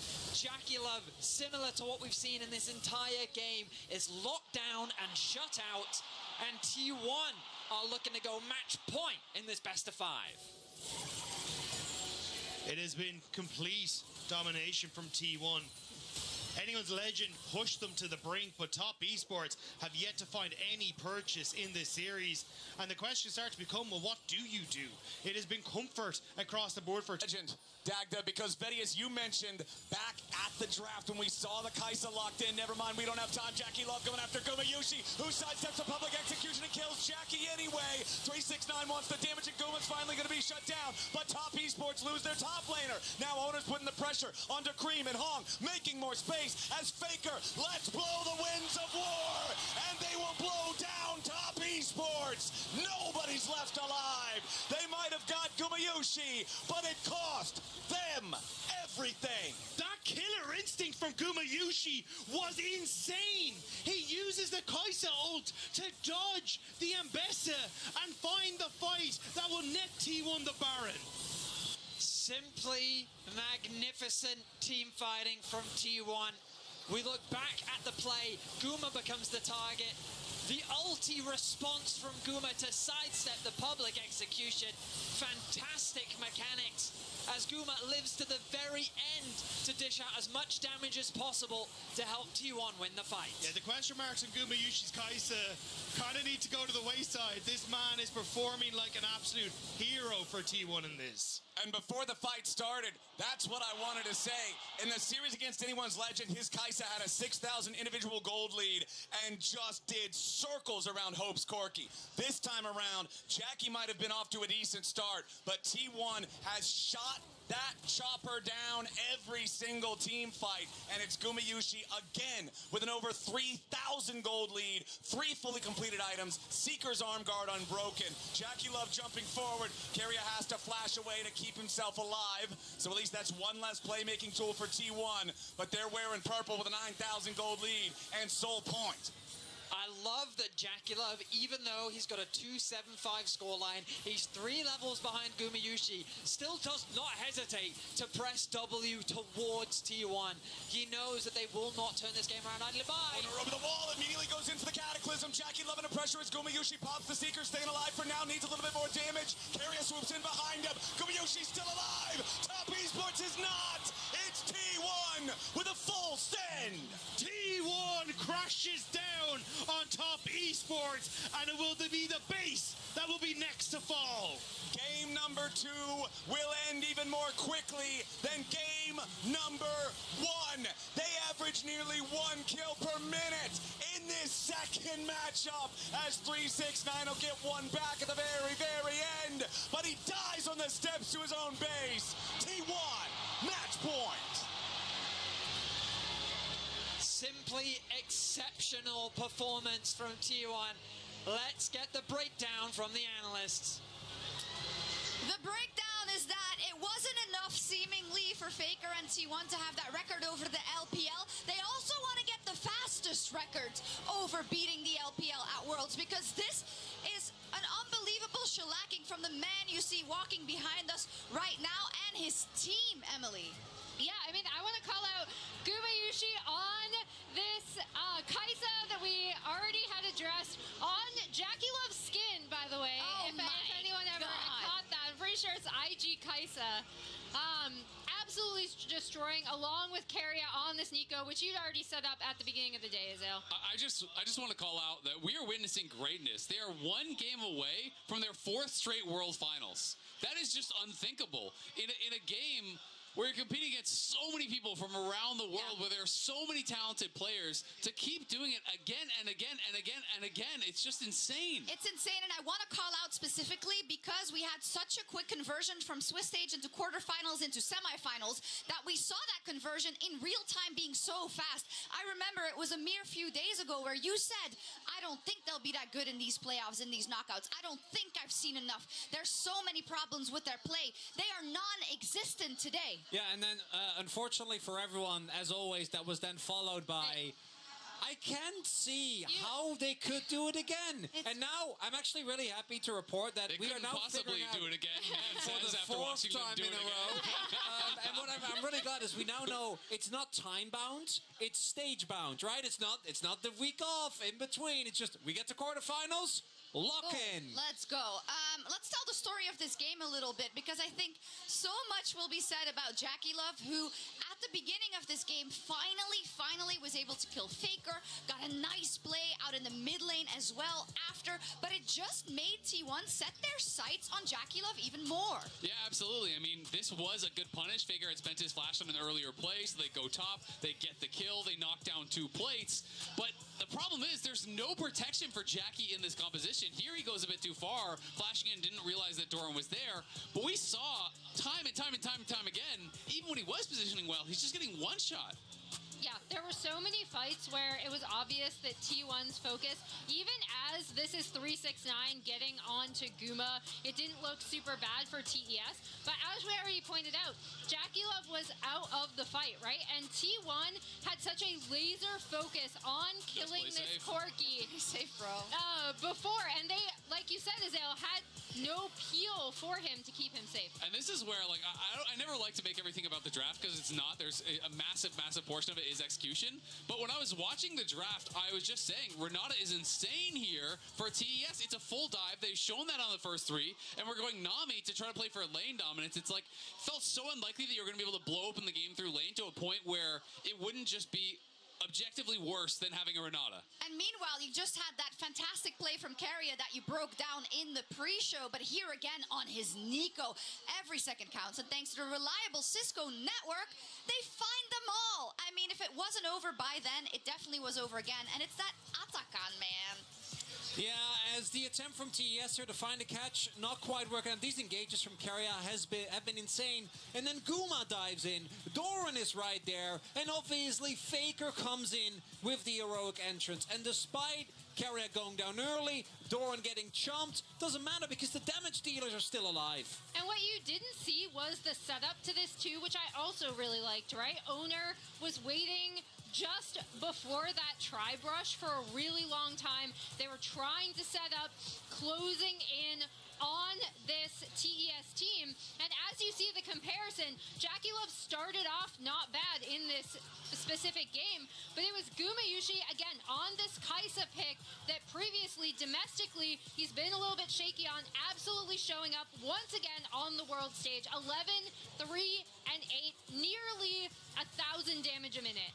And as you said, on that IG Kaisa skin to add insult to injury. How does TES come back from this? It feels like they have not only the weight of the current games on their shoulders, but all of their fans in the LPL in the 12-year history that Faker has against the LPL. I mean, a reverse sweep is so hard to pull off against T1. I will say something that gave me some confidence is it never felt like they gave up. They still kept looking for fights, even when they were massively behind. They need comfort. They need to have some early plays go their way and hopefully build a little confidence. Oh, they have to show so much to stay in this one from the side of Top Esports, or it is T1 that head over to their 4th straight Grand Finals. Now, 2025 has been a big year in League of Legends. We welcomed players to Noxus and introduced Arena Mode, journeyed with Sinzao to Ionia for the Spirit Blossom Festival and to meet Yunara, and now, faced with the threat of impending darkness released by LeBlanc and Arakan, our heroic warriors will converge on the Temple of Twilight in a final battle of fate. Don't miss the narrative conclusion to 2025 when the season end cinematic premieres on November 7th at 8 a.m. Pacific, 3 p.m. Central European. Can't wait. I'll be there no matter what. Same.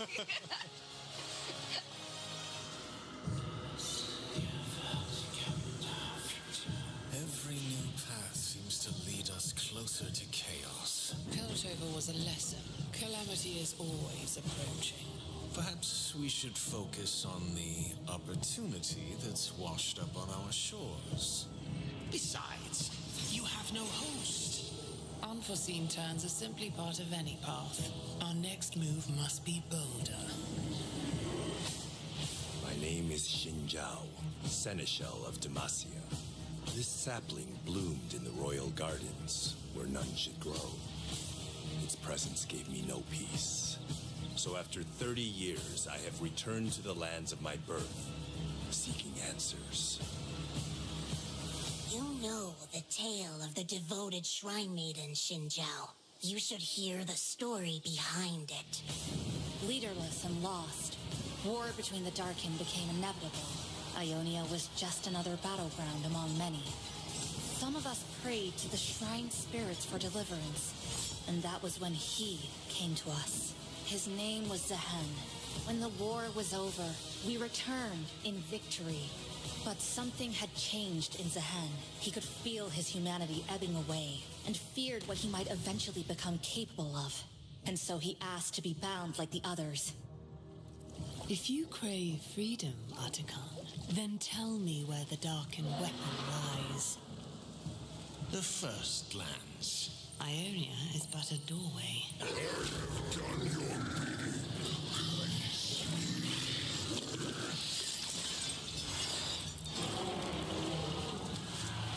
Yunara, what has happened? He says he experienced a dark vision. I saw Demacia in ruins. Someone knows the truth. They mean to free Zehen.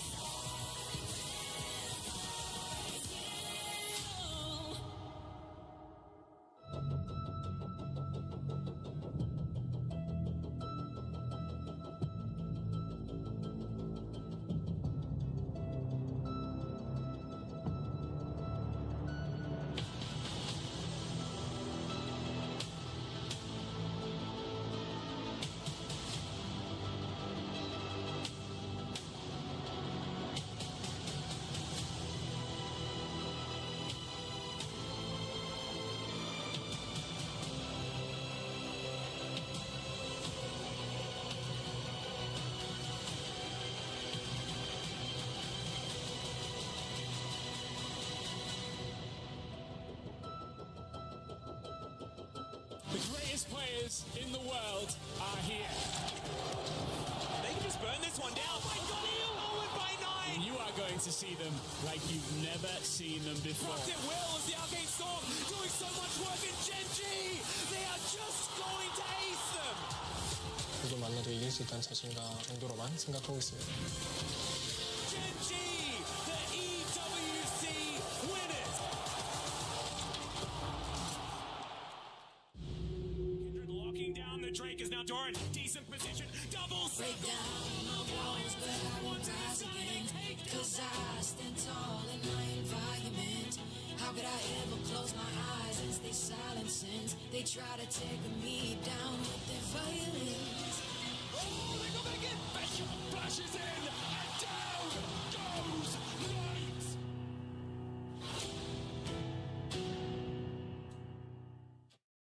All right, guys. I just landed in China. Let's go.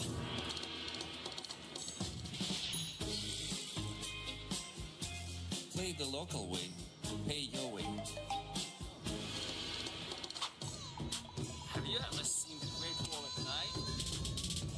Play the local way, pay your way.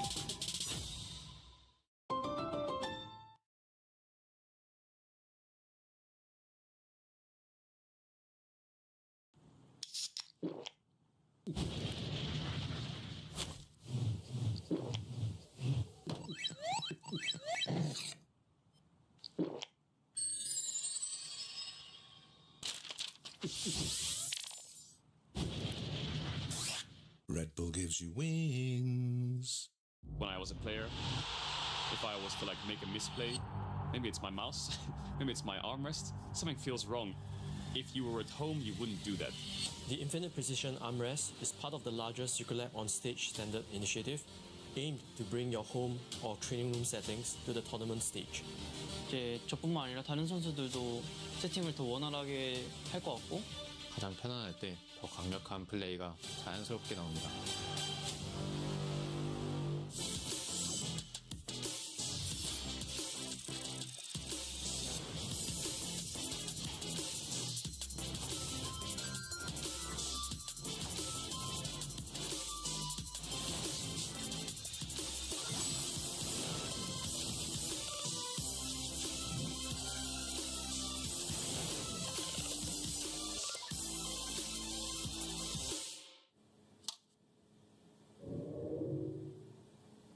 Red Bull gives you wings.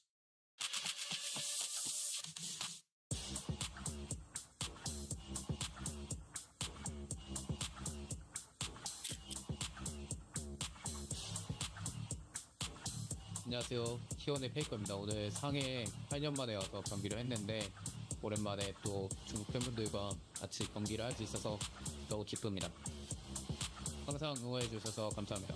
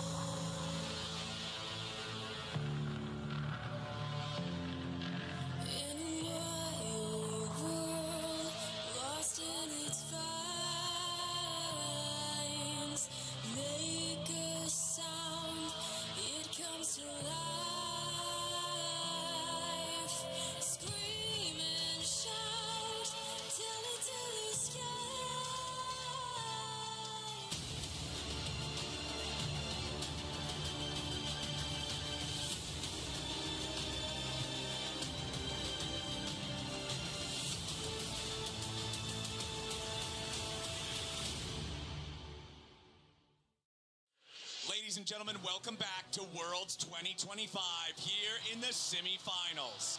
It's a best of 5 to determine who gets to face KT Rolster in the finals in Chengdu just a week from now. And T1 are up 2-0. The first game was a slow burn that was one-sided and very quick once it caused fire. The second game was much closer early on, but T1 found their mark in Jackie Love every team fight, and again, dominated Top Esports. Yeah, and now that mountain seems higher, that river seems longer for Top Esports. Not only do they have to beat T1, but they have to do it in a reverse sweep if they hope to find an LPL team in finals as we get ourselves in towards draft. I have to imagine that Kiana is going to be the priority for Top Esports. Get it in the hands of Kanavi, something that he is extremely confident on. His only loss on the champion this year was against G2, against the Mundo. The question is, will T1 draft the Mundo for themselves? Last game, Dagdi, you talked about how Pantheon has been an answer for them. But the question is, what could you even pair alongside that Pantheon in the mid lane? Champions like Victor really rise in priority in situations like this. But with the Scion open and the Trundle gone, it looks like that they will in fact lock that Pantheon in alongside that strong top side. And now that becomes a little bit of an issue for, okay, what do we try and take to get through this Pantheon in that top side? Looks like Orin is going to be the answer for 369, but I still want to see something from that AD carry role that can do a bit of damage, because, you know, your Sivir's gone, your Kai'Sa's gone. You need something that can be a bit more DPS heavy if you want to try and match this. Okay, the Ornn locked in for the top lane, the Aurora there for the mid he's lane gone for again. Cream, and Faker now going to play the Mel again. Can you reflect Ornal? You must be able to, right? Yeah, I'm almost certain you can. And that is not going to be a fun time for Top Esports. This was brought out for the first time 2 days ago by Faker in their series against Anyone's Legend, and he liked it so much, he's like, I'll bring it out twice. The Ezreal now going to be taken away by T1. And the Storm, I think, is a really good response as well. Wow, so you'll see T1 just get rid of ranged options because they want to have poke of their own. To think about something that could pair nicely alongside that, they could consider the Caitlyn for Gumayusi if they want a little bit more range. Jhin is also something they consider. However, Jhin into Ornn, not necessarily the strongest threat into that tank top side, but it would facilitate some of the poke direction that T1 is going for. Alternatively, Lucian could be a very powerful bot side, but with both Braum and Nami gone, that does lower the value of that AD carry. All right, T1, let's see what it'll be with Ezreal, Ziggs, Alistar, and Braum band away in the second half. Both sides having those top sides fully drafted for our game number 3. I would assume the AD carry would be pick number 4 here for Gumayusi and T1. Yeah, I think you can definitely go for Nash. Looks like it's going to be the pick, so very similar to what we saw the last time T1 were on the stage.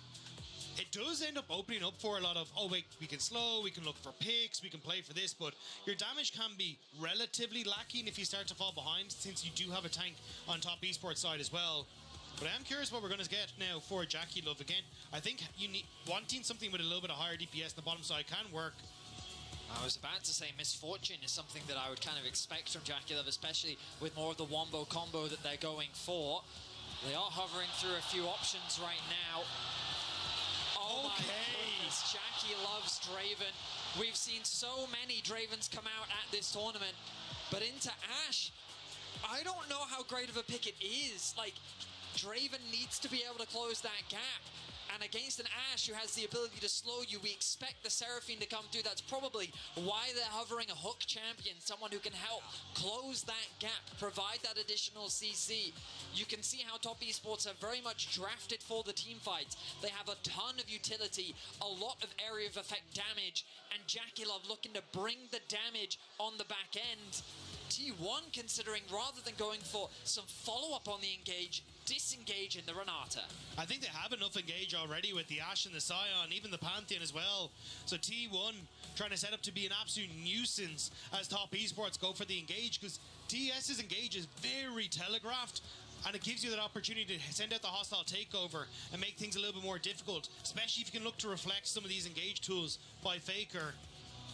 For Top Esports, they went back towards Comfort once before. It didn't work out. But can Jackie Love's Draven, his signature pick, take them across at least one game? So, I have to pose the question.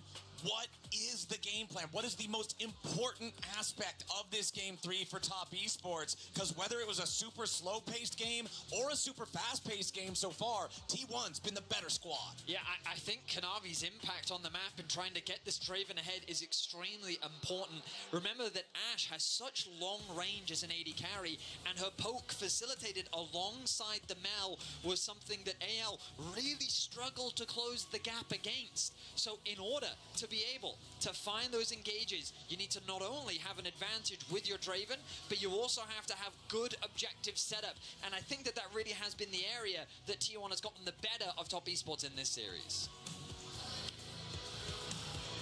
It's not going to be an easy task for Top Esports as we get onto the Rift for game number 3. History is not in their favor. This series has not been in their favor.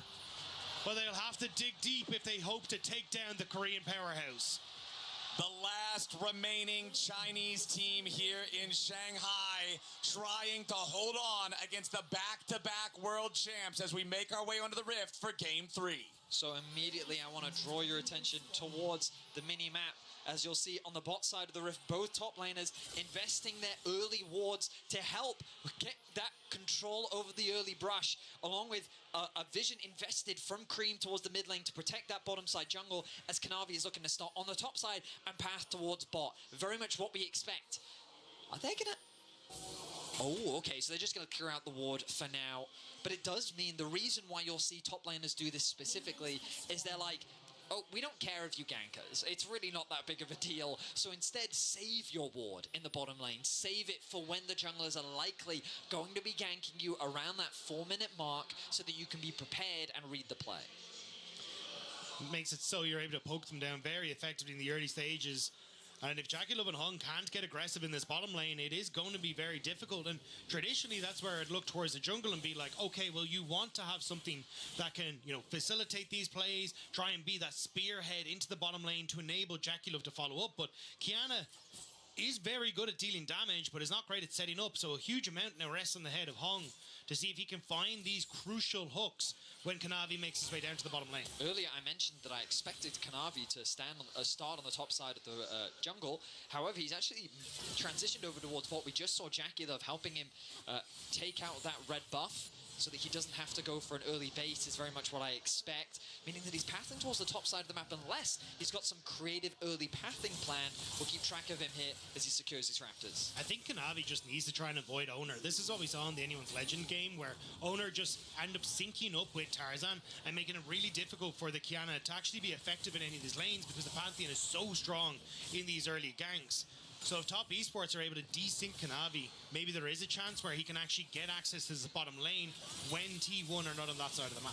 And you can see in the first couple of games, Owner's performance versus Kanavi, just a much better showing so far from the T1 jungler. A part of more than 80% of the overall kills scored by the team has been doing exactly the job that they need him to do and has been controlling those early games as well. Plus 200 gold at 14 minutes just shows he's getting that value early and keeping it. Oh, he absolutely was, and he really has been the heart of T1 throughout this year. That's why at this World Championship so much praise has been recognized and given to so many of the other members because of how much they've stepped up. But so much of this year's accomplishments by T1 have largely been driven by Owner, who so far in this series has been spectacular. Doran now could be the target, knocked up into the air by 369 Kanavi. He has the river to try to lock him down. Decimating smash won't matter. It's first blood to Kanavi and Top Esports. Great patience from Kanavi, waiting for the flash from Doran before he committed the route, allowing him to then get the additional W into Q. As Cream getting very dangerously low, but he'll back away. Navi even flashing the JDG logo, remembering his roots, but we'll have to see now. Faker might be in trouble. Yeah, Faker, no mana to work with, only 400 HP. Kanavi still has Flash, but Faker has Owner. So that means the Top Esports have no play to make. And this is what I was talking about. If Kanavi ever runs into Owner, it's a difficult time because that burst damage from the Pantheon plus the tankiness makes it very difficult for Kanavi in the 1v1 and 2v2s. But still, nice gank in towards the top side.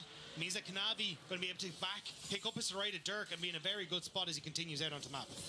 Oh, Kanavi going to interrupt the back from Owner. Yeah, Owner losing half HP there. Solar Snare does not hit the Kiana. Owner has to throw up the shield, get a little bit of extra distance and walk away from this one. Meanwhile, bottom side, Jackie and Hong going to be forced back underneath that tier 1 turret. Keria and Gumayusi having a fine time against this Draven bottom lane.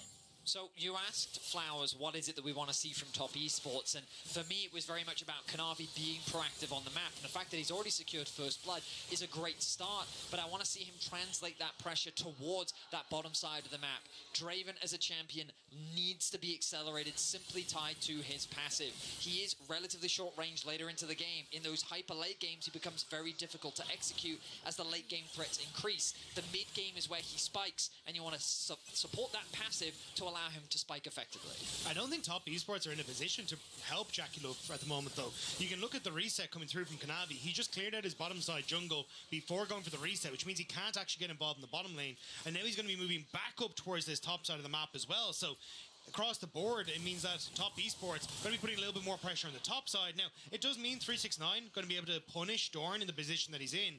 But unless you can get another kill for this Kiana on the top side, it means that JackeyLove is just going to continue to struggle in this bot lane. Okay, another nice route there with the Solar Snare for Faker. Sets up so well to combine with the Radiant Volley to hit just all of those projectiles immediately there for the follow-up. Faker is playing on a very low amount of health, but Cream doesn't really have the mana to try to punish him. Faker needs to flash away there as Cream goes between worlds, hits level 6, wants to immediately drop that ulti to get the flash out of Faker. Now up in the top side, Ornhorn coming in. Doran's going to get dove. He tries to pop the shield. He'll die, but 369 will fall too. It's a 1-for-1 here in the top lane. 369's life for Kanavi, making sure this Kiana can continue to get the kills, and this was the trade-off that we were talking about. Top Esports needed to invest time on the top half for Kanavi, and they do get the kill. I mean, normally we see players not really invested into trying to camp Sion, but the fact that Kanavi is the one picking up all these kills, he's built up a very healthy lead, and the beauty of this wave is it's now pushing towards 369, so it doesn't matter that he doesn't have his TP available, but it also especially doesn't matter because he's pathing towards the bot side of the map. The Draven going to be the one to send up towards top, secure that wave, and also be in a position to contest the grub spawning in a minute and a bit. We'll also give Kanavi the level 6 nice and early here as he starts to match Owner already hitting his. He'll be able to move up towards the top half, look towards this big ultimate for the available fights, and Cream has already burned Faker's flash. Now, Faker does have that reflect, you always got to bear that in mind, but if Kanavi can find Faker in these fights, there is enough burst damage to set up alongside JackeyLove to very quickly erase a T1 member off the map. I mean, we don't see a lot of Mel in professional play, but Rebuttal is on the same level as something like a Yasuo Windwall with just how team fight warping it can be with the proper timing. Keria going to go ahead and clear out the vision from Top Esports in this Drake pit. Doesn't look like anybody's really concerned with trying to go after that objective here in the immediate future, considering those grubs are only 30 seconds away. 369 down here in the bottom lane. Does still have a little bit of a timer left on the cooldown there for the Unleashed Teleport. Same story can be told for Doran, who is still up in the top lane near that grub pit, but I would think that 369 should have the summoner ready to go to join the grub fight if that's what Top Esports wants. Remember, they've claimed all 3 grubs in the first 2 games so far. JackeyLove ticks over to level 6. Gumayusi been sitting on that for a little while, of course. The Ash Arrow will be something I'll be keeping my eyes on, especially if he uses it in conjunction with Owner's ultimate. Yet to see Owner have much impact in this early game, but with the level 6 himself and the Dragon being started off, this will be the first objective of the game, and T1 is looking to secure it. Yeah, just the trade with Top Esports being in a better position on the top side of the map. T1 happy to look for this, and they should be able to continue what has been basically the Dragon stacking for them all series long, and enabling the ability to try and play for these team fights later as the game goes on. All right, 369. Just going to try to keep Gumayusi away as much as he can. Meanwhile, topside, Kanavi looking for maybe another opportunity. No, goes ahead and takes the recall as Hong and JackeyLove are going after Doran. The Sion is the focus here in this game. They knock him low. 175 stacks on JackeyLove. That ultimate continues to get stronger as the stacks continue to grow. For now, though, his priority is on getting that farm, Carry in a position to provide that cover. Jungler's just continuing to clear through the camps, but Doran needs to be careful because he doesn't know this, but Kanavi is on the top side of the map and could pay that Sion a visit. Kerry looking to try and cover, though, and this has kind of been the job that Kerry has been up to all of this early game, has been making sure he can be in positions where Top Esports are trying to make plays. But he's going to look for the reset, and the wave started to push out. 369. A little bit of trouble on the bot side. Yeah, Gumayushi making sure he takes this trade as long as he can take it, since there's nothing 369 can do in retaliation. Cream wants Faker. Kanavi goes in. Kanavi takes a lot of damage from the turret, but he gets his man. Now Owner tries to get the follow-up kill, and he flashes for the point-blank Q, so the Kanavi cannot escape. It's a 1-for-1, but it's 3-2 for Top Esports. They'll claim the Fetal Warfare. Owner with the cover, make sure that he's able to get one back, but still, it's Kanavi who is constantly looking for these dives. He is so much more active in this game. Kanavi making his presence felt. Hung, vicious for a hook onto Hona. Very dangerous fight to take, especially given the health discrepancy that we're seeing from Cream right now. Kanavi is snowballing so quickly, though. Already, he has completed the Profane Hydra. And this Kiana is getting accelerated. It's what we wanted to see. Top Esports, they need to keep this momentum going if they want to start the reverse sweep. Kanavi and Tarzan being those two big LPL junglers throughout all of 2025. Kanavi now on this Kiana that he's 5-1 now, I believe, with in professional play this year. So now we'll see, with all the money, with the carry opportunity in his pocket, can he be the one to keep this series alive for Top Esports, who are now again looking for a dive, this time onto Gumayushi. Hong wants to try to get away from the turret, but it's a 1-for-1. Guma does enough damage to make it an even trade. But Top Esports are continuously happy to make these plays work. They're getting the kills for Kanavi, but they're crucially getting the kill on the laner, which means you're not getting that same experience level on towards the individuals on T1. And it's critically not on the Draven. Jackie Love doesn't get the chance to cash in on all those stacks. 240 nearly now for this Draven. Really would like to get paid and cash out on some of those. Hey, I mean, there are small optimizations, but Top Esports is definitely making stuff happen, which is more than can be said from what we've seen from them so far in this series. Top Esports want to keep this momentum going. Kanavi hovering around the middle lane. Ona has been continuing to farm through his jungle. He's got a sizable CS advantage, a bit of an XP lead over Kanavi. And the gold overall largely remains even because Gumayushi on the side lane has been farming up those plates, along with a bit of a CS lead of his own that Jackie Love has finally been able to close. Kanavi already an item and a half in, though, before a lot of people have completed their first. This Kian is incredibly strong, but it is going to be a case of trying to find value in these fights. Has to work around Carrier's ultimate, work around the rebuttal on Faker. But as long as you can do that, I think you're in a decent spot here as Top Esports to play around your jungler. And oftentimes when we've seen Kanavi in these sort of do-or-die situations, he's taken that mantle on. Like, you think, cast your eyes back to the Belveth that he played for JDG in 2023, saying, I will be the carry, I can do it. Wasn't successful then. But now, with the tournament life on the line, he wants once more to be the carry for his team. He's looking for Faker yet again. Has the grass enchantment for the invisibility, but he's not going to find the angle. Doesn't have the range. Solar Snare, also not quite the range to catch up to Kanavi there, as Owner is waiting in the jungle. But if you're Top Esports, if you're Kanavi, you have to know that the bottom lane priority has belonged to T1, so that bottom half of the jungle is not safe. Good read. Absolutely. Very, very good reads.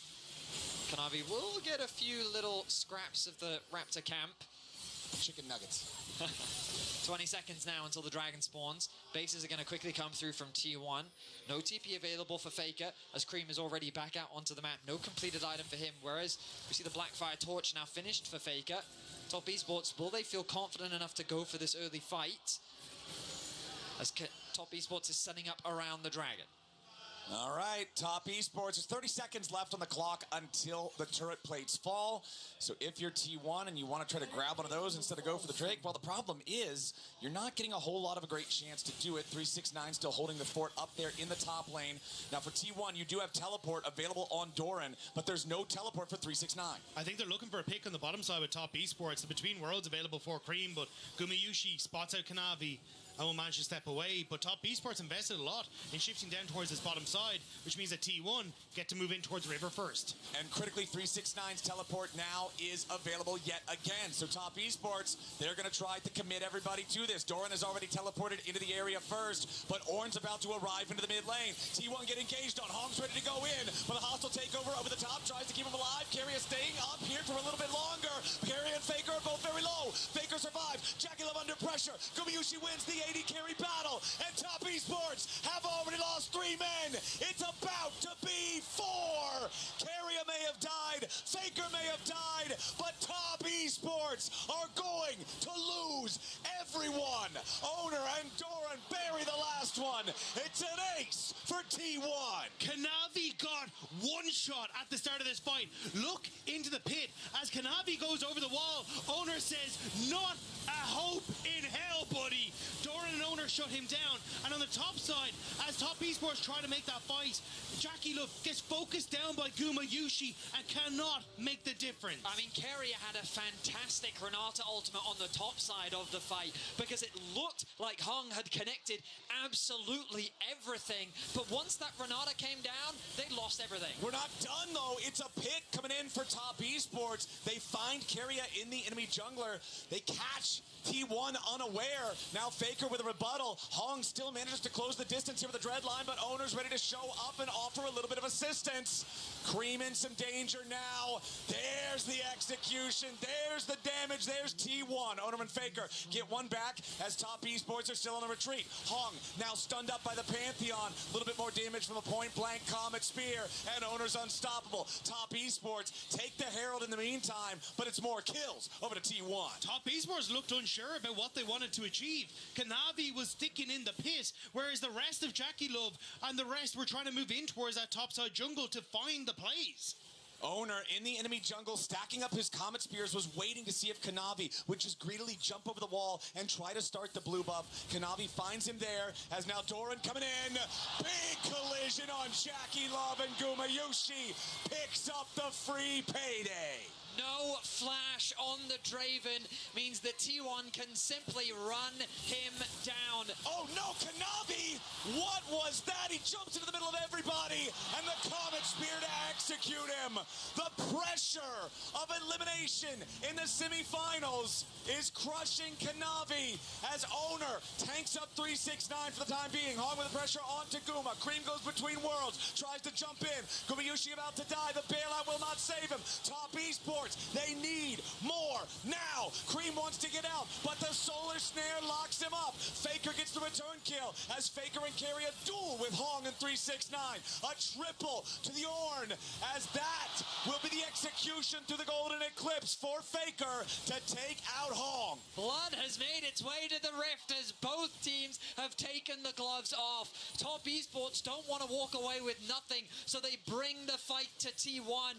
It ends up, considering the gold deficit, quite good for them, finding a couple of kills. The problem is it's the Ornn getting the shutdowns. 1,000 gold secured by 369 after he takes out Owner, but the ulti back in from Owner, who's been having a fantastic game 3. 6-1-1 the scoreline. Let's look back as this is started by Kanavi getting caught. This started horribly because they've just lost Jackie Love in the back, Owner with the snipe, and then T1 think maybe, hang on, we don't want to be around here as Top Esports look to collapse. 369 gets a good Ornn ultimate to set up for Hong and Cream to go for the in-between worlds. But as you call it, Betty, it's all this extra gold going on towards the burn from 369, taking that one. Cream then gets focused down as Faker comes in through that bottom side, and it's just 369 getting so much of this gold. The TP in from Faker towards the Raptor pit. He pushed out that top wave. He arrived behind and provided the much-needed damage to help get a few kills back for T1, but we return to the Rift as they push on the top side. Kanavi goes in, but his ultimate doesn't get a lot. Owner with the shield ready to continue the counterattack as Hong will be first to die. Faker takes the kill,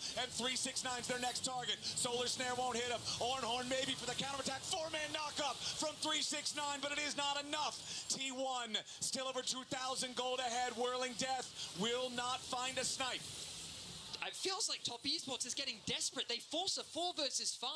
Cream is in the bottom lane with no TP available. That pressure is now even going to be matched by Doran. It won't convert into major objectives, but T1 find themselves more kills. Yeah, and it feels like desperation for Top Esports, because that's exactly what it is. T1 have run this region for such an incredibly long time, and it feels like it's just going to be another notch in Faker's bedpost as they start to move forward. And we can see the engage comes through. The combination between 369 and Kanavi takes off half of Ona's HP, but that's all it does. Gumayushi and Faker are completely safe. They know they have the numbers advantage. Jackie Love is afraid to approach with the collapsing Scion, and it converts into 2 kills for T1. There's just no damage there every single time. Like, great knockup from 369, but we're back to it again.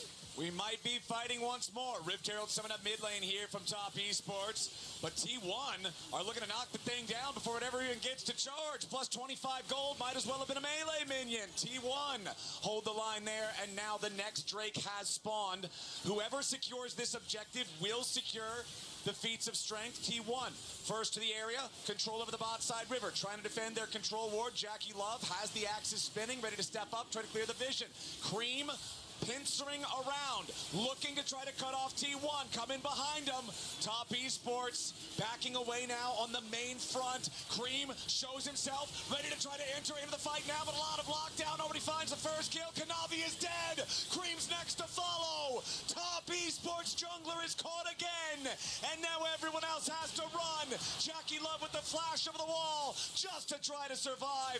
Hong is running. T1, they want more kills. 369 and Jackie get enough distance to get away, but T1 have claimed defeat, claimed the Drake, claimed the tier 1 turret. Otacon's live on the map, and T1's got a 4,000 gold lead at Soul Point. Renata stocks are going to be at all-time high after this game. Keria with another fantastic ult as they just see Cream go invisible, thinking that might be the engage, but immediately Keria responds, and T1 are able to chase down the back line as there's nothing Top Esports can do. It's so difficult for Jackie Love to do anything in these fights. He was just pushed back by Doran. He was tickling the Scion as the rest of T1 handled the flank from Cream, shut down Kanavi, and won in a landslide victory. They find themselves at Soul Point. They're looking to go 3-0 in this series. 369 will flash away.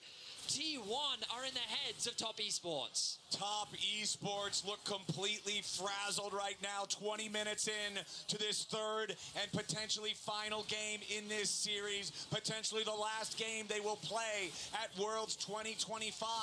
They have not made it to the semifinals since 2020. It's been 5 years for Top Esports getting back to this point. They've never made it to the finals, and T1 wants to keep it that way. Faker's the target for Top as he tries to get the route to buy himself a little bit more time, but Faker is shut down. Cream's the target now for T1. Flashes over the wall, but Owner's ready to flash follow. Cream dies, mid for mid. Gumayushi with a flash forward, and he's putting arrows into Jackie Love's back. Jackie gets away with a Kimtech blast cone, but the rest of the arrows continue to focus fire. One more volley takes him out, and Gumayushi gets it done. T1 will not let Top Esports rest. It has been so many years that they've continued to find picks and plays. And Kanavi again just picking the wrong moments. He goes in, he survives for now, but it costs Hong's life this time instead. T1, 4,000 gold lead still, Soul Point still. And look at the mini-map. It looks like a Christmas tree of red pings. Everybody's calling for Otacon. Ona adds another notch to the spear as he goes to 9, 1, and 3 here at the 2025 semifinals. What a monstrous series it has been from him, as the early game was going the way of Kanavi, but the rest of it has gone the way of Ona. 12 years T1 have beaten the LPL in best of fives at Worlds. 5 years Top Esports not making it to finals. 3 last years it has been T1 that have taken down 369, and it looks like that reign will continue. And this pick onto Faker looks like the start of something, but the collapse from T1 is just so fast.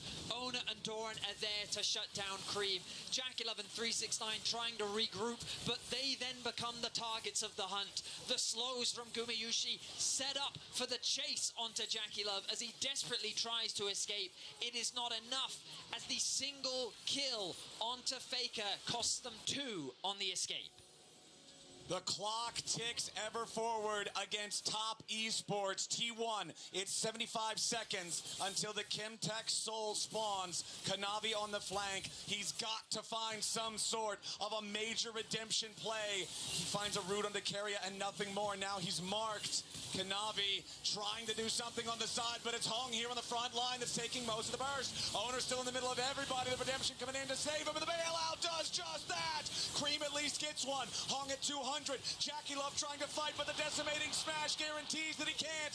Gumayusi knocked down as we've got a 3-for-2 favoring T1. Faker's not even been in the fight, though, and Mel is ready to make her arrival. Cream, the only damage really left for the side of Top Esports. Faker pops the rebuttal, and Carrie is still alive. Solar Snare locks up the Ornn, and 3-6-9. The countdown's about to hit 0. They're just waiting, trying to stall this out as long as they can. Make sure that he's not alive at all for the Dragon Soul. They'll kill the Ornn, and it's another team fight for T1. It's simply a brawl in the mid lane. Fists go flying as Hong looks for a hook. Carrier being zoned off on the side. Owner tanks it initially, but he has the bailout to bring him back into the action. The ulti from Kanavi really doesn't convert into much. He ends up falling first, and as the rest of Top Esports try to keep the fight going, Gumayusi does everything he can to take out Jackie Love. And it was a success. The AD carries managing to battle it out and take them down. But now you can see 369 just perplexed. He is trying desperately on this Ornn to find some way to structure the fights. But T1 are not letting them find their footing. And now Jackie Love up in topside, threatening a Baron. But I think T1 happy to take that fight if it comes to us. T1 pushing their way into the topside river. Dagda, you mentioned early that lifetime record of T1 against the LPL at Worlds. Jackie Love forced to flash over the wall. Doran flashing after. Here comes the Comet Spear ready to fly over the top of the decimating smash, but Redemption keeps Jackie alive. Maybe the kill from Kanavi, but no. At least Faker should die here through the bailout, so Cream's going to get the credit on that one. But T1 aren't done. Cream goes between worlds. 369 with a 2-man knockup. Top Esports, they found Gumayusi, but they have to trade Cream. Jackie's still alive for a little bit more damage as Carrier, Owner, and Doran want some more. Hong gets almost caught by the hostile takeover, but it's 369 focused instead. T1, their carries might be down, but they still find another kill. Doran goes on a rampage, and the 3 remaining men on T1 knock down the tier 2. 369 survives for so long, but it's only so he can shed more tears as T1 continue to buckle the knees of Top Esports. There is little that they can do in this scenario. They just don't have enough damage. I mean, Top Esports are coming very close in a number of these fights, but as you said, Dagda, they're just a little too behind in the gold. Very forced play comes through from T1. A nice execution onto Faker ends up being traded with Kanavi. Meanwhile, underneath the tower here, you've got Doran and Owner tanking so many tower shots. Cream with a good ulti, 369 with a good ulti of his own, but then Cream closes the gap too much. The target focus from T1 allows them to get the kill onto Cream, and then it's just a retreat from the side of Top Esports. Once again, T1 taking control over the topside river. They will immediately start up the Baron. They eliminated IG in the only play-ins game at Worlds 2025. They eliminated AL in the quarters. They're about to eliminate Top Esports here in the semifinals. Kanavi takes the arrow, and there's no way he's getting away from that one. The Baron secured by T1. There's no neutral objectives to care about on the map right now. And there's 35 seconds until the enemy jungler is back alive. T1 and eliminations at Worlds are just a different beast altogether. And Top Esports are all too familiar with it. Quarterfinals, semifinals, it does not matter. T1 only see victory. T1 with the Baron pushing into the enemy base now. Doran happy to tank the turret. T1 continuing their push straight through that mid lane inhibitor. Sidewaves not really set up for a successful multi-lane push. So T1's just going to keep going straight for the Nexus. Here comes the Grand Star Fall, and Jackie's already down. Hung goes with them. The focus fire into 369 as Cream and Kanavi scramble to stay alive. But nobody on Top Esports has anything to stop T1. It's only the mid laner left. They'll get the final kill. And yet again, the highest peaks of the LPL are merely stepping stones for the unkillable Demon King. Faker and T1 have set the stage for the World Finals Telecom War. At the World Championship, it is T1 that define excellence. As for the 4th time in a row, they will return to the World Final. 8 out of the 10 times Faker has made it to Worlds, he has now made it to Finals.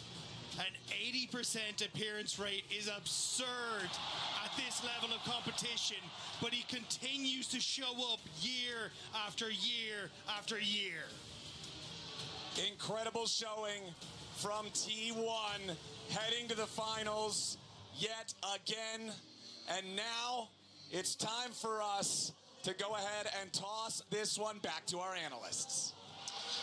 And it ends not in a bang, but in a whimper for the last representative of the LPL in their own house in Shanghai as they once again walk into the wall that is T1 and Faker at Worlds.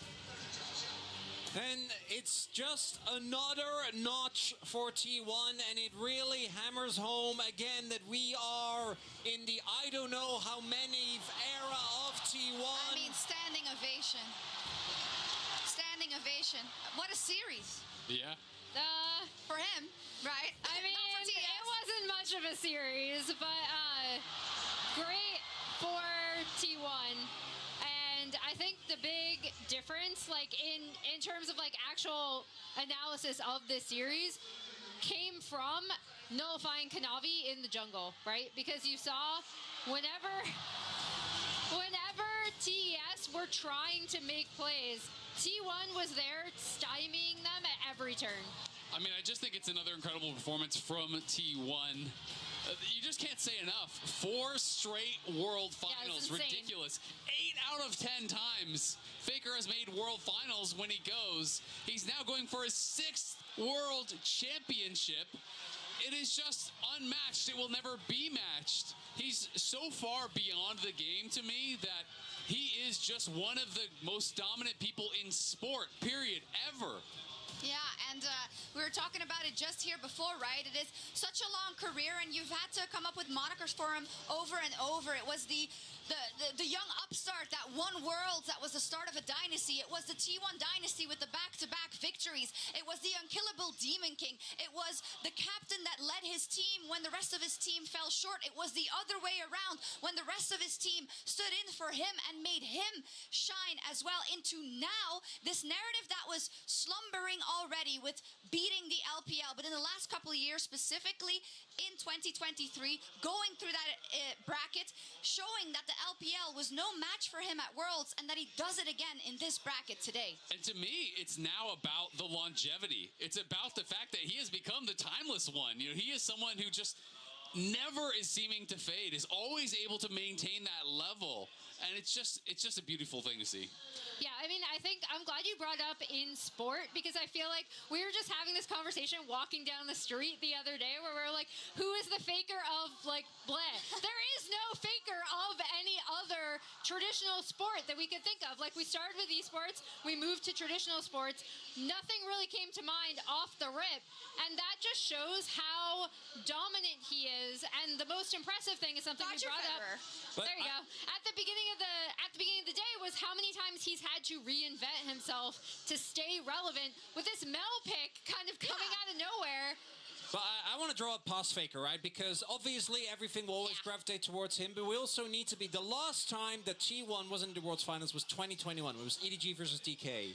back then, that was the debut of the four-man core that stands to this day. Keria, Gumayushi, and Owner. And I think that even today, we also need to highlight again, and I'm not here trying to dig on Doran. I think he actually had a great series. His work has been solid so far. Oh, they're gonna interview him. That three-man unit for me is something that we keep going back to, the stability of Gumayushi, the carry potential of Keria, the way he takes over games, and Owner, who just is one of the most reliable junglers that we have seen here, as my boy Doran, or actually our boy Doran, getting the highest damage in the game as well. I love Doran, and I gotta say, it's crazy because everyone knows Faker's the GOAT, but that core that you're talking about, it's inarguable, they have to be in the greatest for their position ever, these kind of talks, because they are there for so many World Finals in a row. Even though they did it in a much more condensed amount of time, they have accomplished more than many of the greatest players ever did in a full decade. Absolutely, and now they are playing another grand final just next week, and since you didn't want to celebrate Doran, hey, don't throw me under the bus! Yeah, he's standing by on stage for the Verizon post-game interview, where he will be talked to by Candice, if my eyes don't deceive me. 恭喜 T1 获得本场比赛的胜利。我们邀请到的是 T1 的上单选手 Doran， 也有请他和大家打声招呼。 먼저 인사 한마디 부탁드리겠습니다. Say hi to the fans. 안녕하세요. T1 탑라이너 도란입니다. Hi, this is T1's top laner Doran. 选手，今年我们世界赛的主题是争者留其名，而多兰选手，你的名字也即将会出现在全球总决赛决赛的舞台上。 你即将登上那一个所有选手都梦寐以求的舞台，这也是你职业生涯第一次踏上决赛舞台，而召唤师奖杯就在你的身后，同样的也是近在咫尺。所以你此刻有怎样的感想呢？ 먼저 승리 축하드립니다. Congratulations on the victory.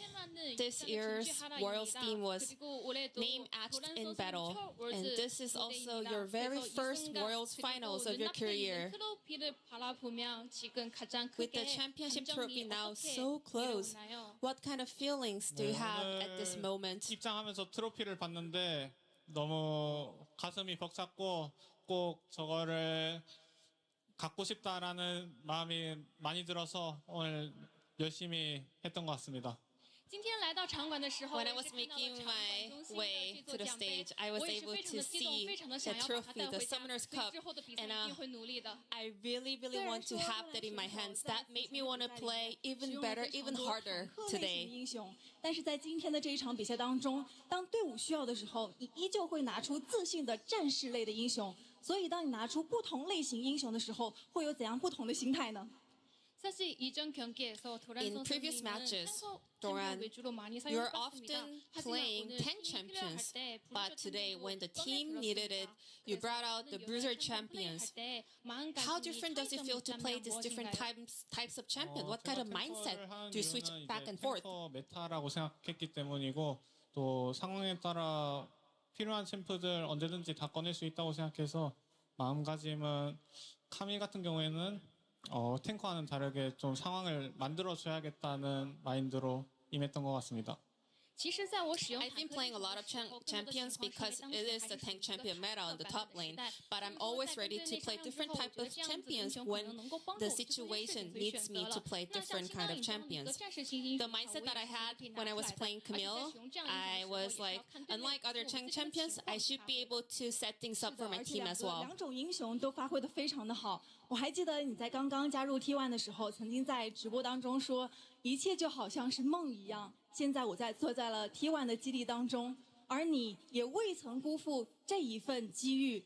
面对重重的压力，你不断的证明自己，也让大家记住了这一个 T1 多兰。所以你觉得自己加入 T1 之后，给你带来最大的改变会是什么呢？ I still remember when you first joined T1 and you said on your stream that it feels like a dream. I cannot still believe that I'm actually sitting in T1's facility. And since then, you have worked so hard in order to make everyone to remember the name T1 Doran. What do you think has changed the most since joining T1? 경기 한 판 한 판에 되게 스트레스를 많이 받고 또 좀 마음의 여유가 없었는데 이제 팀원들의 강한 멘탈리티를 보면서 저도 많이 배웠고 또 그런 것들이 지금 이렇게 월드 결승을 진출하는 그런 성과를 이룬 것 같습니다. In the past, I used to get so stressed out by every single result of each game, and I didn't really have a lot of time to focus on what's next. You know, I was so stressed out by every single result. But after joining T1, I was able to see how mentally strong my teammates are, and I was able to learn so much from them. And with that, I was able to make it to the World's Finals. 以及教练对于你的鼓励和安慰。所以你也一直在燃烧着自己，同样的也守卫了 T1 的荣耀。那现在你们即将步入决赛的舞台，你有什么想要对这一些并肩同行的队友们说的呢？ 사실 올해 T1 보이스를 보면은 Throughout this year, in T1's voice comms, T1 players and coaches have always been there encouraging you. But today, you gave it everything you had, defending T1's honor with your own strength. What message would you like to share with the team? 네, 1년 동안 너무 힘든 순간도 많았지만 지금까지 같이 해서 버텨서 이겨냈던 것 같고 이제 일주일 남았으니까 모든 걸 쏟아부어서 꼭 일주일 후에 웃고 있으면 좋겠습니다. 其实这一年的话，大家也是经历了非常多辛苦的 We 事 have 情， gone 辛苦 through 的 so 时间 many 才能够走到 hardships 这里。 this 接下来 year, 我们还有一周 but 的 we were 时间 able to 希望我 overcome 们 this 能 because 够 we 好 were 好地去 together. 这一周的时间 Now we 全力 only 以 have 赴 one 也希 more 望一 week 周 to 的之后 go. 我们 Let's 笑着 give 同 it 进这个 our 奖杯。 all, and I hope 我相 we 信 are 通过你们的 smiling 努力 next week. 一定会达成自己的目标的。那其实之前多兰选手也说过，在瑞士轮阶段，你们面临了很多的挑战，就好像是一个个的死胡同，但是每一个死胡同镜头都是观众们的欢呼声。那今天你在现场有没有感受到他们的欢呼？而这些欢呼有没有给到你动力呢？ 예전 인터뷰에서 좀 모든 In the 거좀 previous teaser, 빛맞은 길처럼 you 보이기 said 시작했지만 everything 하지만 looks like a 끝에 dead end. 항상 T1 팬이 But at the end of 응원이었습니다라고 every dead end, 말했습니다. 그래서 오늘 there's always the 현장 sound of 벅찬 cheers of 환호 소리 좀 T1 fans. 느끼셨나요? Tonight, 이 did you feel that loud 소리가 도란 선수에게 cheer you talked 얼마나 about? 힘이 How much 되었는지 motivation did 들어보겠습니다. their voices give you?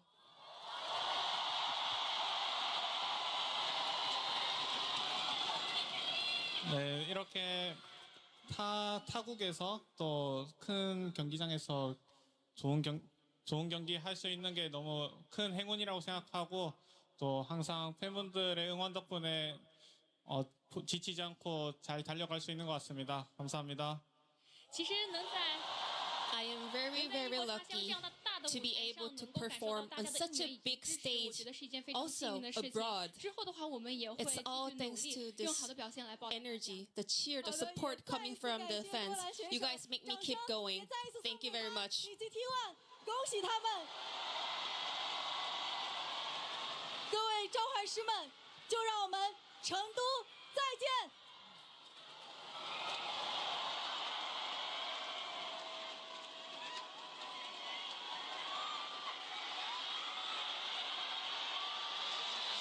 And that whole interview to me is such a microcosm of Doran, a player that is so insanely endearing, right? This is a player that since 2020 DRX, right, even before that in Griffin, in Gen G, by all of his teammates, despite some of his failures internationally, has been praised for his teamwork, for his work ethic, and the energy that he brings, the fact that he's finally able to exercise his demons, and again, through showing good performance as well, is just so heartwarming to see. I think the real battle in the finals, it's not BDD versus Faker. It's Dorian versus Peter. Because they're just so adorable. It's so hard not to cheer for them. Adorable off? Yeah.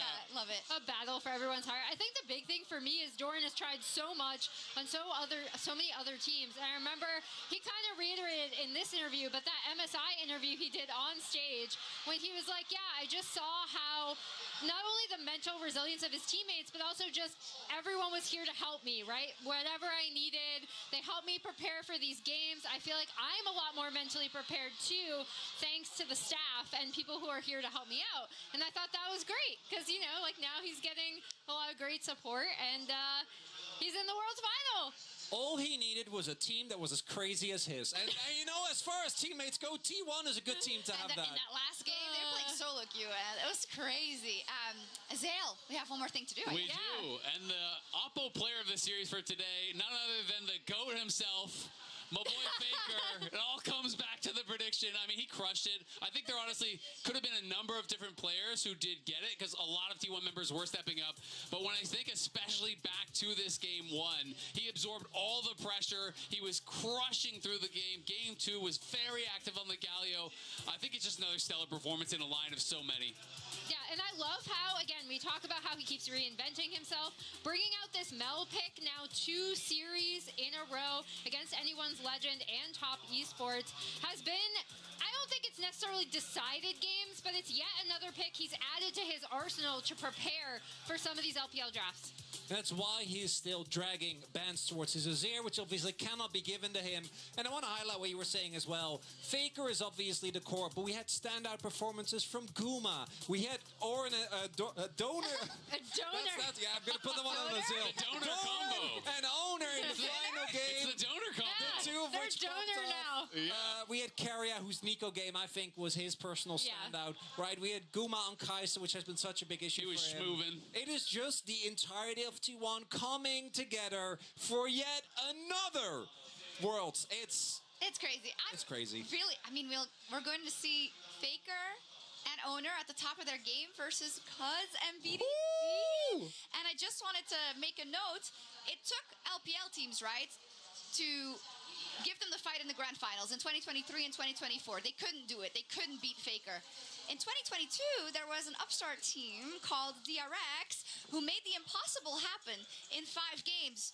With that, KT has a very DRX vibe, Emily. I have another story for you. It goes all the way back to 2013 when a young, bright-eyed Emily was watching as her team, the KT Rolster Bullets, went up 2-0 over SK Telecom. Her heart was then dashed when they fell. And now they are meeting in the 2025 World Championship where I expect the same result. I expect to be absolutely crushed. Wait, Emily not trusting her favorite team? I know. Well, you didn't believe them in the semifinals or the quarterfinals or anything. It's time to believe. No. I just think it's so cool to have a telecom war here all these years later. I mean, you're talking back, so far in 2013. For me, telecom war goes even further back because I used to watch them in Brood War. I remember watching Bisu versus Flash, which to me was like the peak of esports. That was the greatest StarCraft players in the world going at it in telecom wars, coming out in the ace match. And to me, like, that was the genesis of my esports journey, was watching them as a little kid, staying up in the middle of the night to watch Brood War. Okay, Unk, you lost the I'm old as hell. In the pre-show next week, we're going to have to show some images of that because that is a long time back. Man. But I love it because it is such a long tradition, and I love it when things happen that kind of transcend the game you're seeing at that moment, right? Because esports does have such a rivaled history. Any final words from you guys until we don't see each other for a week, by the way? I'm going to miss you. It's been a pleasure. This has been such a fun stretch of games. 6 days in a row, 4 banger quarterfinals, an incredible set of semifinals. It's just been such a pleasure, and I feel like we are going to be treated to an amazing finals next week. I still can't believe that BDD is, because we can believe T1 You have one more show, brother. Right? And, no, we're not bringing that up. That's for next week. No, not doing any of that. I will not cry on broadcast again until next week. That's fine. You will. I do truly hope that KT can make the miracle happen, because they're going to be the heavy underdogs. Stop hyping my team! They're going to be the heavy Peter will underdogs. be world champion. We got to not get excited about KT. And we should, though. No, I'm going to cut you guys off. It's been enough. Thank you so much. I really enjoyed it. This was crazy, but that is a wrap for us here in Shanghai as our finalists KT and T1 make their way to the World Championship stage in Chengdu. We'll be live next week for the League of Legends World Championship Finals with Game 1 starting on Sunday at 3 p.m. local time.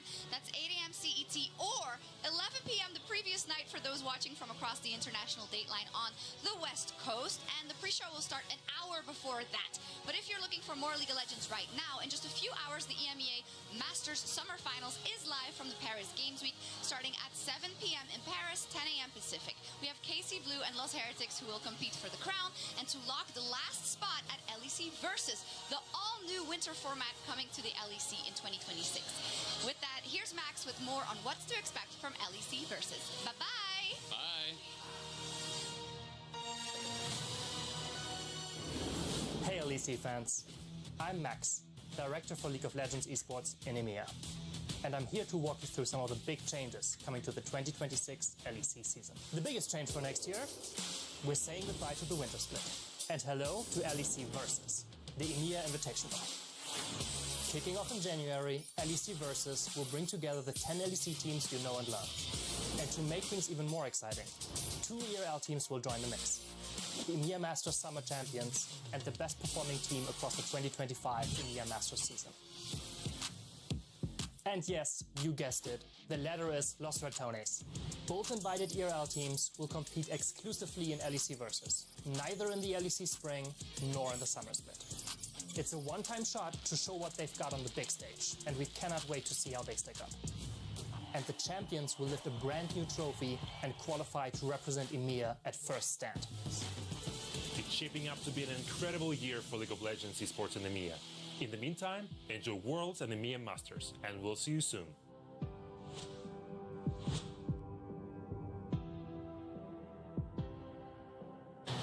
The ults! They wanted the public execution, they can't get Gumayusi! 3-man pop blossom from Keria, and Jackie Love's dead again! This time, his friends might just go with them. Gumayusi needs a little bit more as Kanavi chases forward on Doran. The Trundle needs the kill, but he dies to the Cataclysm. Cream locked up by Faker. It's a Justice punch to the jaw, and Gumayusi knocks him out. Triple kill for the Geisa as Holmes a fish out of water.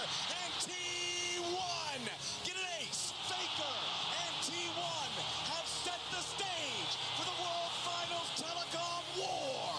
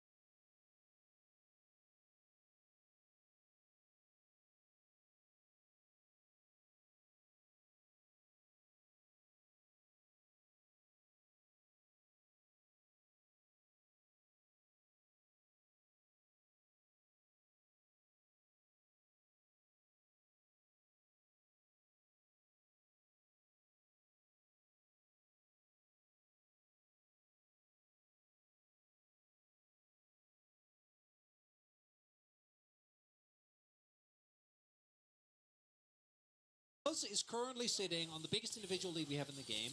If he goes in too aggressively and he gets hit by either the Poppy W, he gets ulted on, and gets knocked in the air by a Wild Growth, he needs to be very careful about how he picks his fights, because again, T1, there's only 2 big carries this early on. The damage is still there. BDD potentially caught out, layering into CC a little bit off. BDD unstoppable for a brief moment, ready to use the ulti, but Faker has stolen one away. The goal in the clips, with the follow-up is there from Peter. Makes it a 1-for-1. Vaultbreaker coming in. Faker just CC'd for an eternity. The Kingslayer healing not available in time as Cuz is on a killing spree. So T1's idea was to make the quick play before the Rift Herald fight, but KT, they close the trap, they get 2 back for themselves, and the teleport from Doran does signal they want something. I need to be careful. Tower going to fall. Likely not enough damage to kill Doran, but at least zoning him away as they set their sights on the objective. Herald already started. Cuz will secure it uncontested. I did get tricked by Peter being Mel there. I'm like, oh, 11, good amount of... No, they don't have damage. The play still works out, though, very nicely for KT. They get Doran's TP, they're able to get topside turret, and Herald, this time there's no Taliyah in the game. That mid lane turret feels like it's sure to fall, and whereas last time KT wasn't able to actually break the game, it feels like this time they're closer than they were able to in game 1, as this turnaround and the reinforcements for KT were beautiful. Again, T1, they want to go after BDD. They want to take down the star player there for KT. But it is the rest of the team that assembles and they get there in time. T1 knew that KT were trying to do vision setup work over by the Rift Herald, so they knew they had to make that play really quickly.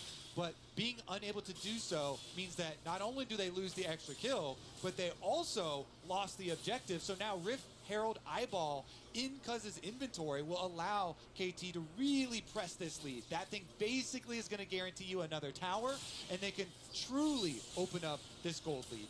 Owner doing what he can with the standard to regain control of vision. And I gotta say, BDD has been really solid on the Mel. The use of the rebuttal to buy time has made what should be an easy kill combo of this Jarvan, paired with the Sylas, really just take far too long to finish off what should be a very vulnerable control mage. And when Faker and Owner are trying to attack him and they dive these towers, he's getting roots off on them under tower aggro. Of course, Cuz is the big beneficiary when it comes to those kills, though. 1.2k individual lead, BDD from the assists, and a bit of a farm advantage, holding on to a decent lead of his own, has opted for a bit of healing reduction. Gonna make things that much harder for Owner and Faker as the charge comes through. And last time, this was the point where T1 turned the game. The lead this time is bigger for KT, but I think T1 don't want to let them get this dragon, want to get Soulpoint themselves. Faker's ulti available, needs to hijack the ulti of Peter. Chip really starting to hurt onto Doran. Catch over the wall onto Cuz, the most fed member. They're immediately going to lead him, and the rest of KT trying to push, but they can't quite find the angle. BDD, Doctum, they've got the range advantage. Peter waiting to peel for them if necessary. Perfect. Spots them in the darkness. The Tremor Sense showing him what he needs to see, but they've stopped moving or have moved out of range. He can't be certain now. The Q from Doran moving in. Peter still gets the ulti. It's a golden eclipse from BDD. A new dawn for KT in game 2, but T1 are unconcerned. Guma, Keria, standing, the bot lane. Will it be enough? BDD trying to buy her back, but it's Gumayusi. Fearlessly advancing, ricocheting, tearing through the dreams of KT. Guma with the moves at the end. He gets the extra kills and cleans up for T1. And Keria, I think he got the timing there on the polymorph perfectly as Faker with a blind chain. The follow-up is immediate, but the most important members of KT are still alive. As we will take a look here as they attempt to turn onto Peter. And even though it doesn't quite work out, I think Doran was looking for the flash ult. Peter gets the ult off, which allows BDD to dish out damage. But watch here, Owner's low, and Perfect can't use his ult. If he stays alive, if he's able to get the execute, maybe that could have been enough. So close, and then the Glitter Lance slows Doctum. Flash. Another fight breaking out in the meantime. Guma potentially caught out Cuz, looking for a bit of revenge. Owner doesn't quite make it over the wall with the flag and drag, but the Vaultbreaker taking him to safety, and Gumayusi does not care. Look at that record at the bottom of your screen. He might have faltered in the early game. He might have been behind in game 1 and game 2, but this man is a team-fighting demon. The dragon starting to fall. Turn back from Faker as he catches out Doctum. Cuz there to try and peel, but it is too late. Owner moving in. A Cataclysm across the top side. Perfectly fair. canceled. BDD flashing over the wall. Gumayushi still living. Perfect on the chase. Peter wants to fire back. Cuz running for the hills. 2 down on the side of T1. But Guma might be enough. Perfect gets the bite. Tears right through him, and now it's Owner picked off as well. KT fighting for their lives. BDD still standing, crucially. The extra damage. Doran set to fall. A double kill for the KT mid laner. And BDD stands supreme on the mill. Stays alive through it all. And that is going to be the Otacon. BDD said in the trailer that he was inspired to become a mid laner by Faker's play, and he was inspired to pick Mel in this game by Faker, and he's dominating on the Mel. Clutches it back up, and it's after a huge play from Faker, but BDD is able to use the ultimate to snipe him at the end. And it's an overplay here. T1 try the force the hand. They waited it in game 1, but they're not actually able to get on top of BDD, who flashes over the pit, and then Peter ensures that Perfect can get on top of Guma, and all the while BDD just stacking up the passive, getting the damage down, and this is a really crucial team fight win here for KT. The funniest part to me is that while BDD was chasing down the last of those kills, Cuz was actually just doing blue buff. He was almost dead. He was like, you guys got this. He's going to steal away the blue buff. You got it, buddy. Yep. They also grab the dragon in the aftermath. So KT retaking this team fight really is meaningful. They put a stop to the T1 dragon stacking. And you can see how team fights go wrong for T1. Even though Gumayushi's been allowed to live for so long in these fights, if Doran and Owner don't quite have the damage to finish these kills, it's really hard for Guma to get in position to follow up, to chase down here. He has so many members of this team to work through, and T1, despite the deficit, have been fighting very well, but KT clearly upping their game in this draft and in this performance in game 2. And that's one of the issues that we did see with the Sylas, right? Because you have this hyper carry in Gumayushi, who has the backup of the Lulu as well. But Faker, he's very cooldown gated, and he has been falling behind thus far, has been going for a lot of plays. And as we all know, Faker ain't no coward. He's going to keep going for those plays. But he does need to line up with the rest of his team. And I think that his role, particularly as we get deeper into the game, needs to be one of a little bit more restrained. Because the damage from Doran and Owner is going to become less and less relevant as the game goes on. Gumayushi, the hope for T1 to carry a lot of the DPS for later on. I still think some of these looks from Faker have been good looks as far as the initial pick, but the counterplay from KT has been so good, especially in that last one, grabbing the extra kills. And now you're looking at BDD over a 2,000 individual gold lead and trying to create his death cap right now. As soon as BDD gets death cap, this Mel is already obliterating people. It is just going to delete members of T1. Already has that XP advantage too. And this is something that it's just going to make the game so difficult for T1 because yes, diving on the Mel is good. If you make one mistake, we've seen he's already able to turn these fights with his damage, and that number's only going to be going up. We're also seeing the lack of mid lane turret actually being really rough for T1, right? You need to play so much safer, especially because your support is Lulu. You don't really have the ability to just go in and face check, really easily regain control. You always need a bodyguard. You need someone to make sure. And this is for me also a great opportunity to really shout out Perfect, because I think his we've seen, as we highlighted coming in, Rek'Sai has been both great and very mediocre. I don't think thus far he has been able to find the backline axes as Cousin Faker wants teammates going to take a glance at one another. Nothing's going to happen now. But the Otacon already taken by KT. Their next site's going to be on either the Baron in a minute or that Dragon, second Drake for them.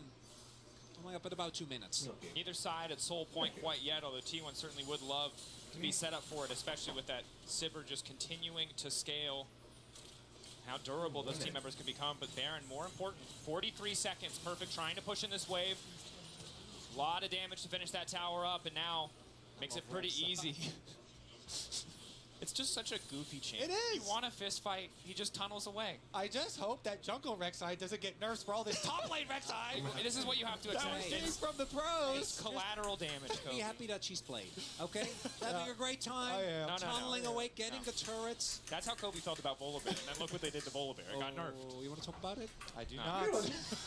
What I want to talk about is what you guys brought up earlier, and it is the supporting cast for BDD on this team, because it is so heartwarming hearing the interviews from all of the KT members talking about how they want to perform well for BDD so that he can shine the brightest. Peter especially talking about he really wants it for BDD because BDD deserves it. And so we've seen a lot of, the Nico play, him still just getting off Nico ultimate as he's about to die, trying to get these setup plays. Those double roots between him and BDD have been very critical. Now, though, Doran is looking at Dokdom. Dokdom, unaware of the Scion, but knows that he has relative safety. Has to be careful about walking forward towards that brush. And Doran perfectly placed. Baited Dokdom, far too confident. Doran lying in wait makes Scion look like an assassin here. Walks into the charge of Q, right and that is the perfect play. So it's a good sell there as well, but KT, they're turning the tables on them. Riot. Start the sneak. Riot. Oh, no. I think they're sneak. There you go. They're aware. They spot it, but how quickly are they taking it? It's a Mel with a death cap. We don't know. Look at where Owner Now is. ready to turn back. But still, Cuz continues to hit the target. BDD ready to clear the wave. Doran not afraid to walk up. He knows they don't really have the damage to finish the kill. Doran smells it. Cuz 9K, but he is determined to take this objective. The blast shield keeping him relatively healthy. BDD poking off to the side. Gumayusi for now uncontested. Rebuttal already used. 4 seconds till Dokdom is up and available. And he has the TP. I actually love this stall from KT. They're able to deny the soul point. Pulling away T1 from that dragon for now. Doran is going to go back for his recall. He was the one with the watchful eye staring at them at the Baron. KT, though, as you say, they're going to teleport right down to that dragon and start it themselves. And I think it makes sense that T1 gives it up, because looking at the spikes, Guma didn't have his IE, just now finishes it, and BDD did have his death cap. So fighting just before, really your main hyper carry has that crucial third item breakpoint, definitely not the right call, but it's really the confidence of KT to say, hey, you killed Dokdom, that's fine, we're going to put some pressures. He finishes the Serpent's Fang, which against Lulu and Scion, going to get a ton of value. And now we get to see the critical point. Can the Sivir with 3 items outplay this KT, dive plus Mel damage? Because Mel has very long range. Sivir, while she does do well in team fights later on and can ricochet and make use of Lulu very well, sometimes it is hard to play around longer range champions like Mel poke damage and Ezreal poke damage here. So have to be cognizant both of the engages from the Nico as well as dodging a lot of skill shots. And again, we're looking at Guma to be the difference. Dokdom has really been kind of silenced by the attention that T1 have paid to him, by his own misstep in the mid lane. At 3 items, matching Sivir isn't really where you want to be on the Ezreal. Has gone for the Serpent's Fang, but in the face of crit itemization, it's going to be so hard to match the damage that Sivir is bringing to the table. Everyone holding their breath for the next team fight to see if KT can turn this gold lead into a team fight victory for one of these critical objectives. Baron is on the map. Scuttle Crabs have transformed. They can pop this and then immediately clear out the rest of the vision and then try and draw T1 over. I love it when, we talk about these players, like, oh man, they're doing so, and then you look at the damage charts, and like, yeah, that tracks. This to me is a breaking point for the world's title. If KT are unable to actually take this game, you're going down 0-2 against the most successful org of all time. As per a fact, will get spotted, but is Rek'Sai, so should be okay for now. But for KT, they haven't been able to really break the game. This gold lead has, I think it was the height, like maybe 4.5K. It's kind of been stymied, and it will all just come down to, do you kill Guma, yes or no? And with both sums up, with a Scion, with a maybe defensive ult from Faker, if he can get that Nico ult, and Keria, it's going to be easier said than done. Absolutely. Game 1, it felt like 2 to 3K gold lead. This game, 4.5, as you said. If that's not enough to close, you start to wonder if any lead really is. T1 have not played flawlessly. Faker and Owner over pushing a bit. It's what's given BDD this massive lead on top of, being able to play those side lanes so well. But now level 16 for BDD. He has the tools. He has the damage to carry these fights. But can all of KT execute together? Because T1 thus far in the series have just been playing the team fights better. It all comes down to this. The final series of the year for League of Legends. It is. Can KT make their stand? They've got vision on Baron. Currently, I believe we're just awaiting the Guardian Angel completions. It should be very similar for both Owner as well as Cuz, but it's just such a huge breakpoint for junglers, both of them being the heavy engage. And so then we'll get to see at the next Dragon the confrontation here, or if someone is able to maneuver some vision around the Baron. He's got a lot of tunnels available to him. Nothing gonna happen for now. And maybe both teams don't want to run the risk of just starting Baron, right? With the amount of damage that's available on either side. KT, though, definitely going to play for vision here, and their damage. Oh, I didn't watch the fucking. Oh, shit. Cuz definitely can do a lot of denting to that Baron. TP up towards the mid lane, coming in from Doran. T1 seemingly ready and willing to force the fight here. They have bot push in their favor. They know Perfect must respond, so they have a brief window of opportunity to take control of the pit. Interesting breakpoint too, because Cuz finished this Guardian Angel, but Owner did not. So they have one extra life here for KT for the moment. Doesn't look like T1 They went straight into the give rift. them much just yet. Because of the lack of soul point, both fuck. teams can actually just go for Baron if the other one over-invests. No, I was onto so the Captain late. Soul. I do think this is one of those games where particularly T1 will get a crazy amount of value out 4 of it. hours ago, bro. Both the shielding and the amount of health that's available to healing as Cuz walks in. Will just steal away that buff. Takes the blue buff. Bot wave pushed in favor of KT. Top wave pushed in favor of T1. Dom using the Ezreal ulti to try to get control of the wave, but the angle's a little bit off. Shouldn't matter too much. Mystic Shot still giving him the range advantage over Guma. Area healing up as he does get sniped by it. Well, caught Chronicler. Of course, and this is the point of the game where, as much as I would love to tell you that the center of your screen matters, this is really just about the mini-map. It's about the pushing waves. It's about who can find these little advantages. Good news for KT, getting that TP out of Dorn, holding on to Perfect's TP for themselves, but they need to get more if they want to be favored in this fight. Jay's done. I'm late Third to the item for game. Faker also has a stopwatch BDD. Not a full completion quite yet, as there is perfect vision set up and the waves are pushed. So KT should be feeling So it good looks like- about setting up this Dragon. Ooh, They're the doing 4 Doms fine. just got completed by Guma as well. Big power boost here. 4 item Sivir. right. Sneaking it.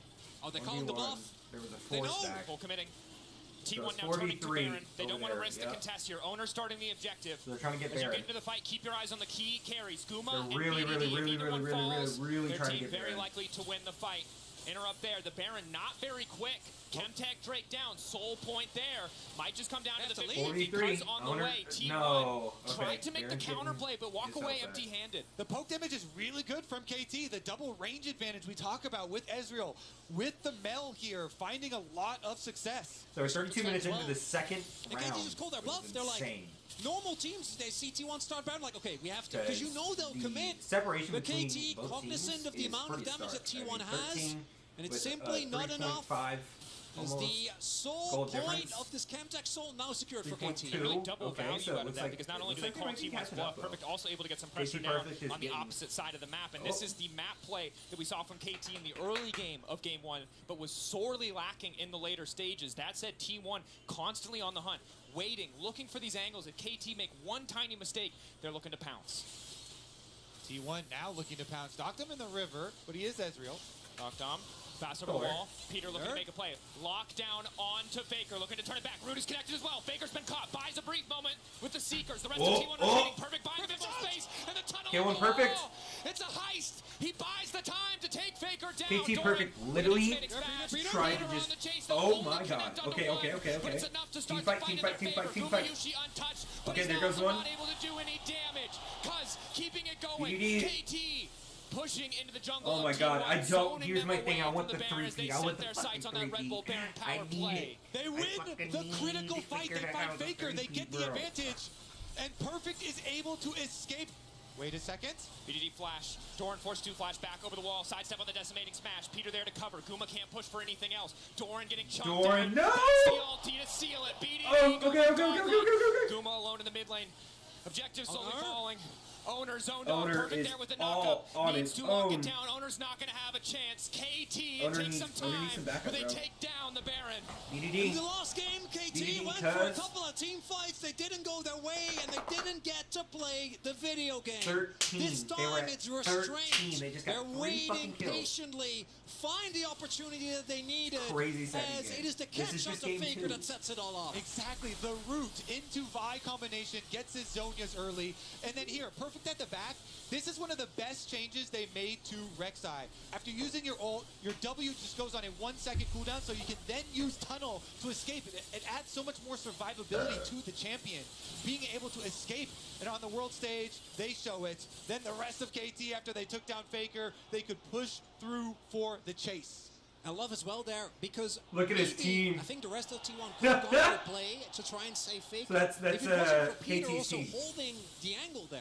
You can't just walk past the Nico because Peter held his ult, and now the Red Bull Baron power play for KT, 8k, 9k gold lead here, 35 minutes in. Guma, incredibly far ahead, 4 items, has a bit of lifesteal, Oh, can they're clear getting the pushed waves so with the range, fucking the hard, threat that KT So they have can bring 2 with towers the Ezreal, left. with Mel. There's a From 9,000. It was 3 and 3.3, bro. 3,000 individual Fuck! gold lead. His first competitive game looking damn good. Faker It's going gonna be gold. 1v1, Listen with dude. the chains It's missed. gonna be Doesn't wanna push 1-1. for anything else. Ball break over the wall from Cuz, ready to go, but he's not Holy going to shit. overextend because the mid lane's already falling. KT taking their sweet time with this one, knowing that T1 have Come one on, shot to turn T1. this back in their Look, favor. I know that they Just can't. Guma. I know He's that they just a can't bring it zipper back trying this his game, best, but they need to bring it back KT in doesn't give him general. the opportunity to do any damage. Perfect continuing to push, has access to the Come tunnel on. to escape. He's just been a thorn in the side Come of on, this T1. T1 lineup. So many Rek'Sais haven't been able to find this level of performance, but Perfect has been a nightmare for T1 to manage. Waiting now off on the side. Takes out the control ward. A single empowered cannon minion pushing as another wave stands behind KT, ready to keep the siege going. The siege is unrelenting from KT. The Baron buff still buffing up the cannon. The poke damage still coming through. Owner faking the engagements, throws down the flag, misses with the Q to ensure that he doesn't go They're too far getting forward. wrecked. KT don't quite break open that bot lane Almost a inhibitor. 10,000 gold Looks like difference. instead they're too. going to base, they still have perfect They're timing here creeping on up the on it. Baron. That sets It's up almost for the Chemtech Soul. 10K. That's what they're going to play towards. This Mid is lane inhibitor, insane. not the best one. Faker might actually get his death cap, which would be a colossal spike for him to get. I just don't know if they're going to have an opportunity to actually contest this. 9.8. Oh my god. Again, Perfect Oh to my me has been god. playing on the edge of these engages so Yuck. nicely this entire game. And the other thing to remember is that Faker had taken away Peter's ultimate in the previous fight. Now, of course, has access to the cease and desist. Now wants to make the play onto Perfect. Perfect able to get the blast cone out. That There mega we go. blast cone keeping him healthy. KT standing strong, poking T1 as they walk into this choke point. BDD waiting for some of those major cooldowns to be used before he takes a step forward. Mega blast cone. All right. Two members of T1 over the wall. That should be better. So now I should sound a lot better, which is it is golden. I fought it. Dude, it's fucking 2 o'clock in the morning. Nobody's watching. Alright, so there's a team fight going on right now. Oh my god, it looks like they were trying to really hit Dragon for KT. KT is just about to fuck up Keria.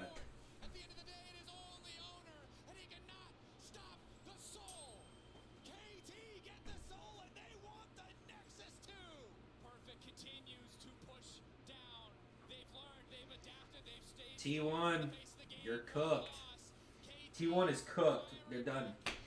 They're done this game, which sucks. It is what it is, but I mean it's 18-12, bro. It was 16-10. It was 16-10, but they're already hitting tower. They're hitting tower. I think they're out of it, bro. I think they're out of it, bro. You're hitting inhibitors and shit on the way out.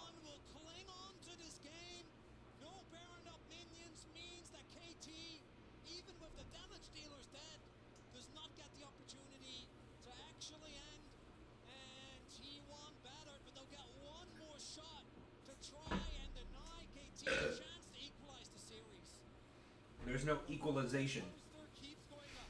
Look at BDD trying to kite Owner and Doran on the bottom side. Meanwhile, Peter had the massive engagement allowed Faker got. to go kill off the Sivir. And with Sivir taken out, Carry. the only one is Fake Red. He was caught by that counter engage. And with Oh, T1's team is like, bruh. Like, Baron will come I need them to win. I need the fucking three-peat for Faker, bro. I need the fucking three-peat. It's written in the legacy. It's written in the goddamn legacy.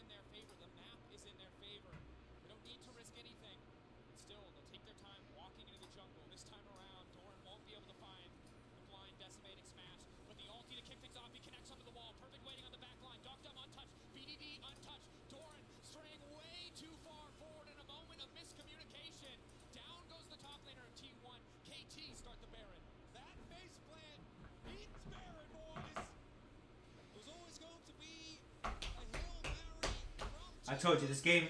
This game is KT's. It's at this point, it's 19-12. There's a 10,000 gold difference.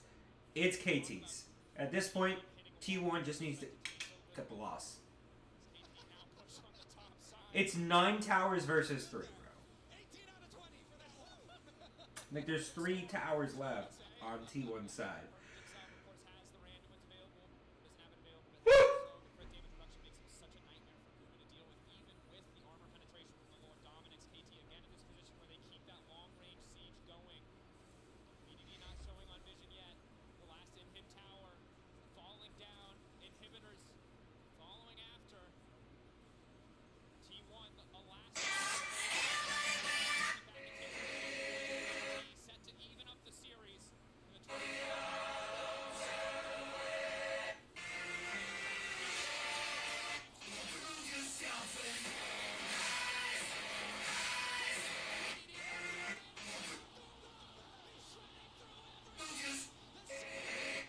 I was 2 hours late.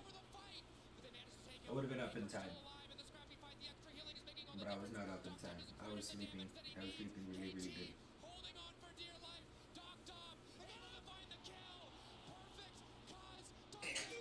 Okay. Oh, sure. He was just up all night working the graveyard shift at Slushy Dog after a full day shift. Then when he came home, he ate an entire turkey, drank a gallon of warm milk, and just passed out on the sofa. Bless him. I'd be surprised if he woke up before next Thursday. Good luck getting any conversation out of him.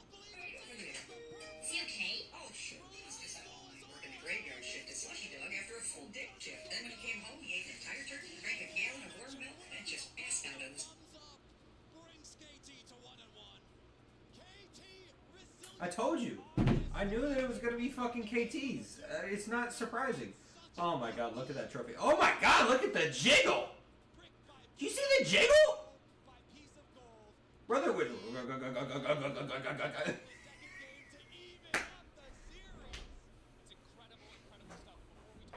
Alright, it's 1-1.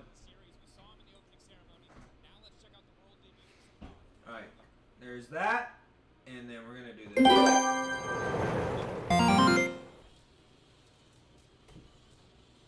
Love you, chat.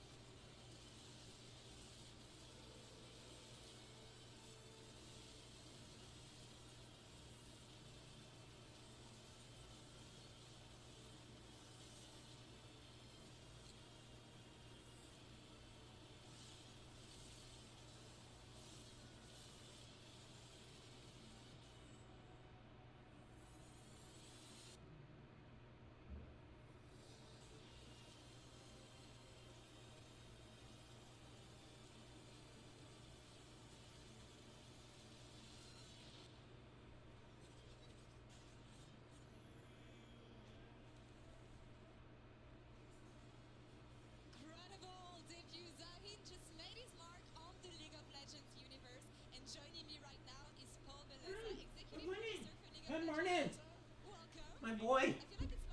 My sweet Loki. Alright, now we can turn this back up. It's gonna be great. I'm sorry you had to witness what a KT fan is. And then I'm gonna mute myself. Talking about what we've seen so far this stage. I thought it was incredible. I mean, like, there was just everything kind of came together, right? And then the music and just the storytelling that we've been building up all year is fucking cool. All right, Paul, tell me, what was the vision behind the newest champion that we just So, as you can kind of see, right, this whole theme's been building towards sacrifice and this kind of doing the right thing, this kind of moment where you have to be brave. And so that's very much a human moment. I think Zehen and Zin kind of coming together for that is all about this transformation. And we really wanted to create something that was awe-inspiring and just kind of get you in the feels. And we're just humbled to be able to debut that to everybody here. I love hearing this. One of the big questions, though, whenever a champion is going to be released is the speculations online. Where is it going to be played? What is the goal for this champion? Tell me more about the kid. So this guy's a top laner. He's a fighter. He's a bruiser. And he's really all about auto-attacking. So the more he's auto-attacking, the more that damage is going to increase, the more he's going to be able to sustain. And that's very much it of a Darkin. He's a kind of good guy Darkin. So he's still good, dangerous. And the more he gets up and close to you, the more he has chances to stay alive. He has a revive. So we're really excited about that. I think he's going to be a lot of fun and just bring something new to the space. When is he dropping live? PBE tomorrow. Okay. And then we're going to have him out on 25/23. 25.23. Exciting. Now, Paul, thank you for joining me. Before I let you go, do you have any closing thoughts for the fans here in the arena? And also maybe venturing a prediction. 1-1 right now. What do you expect? I want 5 games. All right. I want 5 games. I want to see KT stay hungry, right? Keep it calm, keep it cool, and then do what they got to do. But, if T1 does what they do, we'll be fine with that too. But, it's always nice to see some fresh faces do good. No.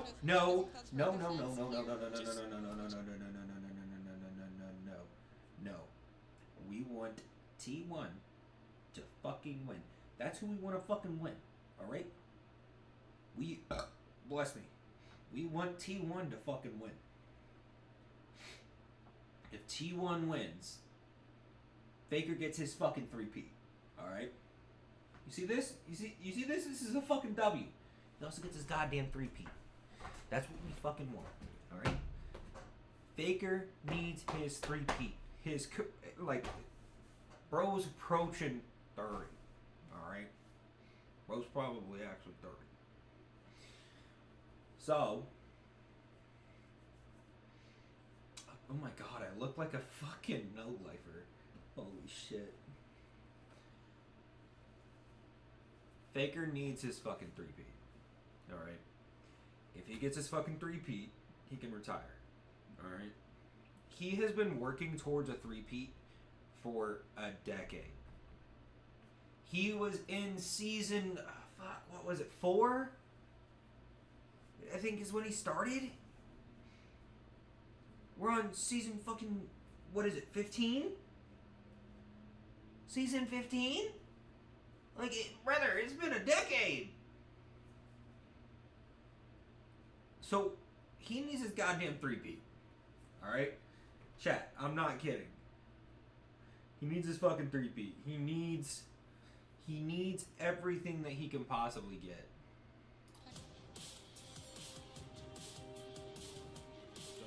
I just don't understand why that dude would be like, ooh.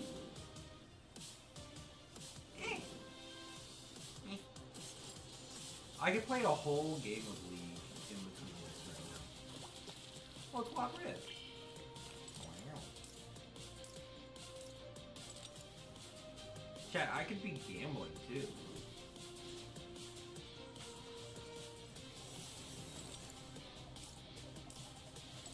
You know, it's funny, I don't get these, boo-boo ass fucking stream, viewer bullshits when I have 5 viewers. That's so fucking weird. AAA Aram?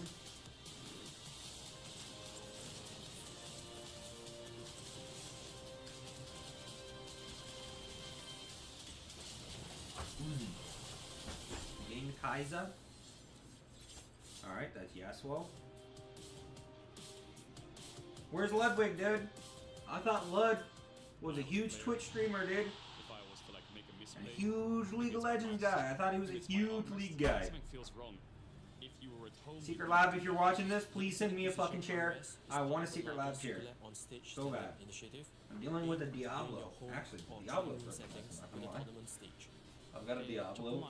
I got this shit when I lived in Italy. This shit's actually gas, bro.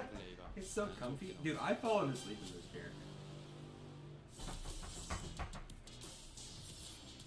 Go, oh! Get it, we are, oh! In it, we rock stars! Ain't no way we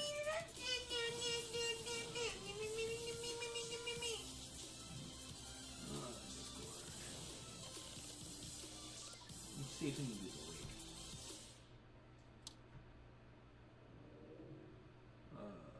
Red Bull gives you wings. You need to go to home, dear. We will. Goodbye. No, that's okay. We lost 3 people. Holy shit. We didn't.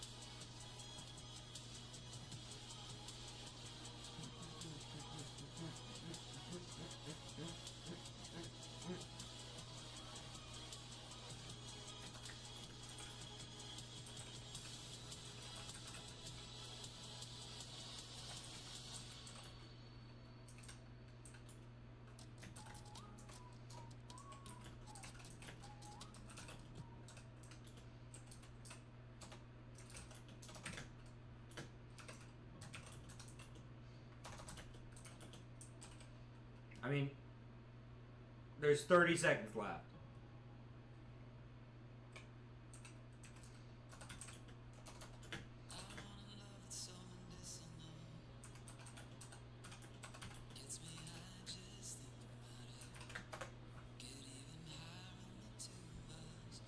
Ten seconds, Chief. Riftbound. Oh shit! I got a TCG. All right, game 3, baby. Game 3. T1, you better fucking come back, bro. You better fucking come back. I need you to come back. KT, fight and get one. She back. is back. 1-1 between T1 and KT in our grand final, meaning we get at least 4 games. I'm so incredibly happy. KT, they had honestly good starts to both games, but I want to take a look at this following. Oh fuck! It's not even the real game. It's just these motherfuckers talking. It's just these motherfuckers talking. By Peter first to hold on to the E to make sure that he can lock down I'm so Faker excited. to find that I initial was like, pick. hell But yeah. Keep track of this man as we follow up in the ensuing team fight because he's going to utilize Doran to punish the backline of Who's T1. in here? Doran desperately trying to help his team escape, acting as that front line, and there the root gets Timothy. extended range, connects onto 2, which sets up for KT to run T1 down I wish I and could win have the more. deciding team fight of this game. Yeah, and I really want to call out as we take a look at Peter's Pop Blossom step back extension again. Also perfect at the beginning of the fight to kind of set it up, ending up zoning off 4 people. I actually thought he very quietly had a pretty strong game on this record. quietly. Did you see the end of that game? If it wasn't for Perfect, perhaps we'd be telling a different story. Hello. Jättebra Hello. How goes it? I don't know why I'm awake right now. I mean, I know why I'm awake right now, but it's fucking 2:30 in the morning. I woke up to watch League of Legends Worlds. Does that make me a cancerous person?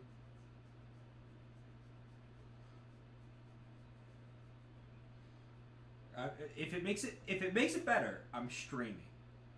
So like, it's not as bad, right?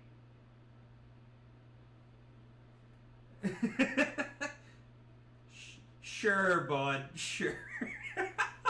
That's what that game. Sure, bud. I don't feel bad. It's okay. What you guys up to? I see Aiden's playing fucking Baldur's Gate. I still need to play Baldur's Gate. I have not played Baldur's Gate. It's been out for 3 years. Almost. Okay, I remember when it first came out, right? My coworkers were playing Baldur's Gate and they restarted every single fucking time. So I felt so bad because they were talking to me and they're like, oh yeah, you know, we're playing Baldur's Gate, we're doing like this new campaign. They're like, Jay, are you gonna do it? I'm like, no, I don't. One, I'm not gonna buy Baldur's Gate. 2, it seems like every time you fucking play it, you start a new goddamn campaign. So no. And I was like, nah, that's a hard pass. You need to get Martin on this shit.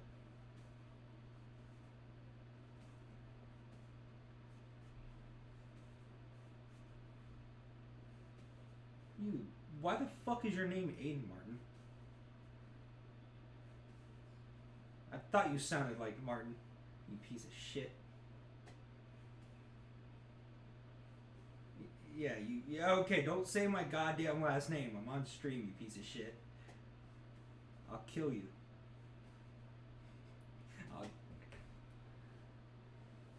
I'll kill you, you son of a gun. I'm toe tickler. I tickle toes. You know, it's actually... Dude, so it's... T1, obviously, is in finals. Dude, Faker got absolutely demolished this last round. RT, yeah. Oh my god. It was a 10k gold difference this last round. It was disgusting. So the stream is pulled up. They're coming back on stage right now. So they're about to do the draft again. So it's game 3. So it's 1-1. It looks like it's in RT's favor just because of the last game. But bro, I gotta be straight. I want Faker to have a 3P. I want him to have... Dude, I need Faker to have a fucking 3P because that's his, like... That's his mantra. That's his retirement thing. He needs a 3P, he can retire.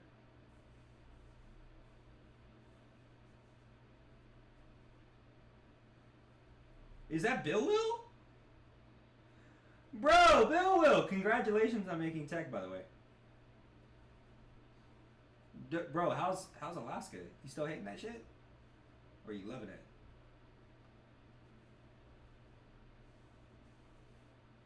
You know, it's funny because I didn't realize that you had made tech until I went through EPROM.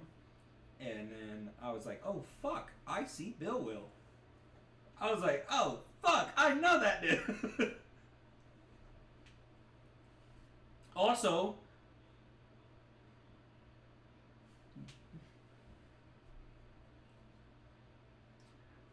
so I did make it out alive from, now I was called a coward by somebody in this call. I made it out of 2AO, bro.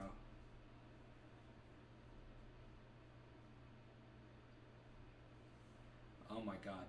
Owner is sitting there at his desk and he's just like closing his eyes as if it's like a world changing.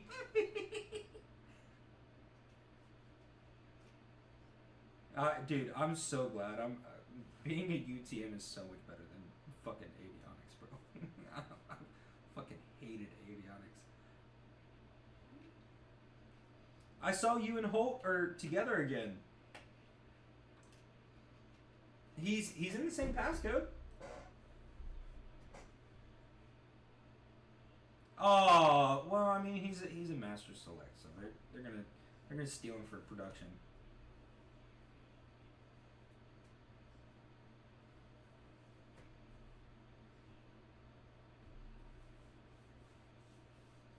Yeah, I believe it. I didn't even watch the opening ceremony for finals, and when I like skimmed back the video, I didn't even get to see the opening. I don't know if they streamed the opening on esports, League of Legends esports.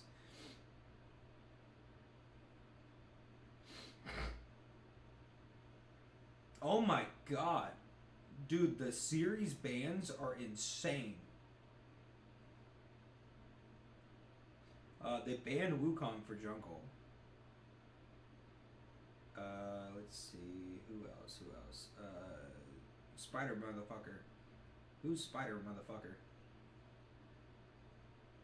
They banned Bard, which is so Bard's been banned a lot.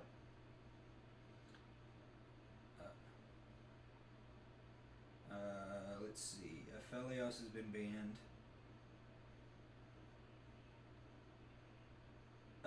Is it Aphelios? Dude with the fucking mask. I think that is, right? I think... No, that's not Jen. It's not Jen.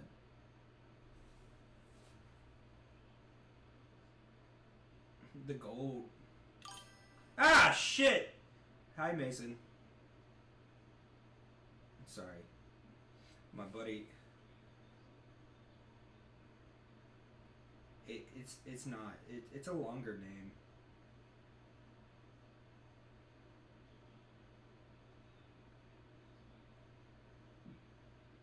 It's not Kindred either. It's I feel like it is Aphelios. I'm not gonna pull up the fucking roster.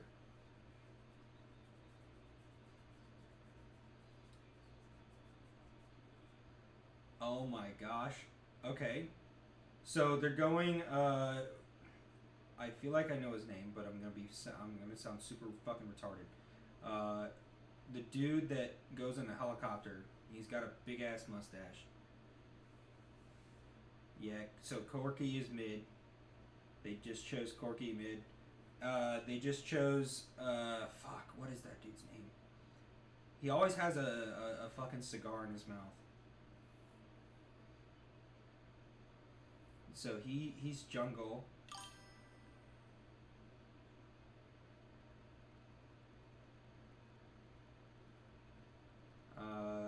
Dude, they're picking some wild ass things.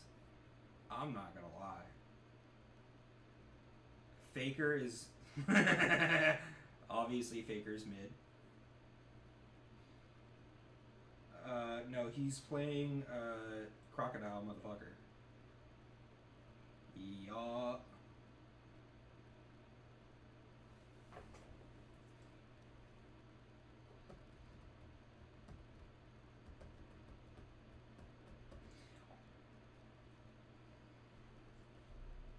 Dude.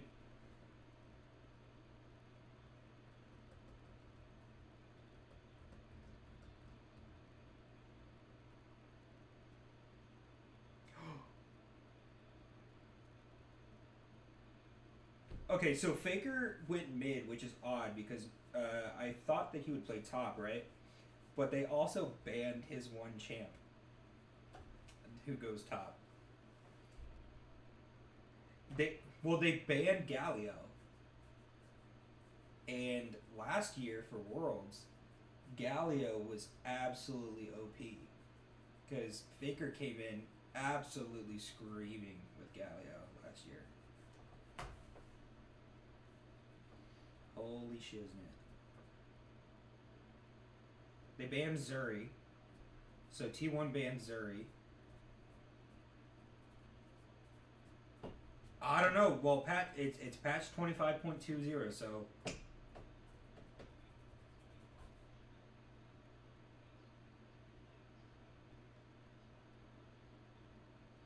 so correct me if I'm wrong. Now, Blitzcrank is my main support. Why the fuck don't people play Blitz in comp?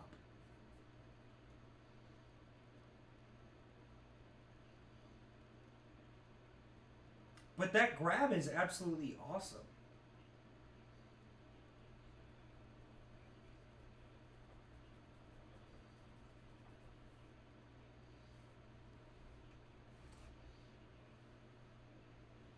True.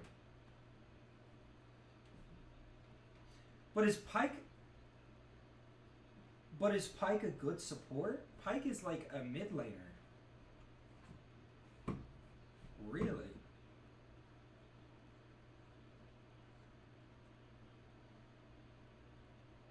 Oh shit. Okay. See, I'm not great at League. There's a reason. Yeah, but you guys are speaking on it like you guys are really good at it. Like, you guys have probably been paying it a lot longer than I have. I highly doubt that. I really highly doubt that. Oh shit! Faker swapped. So Renekton is now top lane in as Doran. And then Faker has some weird looking dude. Yeah, so Faker is playing, he's mid lane, Mason. Sorry, I'm also talking to chat.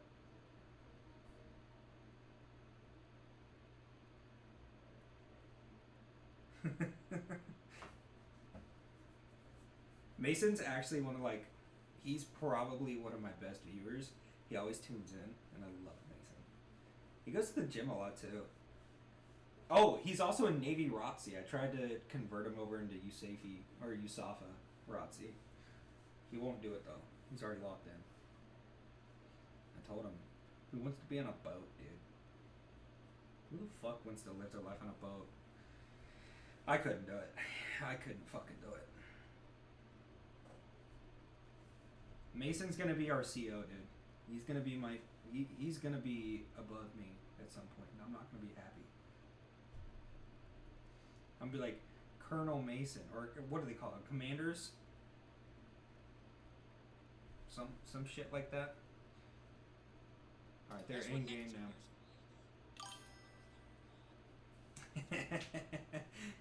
He's doing the crying emoji.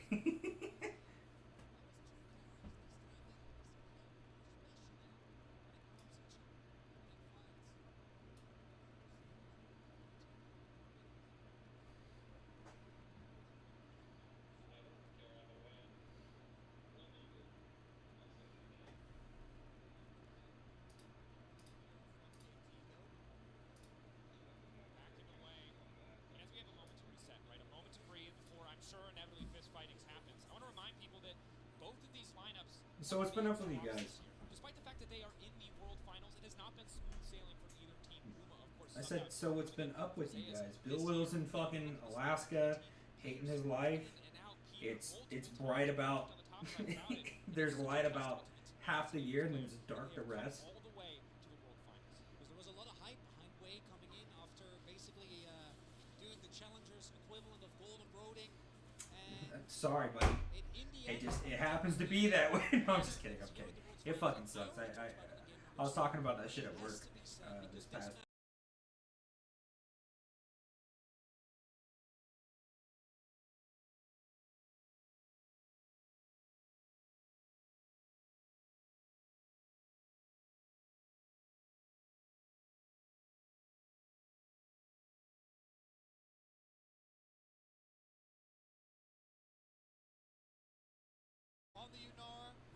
Dude, it's such bullshit.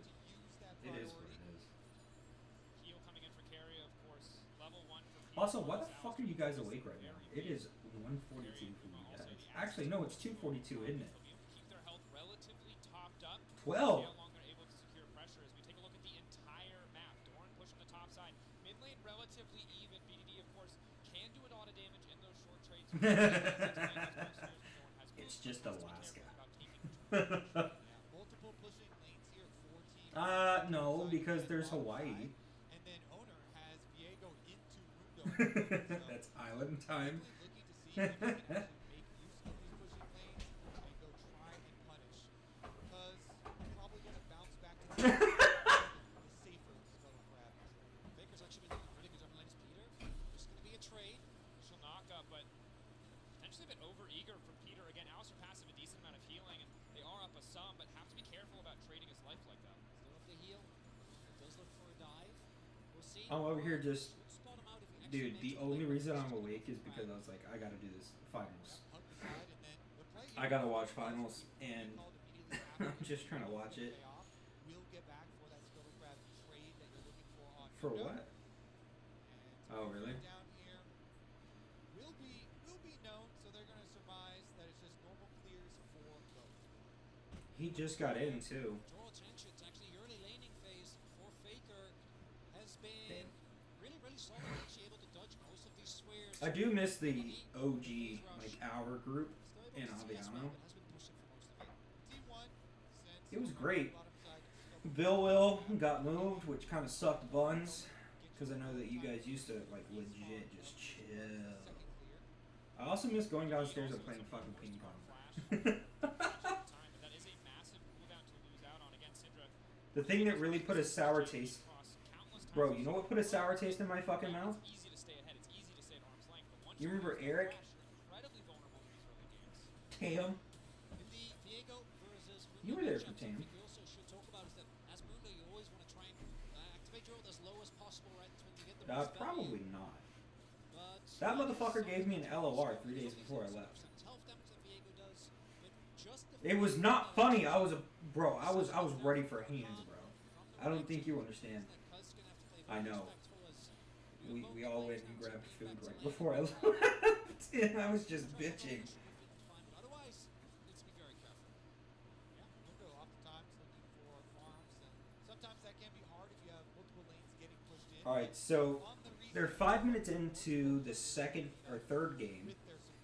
One of Riot's employees said that they wanted to see a 5-game thing, which is insane. 5 games in the finals would be insane, but he also was rooting for fucking KT. I'm not cool with that. I need T1 to fucking win. I need it. I need to see Faker win. This is like his like, this should be his final year. Bro literally had a wrist injury. Like, first off, how the fuck do you get a wrist injury playing League? Was he skateboarding or some shit? He's not too worried. Hex Drake down. B waiting in the darkness. Multi-man. The CC layering is there. Doctum on the way, but he's only forced to flash away. All demons out for Faker. He doesn't have a lot of mana left. The Darkseer hitting. Faker down. The chase coming through, but they really Oh my god, Faker just got stunned on the tower. Holy shit. He was trying to get under the tower. He couldn't get under the tower inside, so he got stunned and then murked by KT BDD. Or BD, yeah, BDD. And then KT Peter. Big Dick Daniel, there you go. I don't know, these are Korean stuff. So probably don't have the biggest dick. Not going to be too bothered by this. We do have Thorin immediately trying to apply pressure. They were able to get the Drake as well, so I'm just saying, you guys should also pull up the stream. You know, mute the stream. That way you guys can watch it. I'm just saying. Oh, boo, this man stinks. Brother, you have an Aviano money. I don't want to hear it. Yeah, but the only thing you spent your money on was beer and Aviano.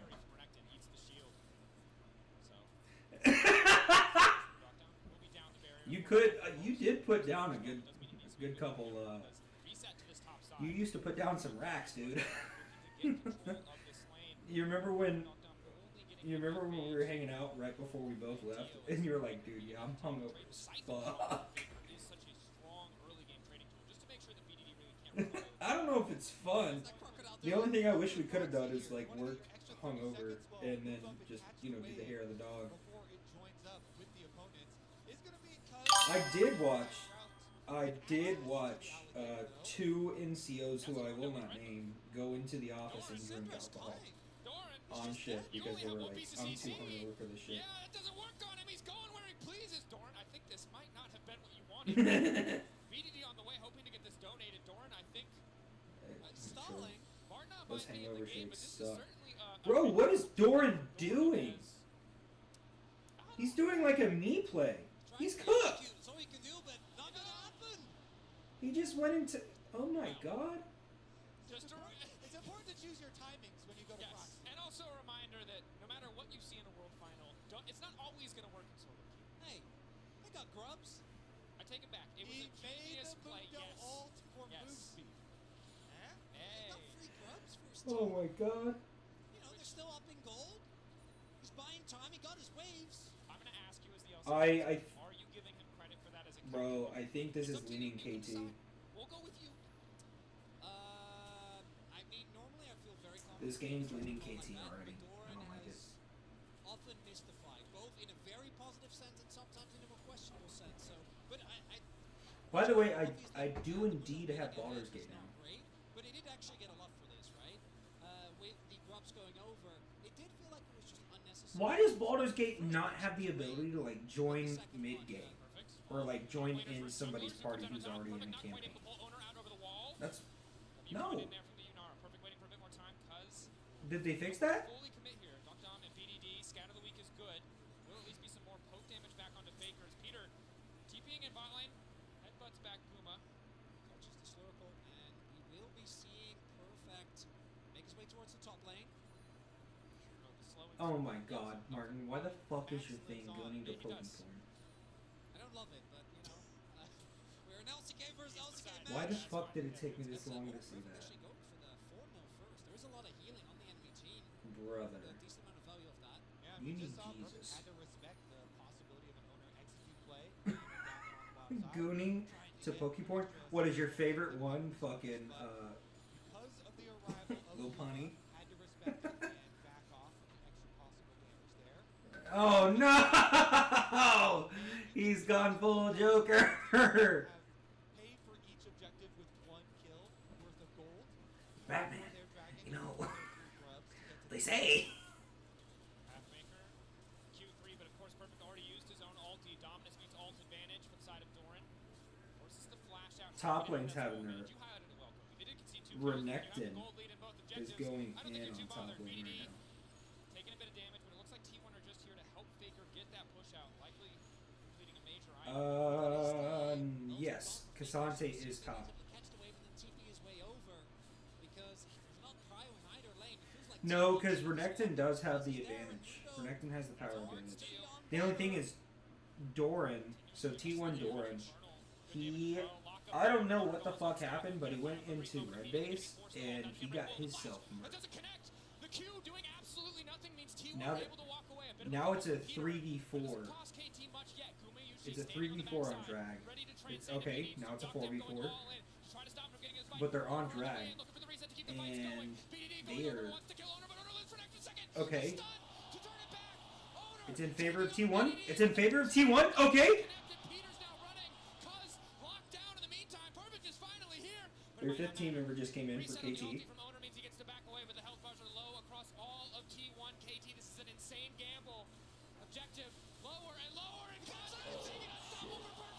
Red team playing Drake. Oh my god, oh my god. T1 is absolutely cooked right now. Doran just flashed out and he couldn't make it. No, Faker's under tower, he just got murked. Kira. Oh my god, bro, they almost aced the fuck out of T1 right now. He chases down the kills, the hero that KT needed. At first, this play looks dire for KT. They waste a lot. BDD there tries to get the execute, but just doesn't have the damage. Syndra's down. Alright, I'm gonna pop back into the Air Force Gaming server. Peter goes down, I want you to watch what Dom is able to do here. Godspeed. Because he keeps hovering over, Hey, firing love you these guys. rockets, the poke Hit just me up. keeps connecting, and then Perfect goes in, and all he needs to do is buy time and buy space for his Corky to Gatling gun his way through T1. Huge moment there. Corky doing work. Cuz hits the cleaver, flashes in to finish off the kill as well, and BDD comes back in time to claim the kill on Faker himself. The back for KT. They are erupting so with joy. cooked, bro. It looks like T1 had taken it. The steal started to feel like it was going to balance out, but in the overall extended fight, KT just keep on doubling down. And folks, I'm starting to think the Mundo might be a problem. Yeah, that's almost 10 times as much damage. That's a little silly. This is Cuz's second professional Mundo game. Yeah, on track, looking good. And I gotta say, Owner, he gets the Kraken Slayer. Uh-oh, Gumayushi.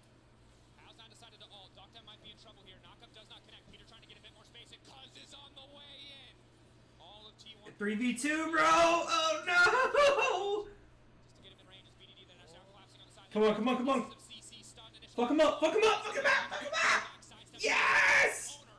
Good job, Owner. The hardest parts about these control mage changes or trades is when you try and play the side lanes who are very vulnerable here. And so T1 able to pounce on the flashless Syndra. Really nice play there from T1. Also, no, right? Cuz shows mid, ult obviously felt like wasn't going to do too much, just wanted to get to the fight as soon as possible.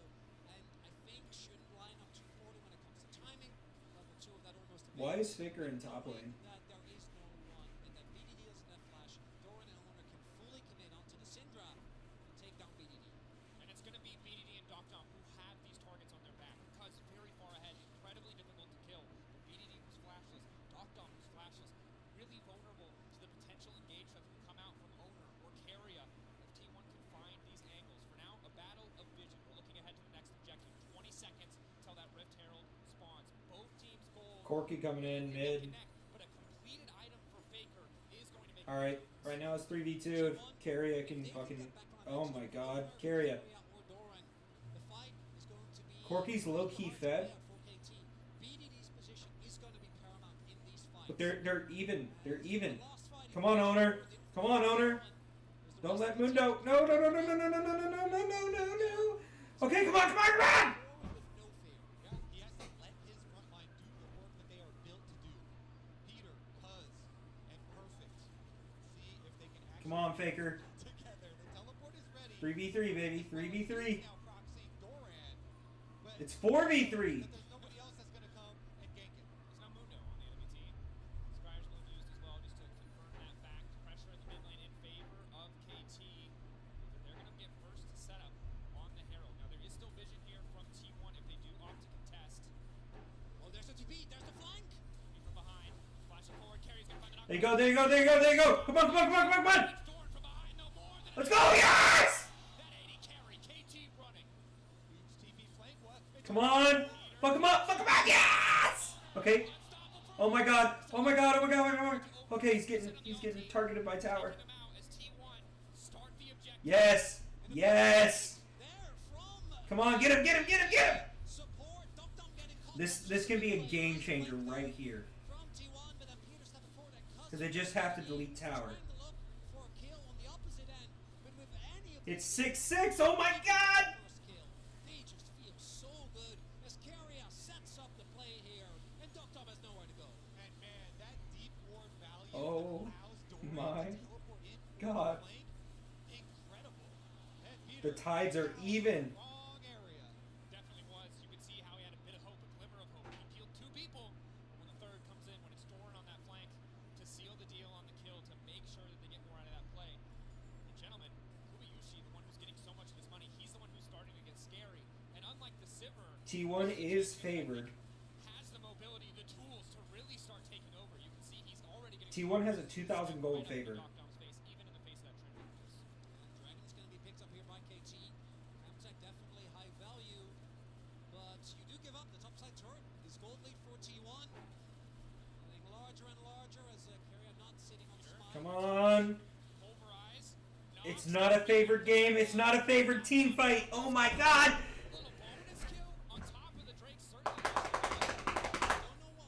Corky fighting mid. Corky's a level 10. That Dr. Mundo. Dr. Mundo's trying to get tower.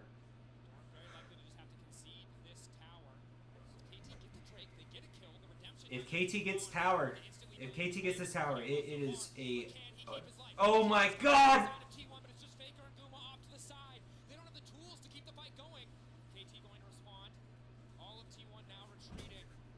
Come on. Go mid lane. Yep. Come on, Rift Herald. BDD. Just... Oh yeah, there you go, there you go, there you go, there you go. And there is tower. Bot tower is lost. He can take up that tower, they go for the dive, they make the play very nicely and very quickly. And we do see the gold lead has now evaporated. Basically reduced to nothing, was 2K just a little bit ago, and I don't want to see Mundo and Cassante with Captain Soul. That's too much, man. That truly will be too tanky. Dr. Mundo and Corky are both fed. Like you were talking about, sniffing around the dragon, and KT actually turned that pick onto him into a lot of value here. Nice little bit of ballooning of the goal. Now everything is in T1's favor.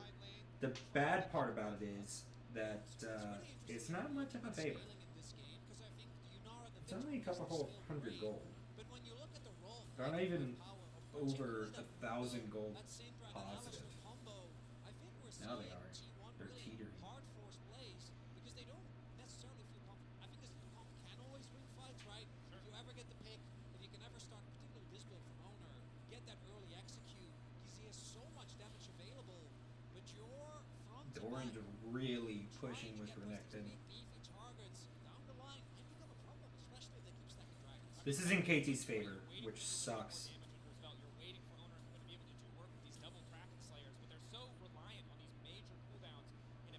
I need T1 to pull out the fucking victory, dude. Team fight is not going to go in your favor. It's 6 seconds now to the Otacon. We're looking at the bottom side of the map. The push in bot lane for now is in favor of KT.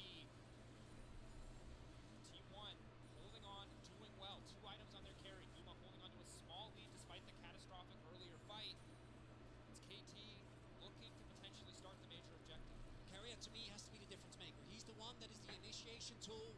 This time there is no flank ward, so Doran can't quite find an angle as easily as he did in the last one. So Carrier has to do a lot of heavy lifting. Has the subs available, but so do the carries of KT. Look at the lane allocation here. Oh my god, Dr. Mundo. Dr. Mundo's on Drake, along with Carrier and Gumiyashi. Ryushi. Owner though is taking a significant amount of damage from the Otacon as well as getting shredded from it here. So KT feel like Yeah, no shit, he's getting shredded. It's 4v3. That is not in favor. That is not in favor. KT might just try to draw this out, just try to delay T1 a bit, threaten the objective to give themselves the time they need. And the good news for KT is Peter, Cuz, these frontliners really hard to catch out. They need it back, dude. It's so impossible for T1 to land a single piece of CC. And the unbreakable for Peter also means that even if they see one of these isolated members, it might not be Oh my god. KT perfect. Absolutely destroying Doran. Oh my gosh, that Renekton. That Renekton needs some more buff. Renekton, Ruthless Predator, I'm pretty sure, so didn't get stunned. Wins that trade. Henley also presses tab most likely. He's like, I have a 4-mil and eject shows. Good luck, buddy. Starrick's now gone for Doran. That is a big cooldown. But we'll get this Renekton needs his Bloodthirster. Renekton really needs the Bloodthirster.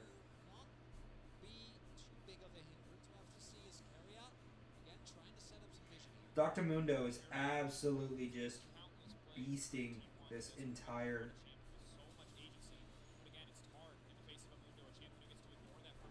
Bro, 2 level 13s.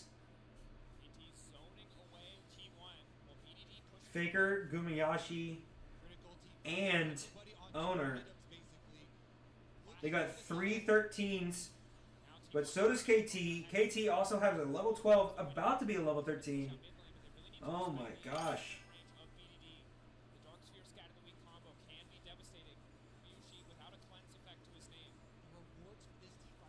Thanks, Mason.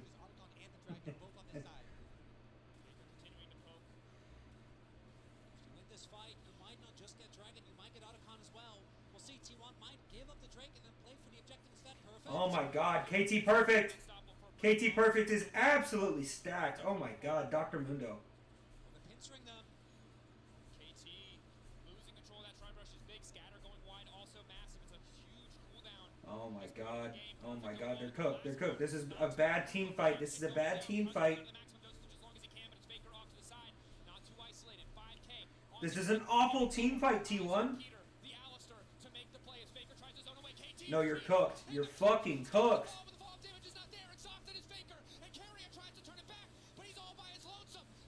Oh no!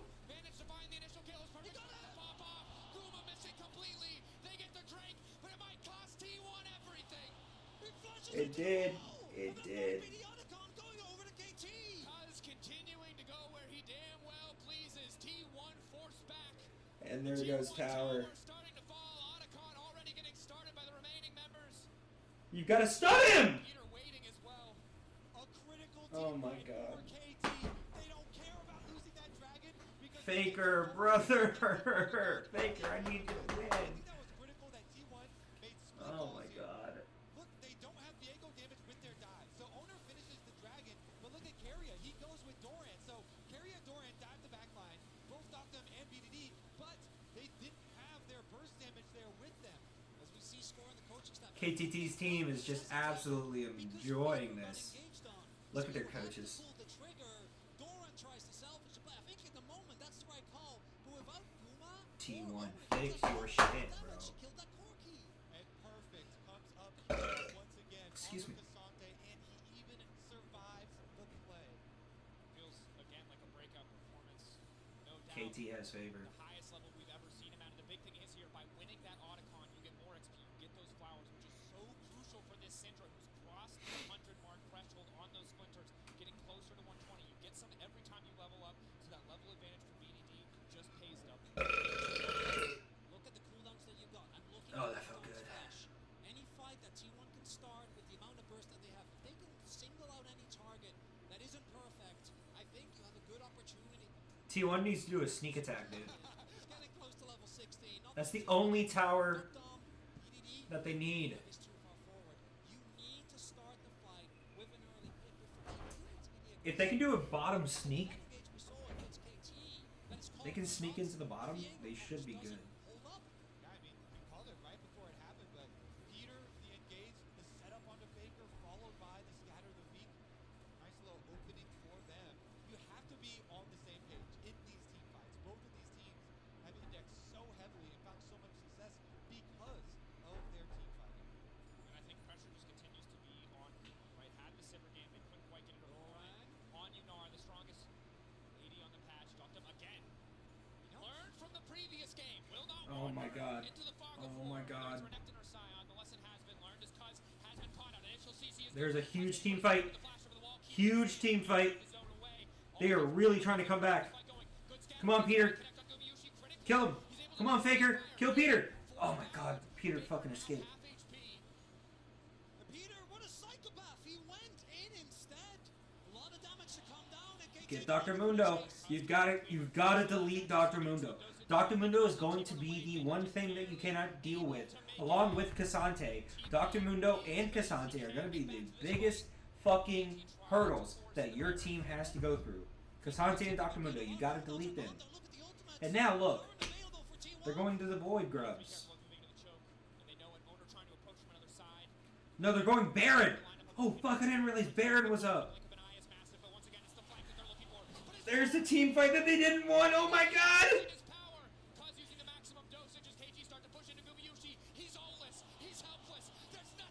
Gumayushi is deleted! Faker is done! KT are doing it! The stun from BDD right onto Renekton as he's trying to go through the wall. BDD stuns him as he dashes, and the reward... T1 needs to go bot lane.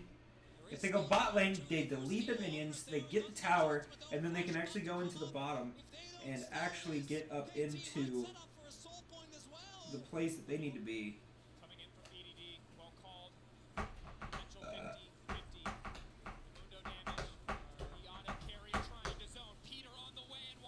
There's Baron. There's Baron.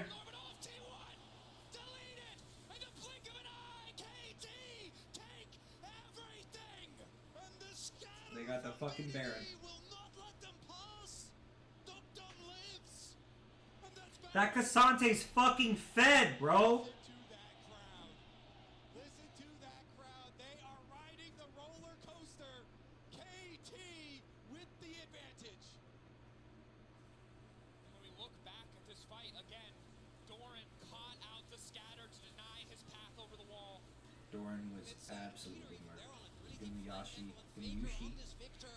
Trying to make the flank work as they just don't have the tools to deal with this Mundo. He's just not taking I say she. It's Gumayusi.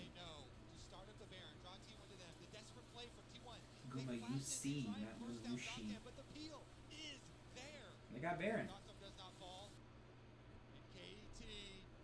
T1 is absolutely just throwing this away. Look at KT's fucking team, dude. And almost the entire year, T1 have dominated this KT lineup.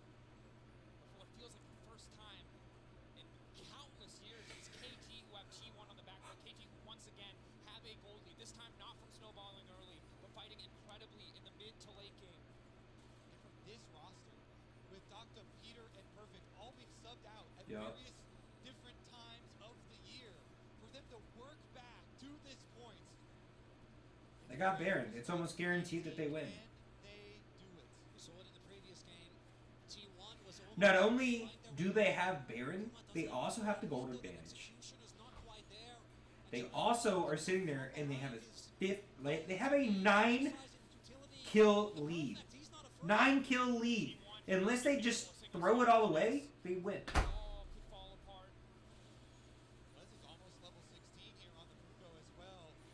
There's a 5,000 gold lead. T1 is just tossing this shit away. I was hoping this game they would actually bring this shit back. They are not bringing this shit back whatsoever. I am pissed. Carry with a good combo, Faker with a good ulti. You can see the path to T1 turning it, but it's just so hard to imagine Cuz dying to anything at this point in the game. BDD, 3 items done. 10-stack Dark Seal, slow and steady. As this bot lane inhibs certain the They're flow, done. you see T1 They're as done. well. They're That's it. accepting it. Doran maybe trying to trade an inner and top. Cuz just getting They a can't make it grab back. for his efforts as now the 3 item spikes have been in for Faker, for Owner, and for Guma. KT waiting off to the side. You need to stun Peter. Stun Peter or Cuz. So you get Dr. Mundo, you stun him. I'm telling you, Dr. Mundo and Casante are the biggest things standing in your way. Ulti goes from Faker, and Peter's just going to walk away. Again, no major objective, so it's not a big deal, but T1 have to be careful. Corki, Doesn't want to go down, and T1, if they had a flank ward, if they had the bot lane turret taken down, maybe there's an opportunity, but that one is still standing 31 minutes in. During their defense, T1 are able to get the top side secondary tower for Doran in addition to the red buff, plus this outer tower as well. So a little bit of gold back in their favor. But KT, they stand just 2 minutes away from a Dragon Soul arrival. That fight will be critical. Yeah, that's Cuz level 16, and that's Casante. That's too much. That's too much power. Just Casante. I did need to add more. You guys both know. they can 3v1 Casante. For the rest of the description of that champion, It looks like everybody else is coming in though. Corki is coming in. They're chasing. They need to chase Casante out. Chase Casante, get him down. Alright. And we keep repeating it because I think it's the only way, barring a colossal mistake on KT, that they win. They need to find a pick on BDD or Dok. These are your 2 main targets. BDD's flash will almost be up.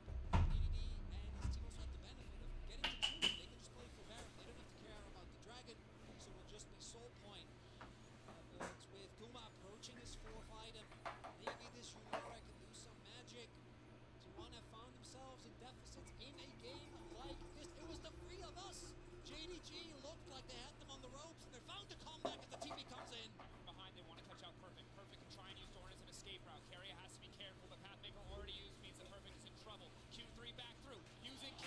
Come on! Team perfect! Team go! Yes, yes, yeah. Oh no. Oh no. Oh no, everybody's there. Holy shit. There you go. There you go. There you go. There you go. There you go. Oh my god. Oh my god. T1 is not doing good.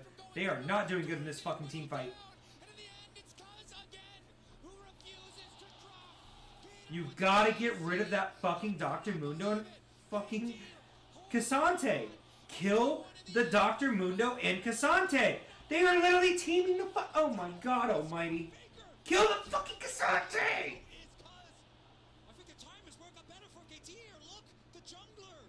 Oh my god. They're three. They're both 3 down.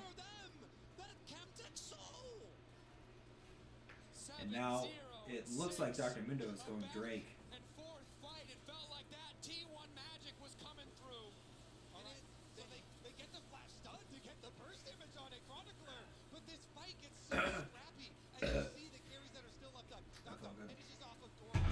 They're still 9 down.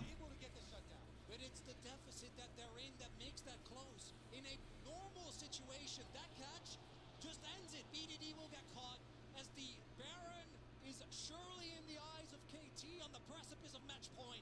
If those fights are coming. Now they did close the gap on gold, which is good. But they need that Baron. They need that Baron more than you think.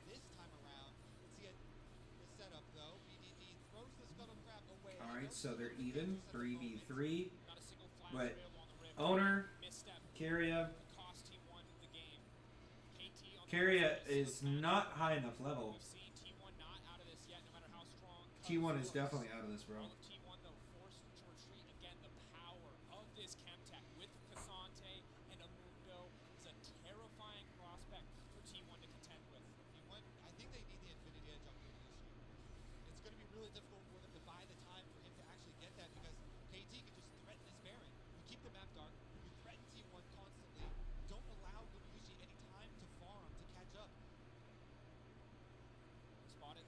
They're getting Baron again. T1 can't afford to let this get away from them. Peter just using the Hex flashes. All of T1 start to move in. Double Randuin's to slow the approach of T1 if they need. It might come down to the 50-50. Peter trying to spot Owner to force him out of the pit. No smite for either support even with the spell. That Baron. T1 getting forced backwards. Don't let them get Baron a fucking second time, bro. Picks up the canister. Guma really starting to hurt, but it's not enough damage. You can't let them have Baron twice. T1 taking a little bit too much poke. See if KT actually want to pull the trigger on this or set up a bait. Eventually, T1's going to run out of the resources. It's 100% a bait, bro. Just go mid. Just go mid. Just go mid. Delete those minions. Let them come to you, bro. At the same time, like, they can't... Here's the problem. They can't give up Baron again, but they also need to push mid because they need to get rid of that fucking tower. And now, look, there's a whole team fight going on, and T1 is going to lose.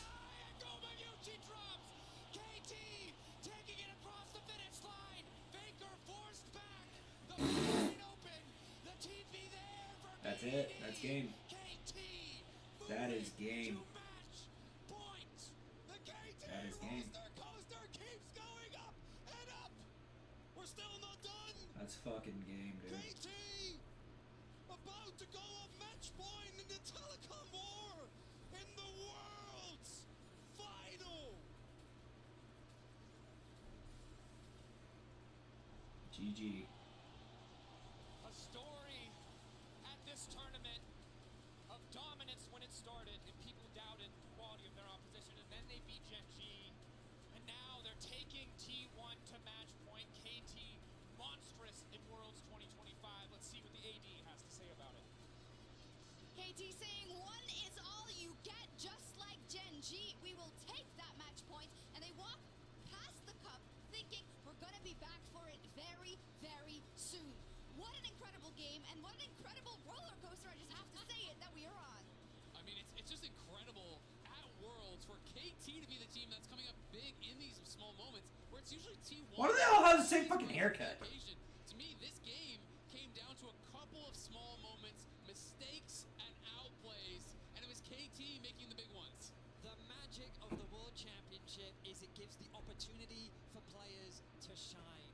And for KT to perform like they are today is It's what we love to see at the World Championship. What a phenomenal performance, and I really want to dive into talking about this. I want to listen to Emily first. I was just gonna say, I think the most, how am I doing? We'll leave that for later. Okay. I think the most important thing to me, though, is that it's not like KT have been flawless, right? They have made mistakes. It's more about how they then deal with it. How, like, especially, like, Peter makes a mistake on the Alistar, then he ends up being super clutch in a later fight.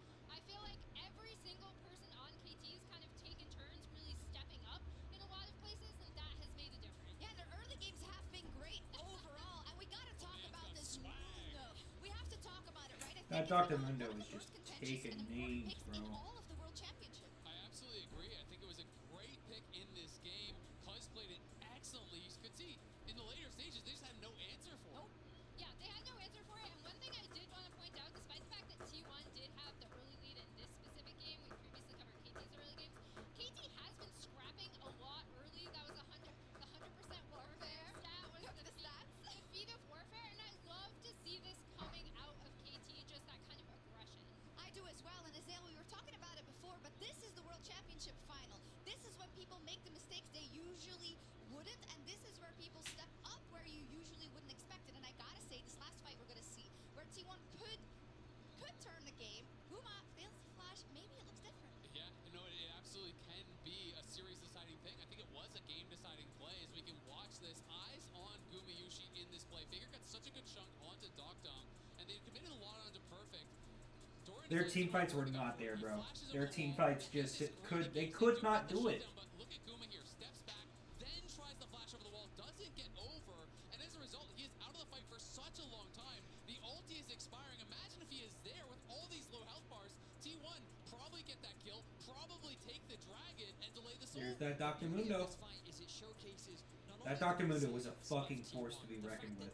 In these environments, they still constantly look for opportunities, constantly God look for ways dang to it. flip the games. But the fact that KT weathers that pressure, and while it is in conjunction with key mistakes that we're seeing from T1, the fact that KT is able to find these opportunities and punish the mistakes is a testament to how well they've been playing. It absolutely is. Faker did 45,000 damage. He just couldn't pull it through. 45,000 damage. That man almost did more than two. Well, actually, he technically did do more than two people combined on KT. He just couldn't land legitimate fucking plays. So that we have to look at, because Emily is saying that because there is such a long. So here's my thing, right? Faker's doing really, really well. He's doing really well, just as normally he does. They banned Galio, and Galio was his Hail Mary last year, right? Galio allowed Faker last year to sit there and just spawn in, basically, on a team fight, and absolutely murk the shit out of people. If Renekton had his Bloodthirster, he would have been perfectly fucking fine. But he didn't get a Bloodthirster, so he didn't get an Omnivamp. He didn't get a fucking Vamp. Period. So now what's happening is they're going into this with T1 losing and KT leading with a 2-1 lead. Had they played it with a team mindset and like a team fight mindset, because they did go in as team, right? But they were not doing it well enough. Renekton, he was not fucking stacked. Like, there was no Galio, and then Dr. Mundo, and Corki, along with Cassante. Corki, Dr. Mundo, and Cassante, they were all fucking fed. They got cooked, bro. They got fucking cooked. Such bullshit. Because I'm sitting there, I'm looking at it, right? I'm watching these team fights happen. And all you see is just Cassante and Dr. Mundo fucking him up, and then Corki comes in. He just does his little thing. He pokes. That's game. We did not expect to be performing as well as they are. Perfect. I want to shout out Peter as well. Those two stepping up in this game. Also to get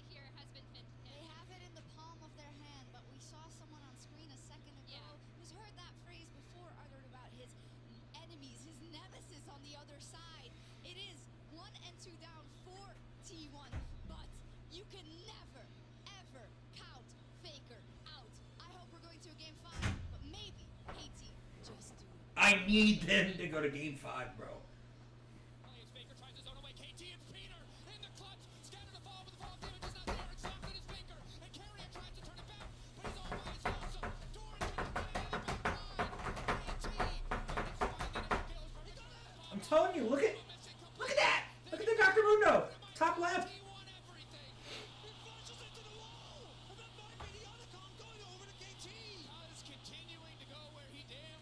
Oh my god.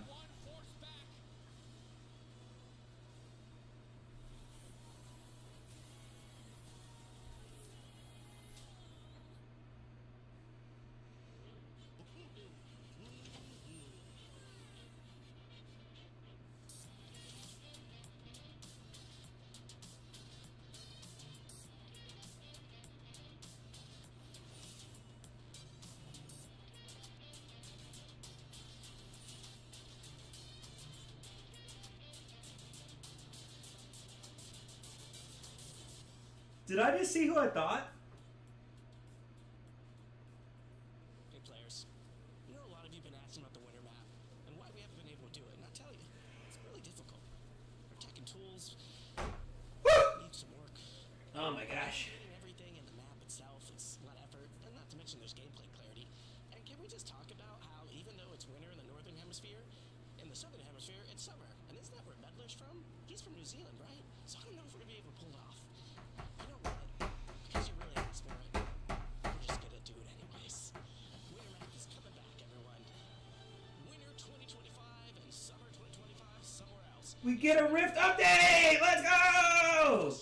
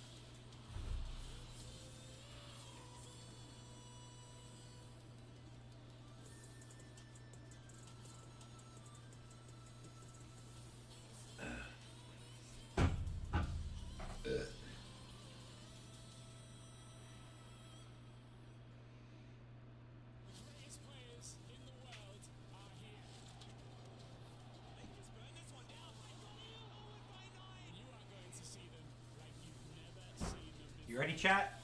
Watch this.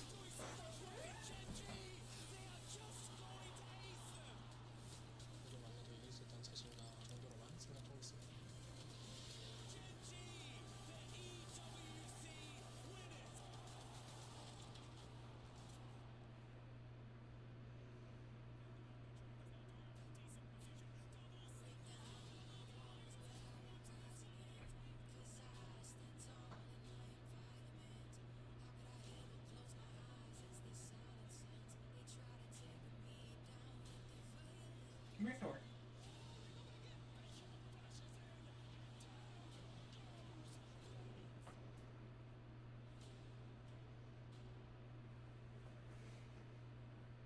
Go to the bathroom. Come here. It's more than a game. It's a world shaped by you, the fans.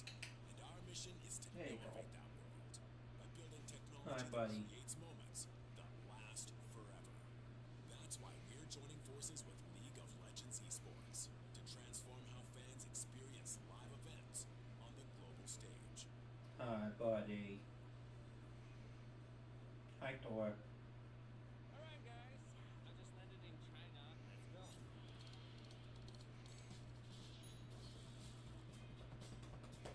Play the local way. Pay your way. Come here.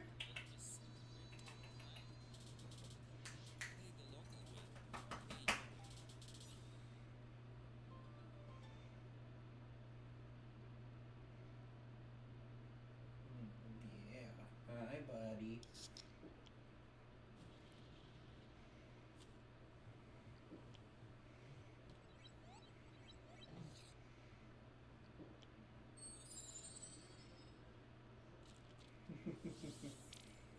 my buddy boy. Red Bull gives you Wings.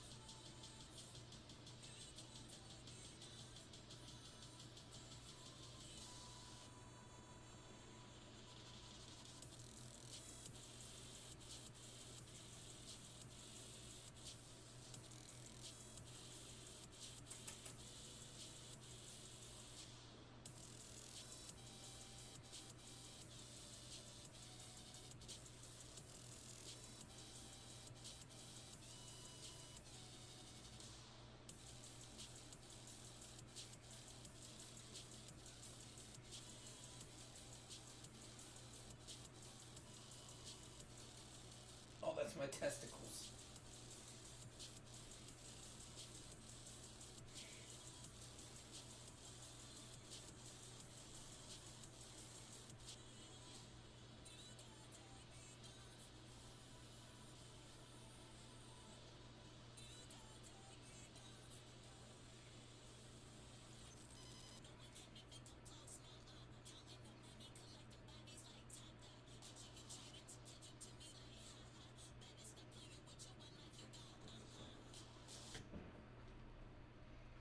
Come here. Thor!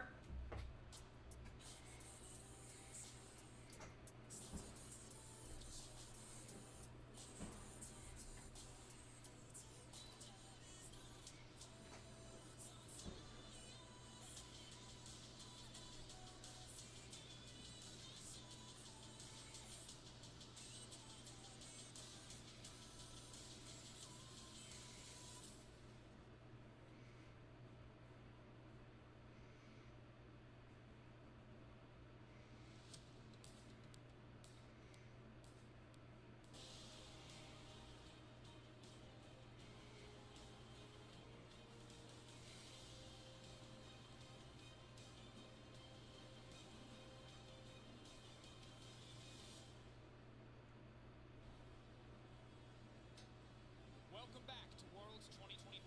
We're here to see the League of Legends Carnival taking place here in Chengdu, where 1.8 million fans have passed through over the course of the weekend and are watching now as KT, against a lot of expectations, almost all of them, I think it's safe to say, take us into match one. They have been playing so incredibly well this tournament. They have still only lost 2 games the entire tournament. 1 to Genji and 1 to T1. KT playing so well. It's inspiring. It low-key pisses me the fuck off. Teams be in this 2-1 position before and not be able to close it out. KT being an absolute underdog. Never heard of KT. I thought AL had a really good fighting chance. T1 knocked them out. But I need T1 to absolutely take this game.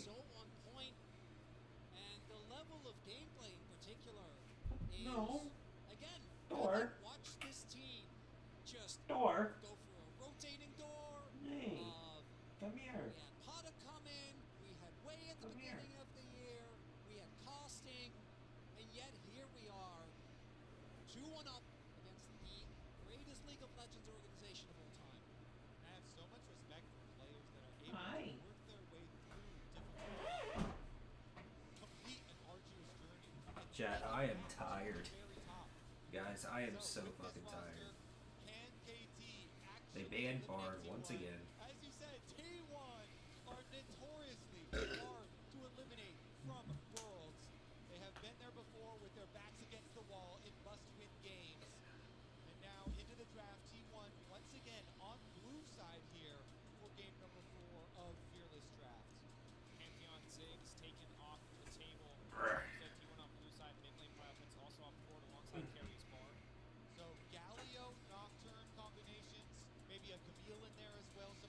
Do not ban Galio. Let Faker have Galio, bro. That could be a tool that they use very aggressively. Okay, they're going to start out with bot lane. And now we have, for the second game in a row, despite the struggles on Yunara in the previous game, T1 doubling down, tripling down on Gumayushi, being the center of their early draft strategy. Yunara did not work out for them. It was not enough. But Kalista, an incredibly oppressive champion at early stages of the game, set up for an explosive bottom Kitty. matchup. But the Trundle is there because Ah. Okay. known Trundle blind. Hey. Door. I don't want to say hater because that's too much, but I don't love it. We'll see though. Cuz thus far has earned the confidence in this tournament and is really good into Kalista, being able to slow her down. I gotta clip this. And make sure that she doesn't get the space that she so desperately needs in fights. This is also, again, there's a layer to this, right? There is the fact that Dokdom had a great Kalista game against Gen G, but he might now be picking up the Caitlyn here to try Ooh. As a jung? Caitlyn as a jungle is insane. Assuming that Peter is actually going to Faker needs that Galio real bad, dude. They have actually, for KT, they did like Caitlyn Braum. They didn't necessarily fully index into a Caitlyn Lux or Morgana or Karma type lane. And so they definitely have some options still open to them. But I do really like Siege comps and extra range there with Trundle because you can make use of that pillar. Go for but it. here is the Nocturne that we were talking about earlier. Does Love you, get bud. locked in for T1, and I really do think those combination comps are going to come through for them with the heavy dive. Dude, I am so stuffed up. It's not even funny. Here, he's going to have to have a big one. And with a lane that feels good, but Renata line can get punished. Obviously, 2v2 is absolutely devastating. That's why T1, I think, have really struggled in this series. It feels like KT's early game has been better. Almost all of the times it's BDD going to be blind. Cassio, you're playing Cassio into what is already such a short-range composition. He's going to be feeling impeccable. And it was this pick that got KT over the line against Gen G. it was, and now again. I'm not gonna lie, guys. It's not looking good. Yeah, KT is 2-1, so they've only lost 2 games the entire fucking run, too. In the entire Worlds, they've only lost 2 games. It is not looking good.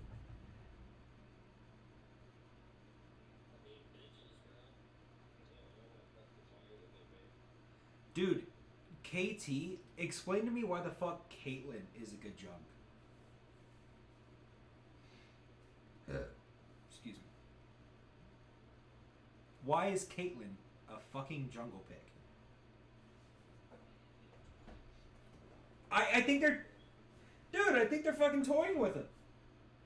Dude, the last game, this past game, Dr. Mundo, Corky, and fuck, I forget his name now. Cassante. They were going in so fucking hard.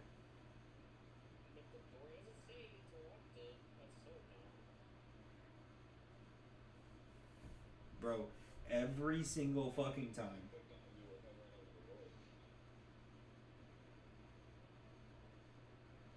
They also banned Galio again. And Bard.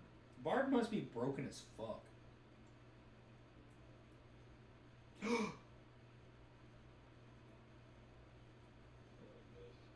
Martin. Bro, somebody chose Blitz as bot. Oh, damn it. They never mind. They switched to Tom Kench. Boo.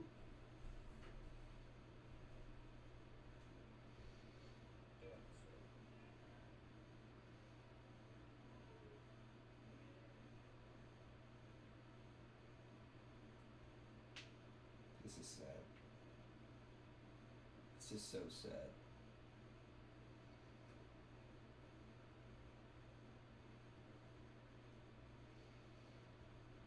Faker's not gonna get his 3-peat, dude.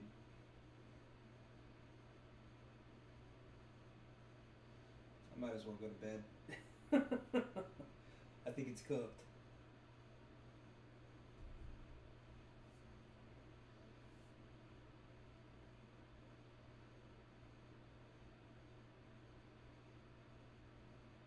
I was really hopeful that they chose Blitz. They did not choose Blitz.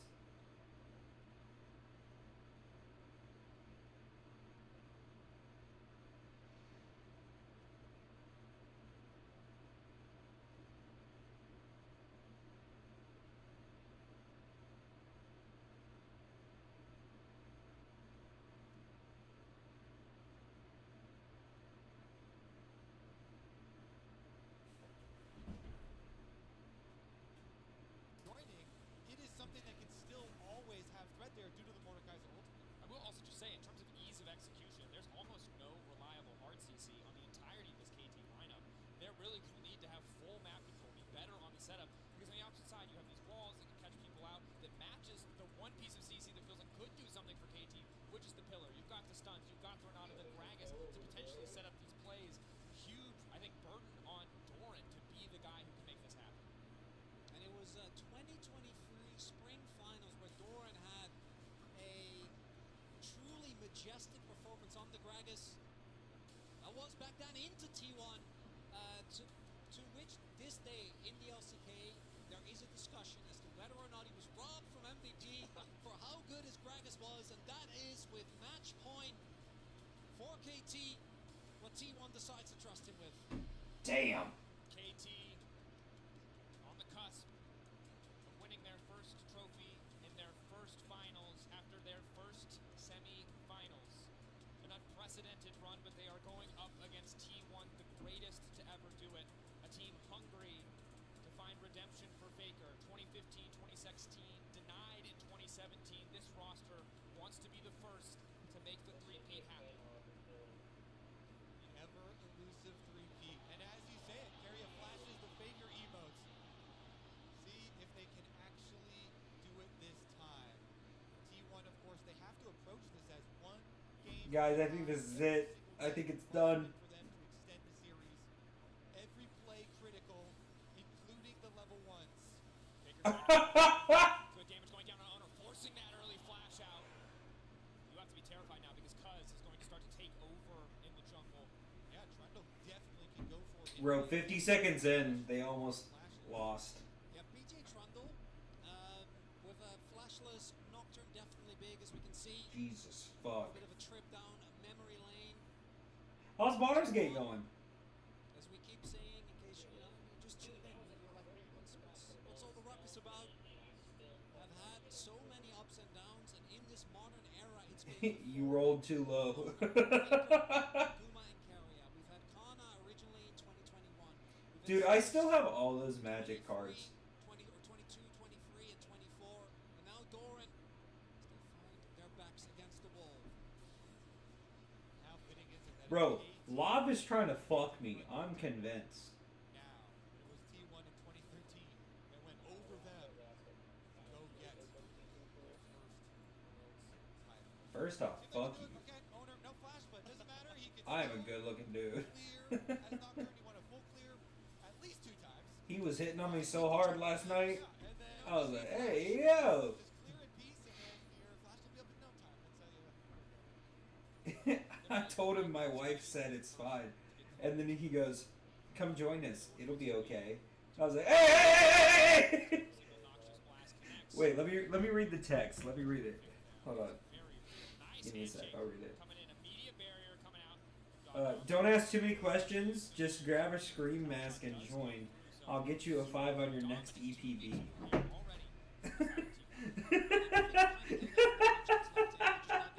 I was like, bro, what? Was expected to have pressure as you go deeper into the series, right? As you go right into the game. When Bro, you didn't roll good enough on the fucking die. Pinch into Anivia and Gragas really doesn't feel quite as good. I think Nocturne and the Did you roll a crit on your dice or no? but Anivia really Okay, makes well Doran then. actually rely on the protector carry, get W's off, and Gragas Thor, create space. Carry out. what are you doing? Carrier tries to get into the Q flash. Dom quick on the reactions, crucially, but that is a flash down in the laning phase. And again, while Owner is flashless, Oh my god. Big for this T1 bottom lane that T1 want to play T1's fighting in bot right now. Kalista, Renata, Nocturne trifecta that they've been able to get for themselves. And it is going to be guaranteed bot side. Scuttlecrab with the early push there, and the ward as well from Doran took his time from top lane to go ward the second one. So they'll know that this time around, because he's done the same thing he did last time, where he did the clear into recall and then look for I do like, though, you see, even though Nocturne isn't necessarily the number one dive champion, all the precautions are being taken. Cuz actually hovers there to see if they go for the crash of the dive for the first crash. Dum still going to be substantially behind, though. Force the base in the early game. Lucky. Kind of double value when you're able to shut down that Caitlyn early game, but so often is incredibly impressive. Now, though, on the top side, Doran, they have to be careful. Good awareness, though. See the potential gank coming, knowing that there's really no play on the bottom side to be had from KT. early stages of Mordecai versus Gragas. Big plenty of sustain on Gragas. Problem. So just a farm fest up there as both of them will go into their second games. It's going to be a little bit quicker, of course, for Owner because of his path that goes for the quick recall there. We'll see once again when the Nocturne does end up towards the bottom side of the map. Currently, though, period, at least hovering into the fog of war. And going for pretty deep recalls. RC. Come here. Not the best in trades, but not Boy. has his egg still available. Door. See if Cuz can make something happen. Might look here. Has his Raptors just now done? Making his way over. Even getting a summoner, getting the egg would be big. And Grounded, Cuz on the way in. With Wall, the force that is engaged. But BDD full committing even though he has no mana. They do manage to get the pass. You remember that time that we were supposed to play D&D with Holt? And what could be the deciding game, KT, they send all resources again towards mid lane. To BDD. But it's Cuz that gets the kill again. That was so hard. Wanting to look for the punish here.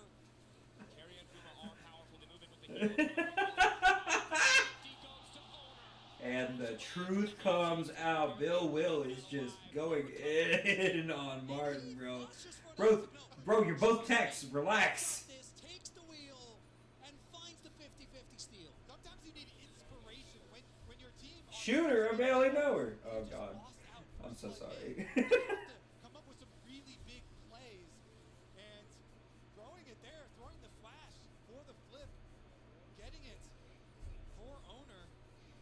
Martin, it's over, bro. In the mid lane, but Peter a little bit late. You can see how while BDD was comfortable in that 1v1, it's so difficult for Doc Dom. If the wall had appeared Brother, just a little it bit is more behind him, over. he very likely would have died like the one we're seeing here. Luckily, I'm looking at it. is there to cover. Butt plug. Butt plug. Will back away. Pause. Damage under his belt yet, or that could have been a lot more concerning from the side of KT. it's nice knowing a little indicator for where you need to throw your stun. Cuz will be able to maintain this lead thanks to the kill that he got. Owner about to hit 6 though. Oh, That is going to no. be when he comes online is perfect. Big flash away. Faker's trying so hard, dude. Come out a few seconds later on the wrong I side think of it's the wall. done. Faker. I think it's over. I do really love when people play Goofy Songs in very high stakes matchups. Gragas burp, a classic. I mean, it's only 7 minutes in. I think it's over. They got Cassiopeia on KT against T1. She's guarding the fuck out of this tower, dude. Looking at how the early game setups are going to go, it feels like who gets to the objective first, right? I think we're gonna have to cut stream. I think it's done. Just the prior of this Guma carrier lane with the Kalista Renata, you're able to turn that into vision, and you're able to pick off members from KT as they rotate over. Because the pick potential is amazing. Turn off the lights, displace them either with the wall. Who the fuck is doing 9 damage? Available early on to take down these targets for KT. Again, it feels like it's going to come down to what can we find in the team fight. Yeah, an excellent. What do you have to? T1 again, Faker easily able to wave clear even in the What face kind of fucking roll do you have to get to 9? Mid lane control from Carrier and Kumiushi, and now Owner walks his way up top side. Immediate free grub secure. I mean, on a D20 dice, if you roll a 10, that's not bad. You got... Oh, you're rolling a D10. Oh, shit. They got the first dragon as well. You know, the way in which they did it was... Dude, my inner nerd is just exposed. I don't give a shit, bro. It's all a part of my life, man. I'm just me. I'm unapologetically me. That's why I was so successful when I lived in Italy. Like, I was unapologetically me. Impossible! Yeah, you're not doing that, dog. Ain't no way. You can't roll your way out of that one. There's no chance, brother. You know, like you shake the 8-ball and then you're like, I wonder what it says. You shake it and then what comes up is, nah, dog. That's what just happened. Nah, dog. Very effortlessly contest the big smites of the game. When Owner and Kuma are working together, it feels pretty impossible for KT to stop an objective that team would have started. Kuma on a lot of champions is pretty good at contesting dragons as well. Are you guys off for the 4-day or no? Nice. Technically, what do you mean, Noel?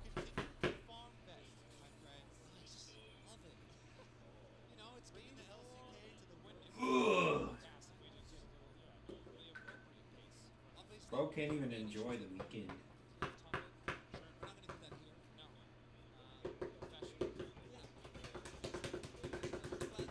What were they on deployment? Were they on deployment? 24/7?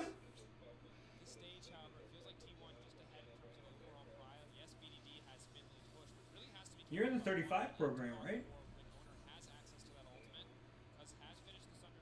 But 35s are there? What? I thought you were in Isleston. Oh, 22s. Okay. My bad, guys. My autism was not correct. My autism was inaccurate this time.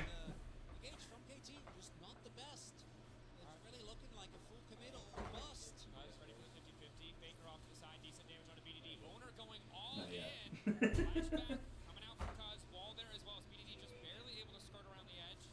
The objective set up now for the side of T1. Double TPs. Oh my god. T1's claiming Drake. T1 got Drake. Maybe it's not over. They don't have the tools to keep the fight going, and Peter wants to flash tongue lash, but that's all their CC. Perfect fighting off the side, dragging Faker. I don't think they are. Oh my god, this team fight! Yeah, they're cooked. They're cooked. They are so fucking cooked. Gumayusi will not be able to make the bailout work. The Drake to T1, the fight to KT.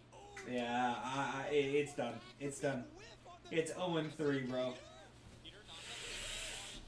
And it's in favor of KT. They did slay Tom Kench, which is honestly a really good thing. But Caitlyn, Caitlyn, Cassiopeia, Mordekaiser. I mean, oof. They've got a strong ass team. KT's gonna beat the fuck out of T1, and that's depressing. While that was happening, took out one of the big DPS sources for T1. Even though he doesn't actually take out Faker, you can see there, BDD topping those damage charts on Faker. Where's the other guy? Why isn't he talking? BDD, the points of pressure that we look at for both teams. Gumayusi does go down in the end, giving a lot of that gold back to Doc Dom, crucially for this KT lineup. BDD now with the Roa fully stacked, even as Faker struggles to complete his, is in an excellent position in the fights to come. Again, a minute and 30 seconds now until that Herald is available. Top side still close. Mid lane still very much dominated by Guma. Would really like to have that prio advantage ahead of this next objective. Yeah. They made the call. Just try and go for Doctum. Doran getting in there for the knockback, but they didn't have the damage to follow back. So, the extra kills here for KT. Oh no. Bill Will, why did you fail the perception check? This is a game where I think Oceans are actually going to get a ton of value. Bro, what is your role? There are a ton of champions on either side that have a good amount of sustain. What's your perception points? Become even more annoying when you become basically an object. I don't know. And a lot of champions that even with the Roas, even with the Seraphs, are going to chew through a ton of mana. I had when we were gonna do a D&D, I had a Loki character, so he had a lot of perception.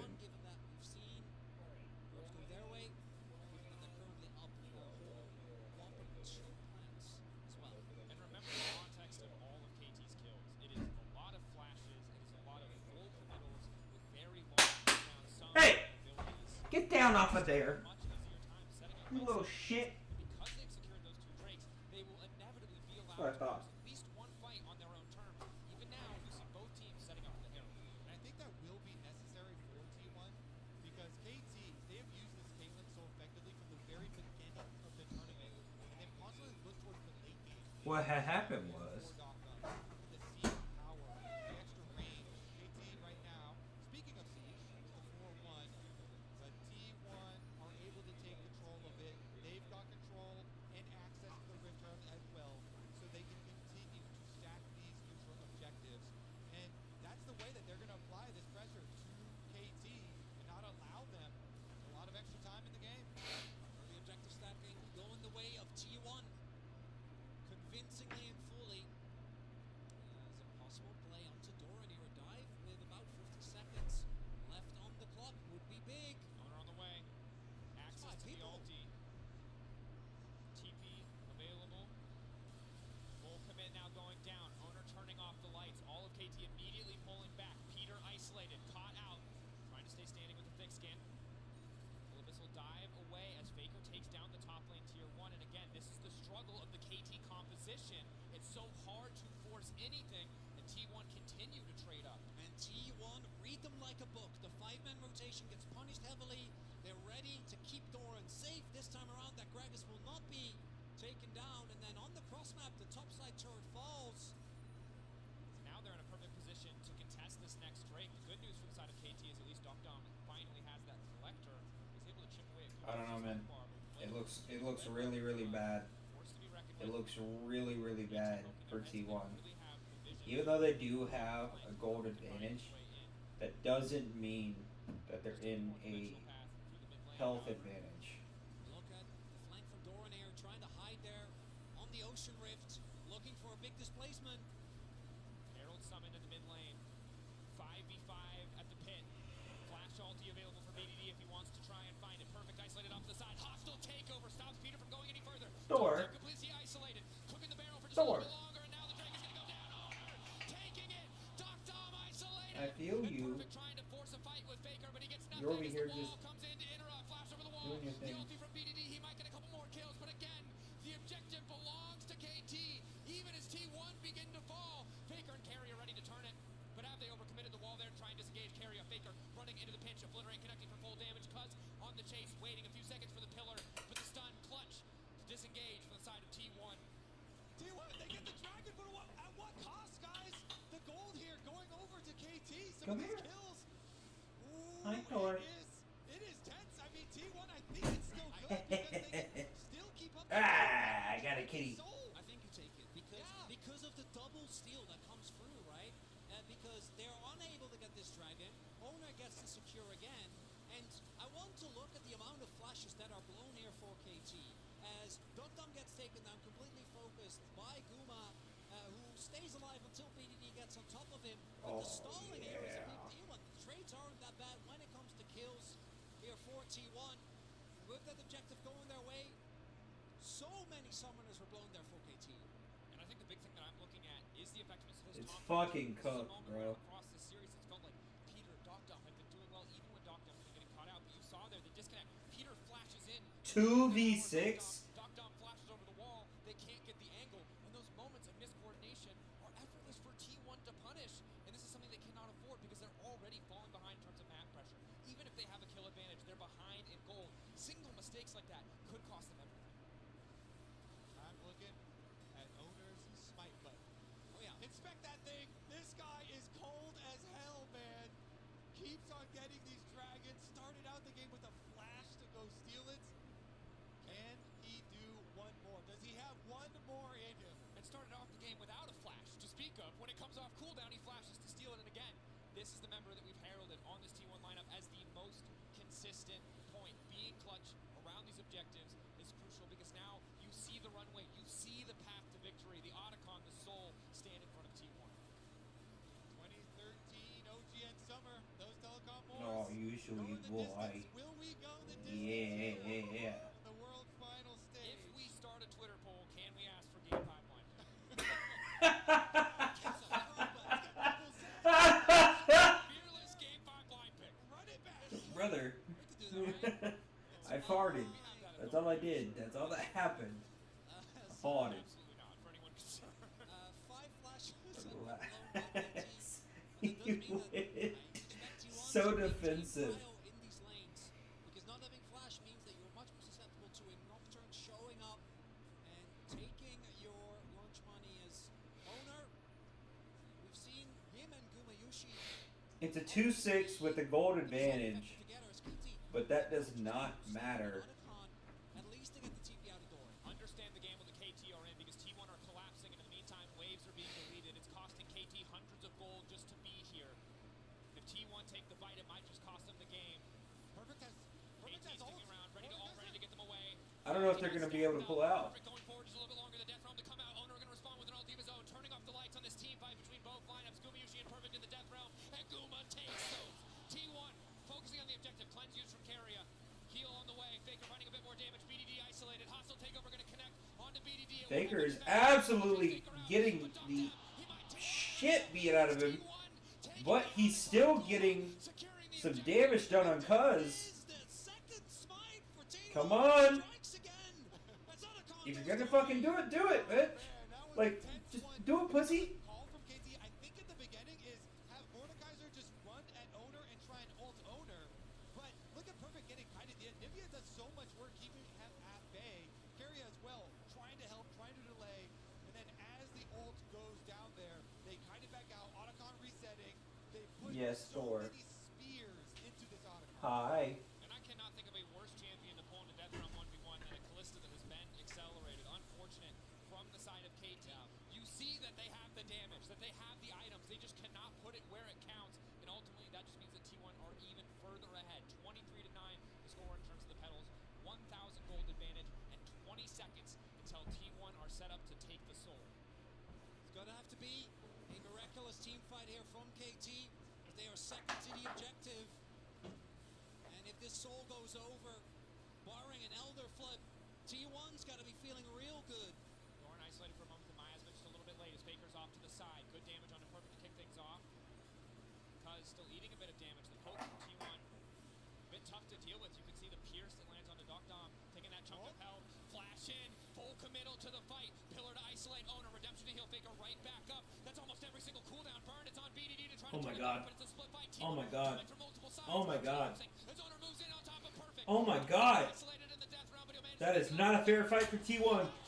KT is about to absolutely clap T1. T1 is clapped, dude. They're trying to get dragged. They're trying to get the Drake. They are not going to get the Drake. They're going to have to hit it. They need to get the fuck out of there, bro. Okay, maybe? The tides may be turned. Oh, okay, look at that. Oh, no. Kira? Okay, they got Drake! Oh my god. Get Cuz! Yes! Get Perfect! Yes! A team wiped. An absolute ace, baby! Let's fucking go! Let's go! Oh. Finally! The tides may be turning! Holy shit, this is awesome!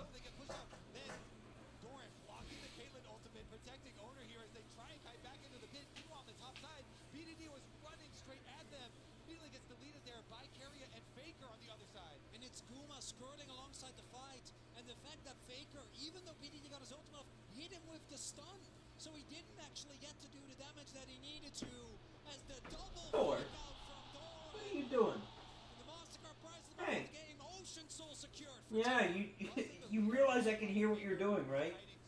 Stupid. Come here. Okay, fine. Bye. Alright, so we're even now. And T1 has a gold advantage. There's a chance. There's a chance. We can do it. They do not have good tools to force picks. So T1 gets to stay in these fights at 20% health, 30% health. Because once they see that pillar go down, they know there's no way anyone else is getting on top of them in the back. Bro. Now, Soul in their favor, Flowers in their favor, 5k gold lead, and they're set up. T1 just came back. It's again costly when it comes to summoners for KT. And T1, call the T1 Baron. Gold lead's there, Ocean Soul is theirs. And KT, we'll see if they can make something happen. There was a really big team fight, and now they're not only even in kills, they're up almost 5,000 gold. Holy shit, they're just doing another team fight.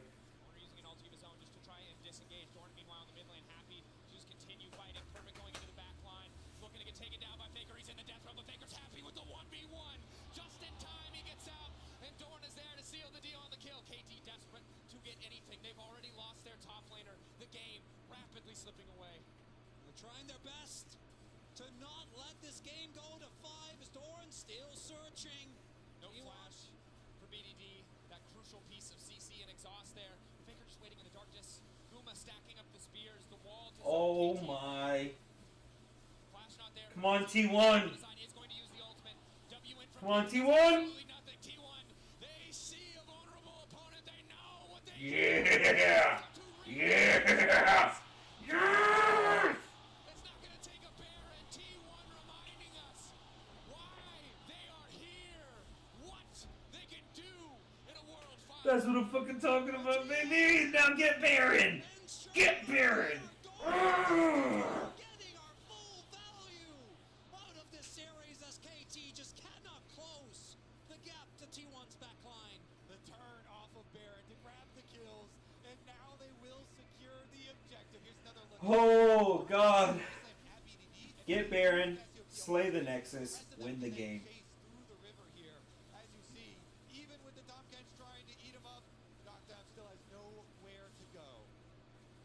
That's all they need. They need to get Baron. They need to push mid. They push mid. They can delete the inhibitor and then just go for towers. Then they can go for the Nexus, and then they win. I mean, that's kind of how the game goes. But like, also, that's all they need. They're 10,000 gold up. This will go into Game 5. This is going to be an absolute crazy run for Worlds. Game 5! Game 5 for Worlds.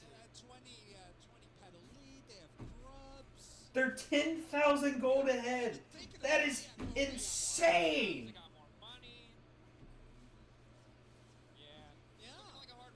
They've got 5 towers.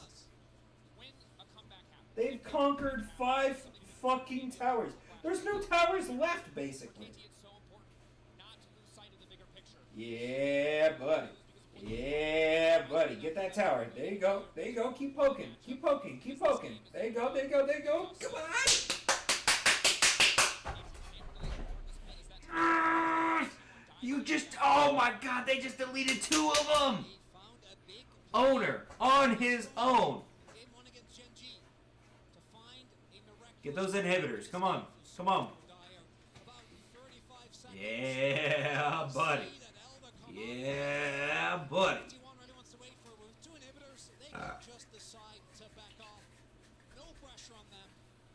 Oh my god, this is so awesome. Dude, excuse me. I'm not gonna lie, I thought these motherfuckers were done. Oh, oh, oh, oh, oh, oh.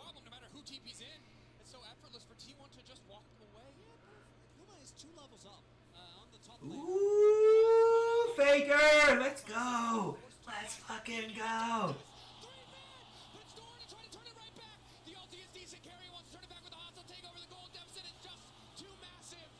Yes! Yes! Yes! Ace! Oh my god! A quadra kill! That's game! That's fucking game! Let's go! Yeah! T1! T1! T1! T1! Brother. T1 just absolutely clapped the shit out of everybody.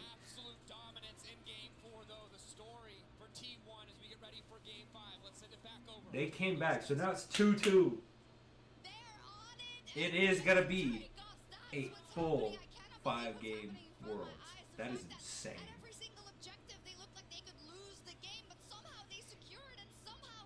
I don't know how I feel about it.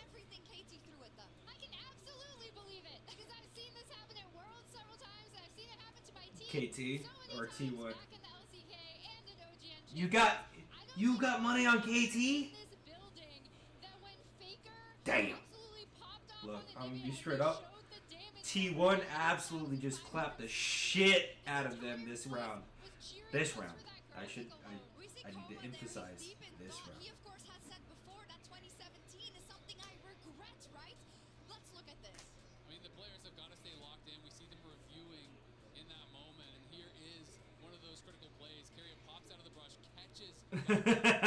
He's like, I got addictions, bro. I don't know, man. Dude, this entire game was such a fucking roller coaster. The tides turned as soon as everybody started getting their, like, they hit their stride, and they started hitting their, whatchamacallit? What do you call it when, like, you start to really, like, hit your growth part? So you, like, get buffs and you get, like, shields. No, it's not a fucking euphemism. And my cat finally fell off. He just fell off onto the stairs. Okay, give me a second. Okay, wait, he's good. What the fuck?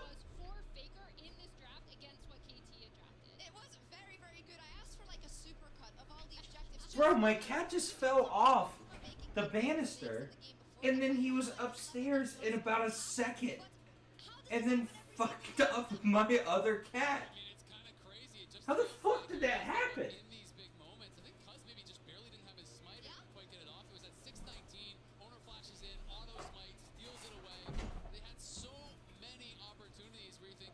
Bro, this Worlds is it's like low-key insane.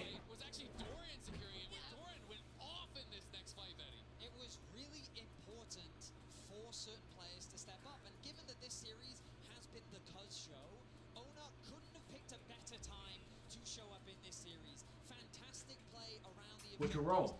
And Doran, as you were saying, Azel, his scoreline was not impressive, but the impact that he had in so many of these team fights, like, it was truly phenomenal. It was, and I have to Dude, Tahm Kench only did 5.7 thousand damage.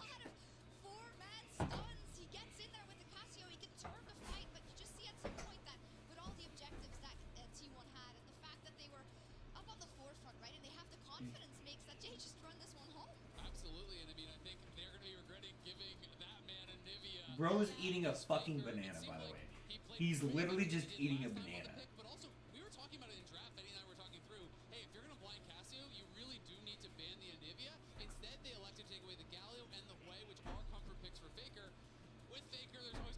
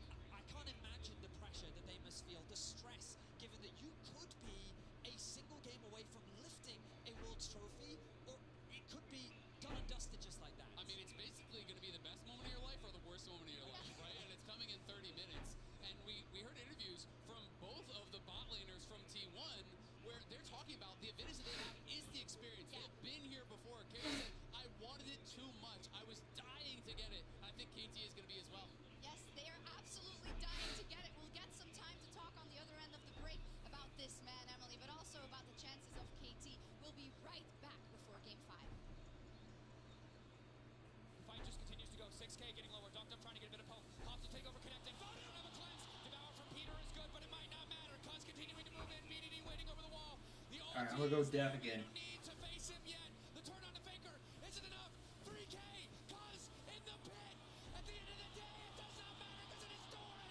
So here's what the tides really turn. This is the point that the tides turn, because he dove into Cuz, and then they just absolutely decimated the rest of them. Also, my wife's about to be up in about 45 minutes. Oh fuck.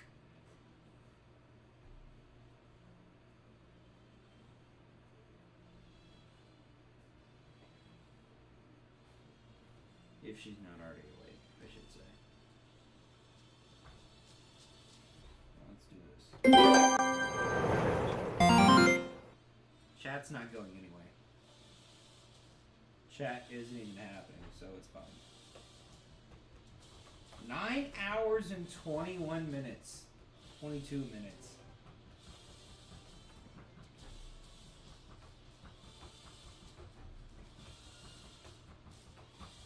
So everything that has happened in the last 30 minutes is insane. The tides have turned. Now it's 2-2. We're going into a 5-game Worlds. That is absolutely fucking insane. It's awesome. Worlds 2025. KTVT1. We're 2-2. Who will take the trophy? I was about to quit, bro. I was literally about to just call it game. I thought KT was going to take the fucking win. No, that's not how this shit is happening. We're literally sitting here, 2-2. Dude, Faker can take home the 3-peat. Faker can have a fucking 3-peat. That's what we need. That's what we want. That's what we fucking want, brother. It's everything that we need. Listen to me. This is what it needs to happen. We're right there. We're on the cusp. We're on the fucking cusp of greatness. We're on the cusp of a first ever 3-peat. Faker needs to retire. He needs to get this so he can fucking retire in happiness. Because guess what? He's never going to get this same kind of moment if he gets this 3-peat. It's over. It's done. He needs to just enjoy life. Let's get this fucking 3-peat. Let this shit happen, bro. Let it be.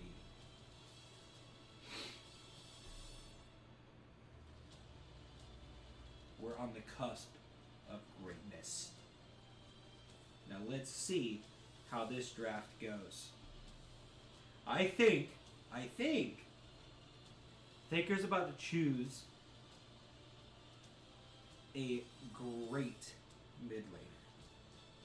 Because we all know Faker's a mid laner. This is his trophy. This is Faker's trophy. Bro, this is back. This literally as an homage to the OG trophy. This is Faker's legacy. It's written in the fucking books, bro. It's like the goddamn Bible. Absolutely. I mean, you can really say for a lot of these players, their entire life has built to this one moment. Let's get it. There's so much Let's pressure see on being it. able to perform in this moment. This is one of those things where you are going to be thinking about this as I said before, the best moment of your life or the worst moment of your life. And it all comes down to how you perform in this next game. And that's why I really did like What is she doing with her arm? was, right? When he was like, it's just one more match. Why is she That's what it has tapping? to be for them. She's They have to be tapping. able to shrug off the pressure and play like it's just one more match as we see their friendship going back all the way to 2017 Longzhu Gaming when they first started playing together. And the other person who's been here is Score. I don't know if that was necessarily the worst day of his life. Maybe it was the 2 HP Baron fiasco against Rocks Tigers. But as the coach of this KT roster, I think they should also be looking to him, who was on the 2018 team. I mean, he's quoted this moment personally versus IG,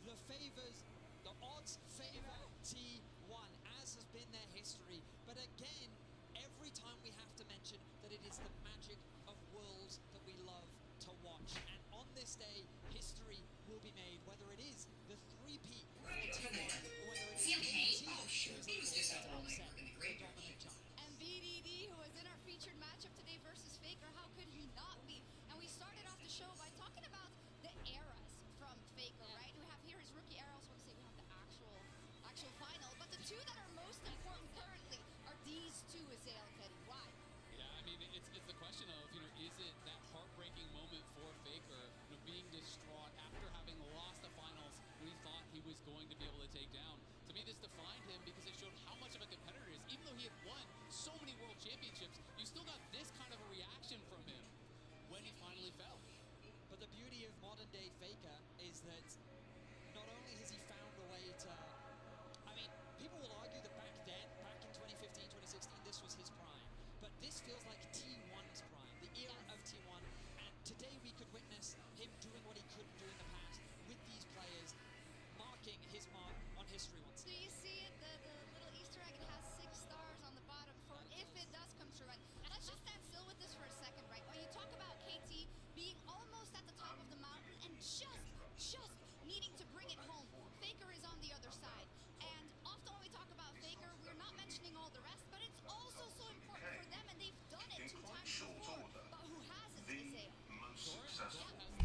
He is not a world champion. As I said at the start of the day, I feel like his legacy is the most impacted out of anyone on T1 by far. If he wins here, he can push aside all this narratives about him being an international choker, about him not being able to rise to the moment.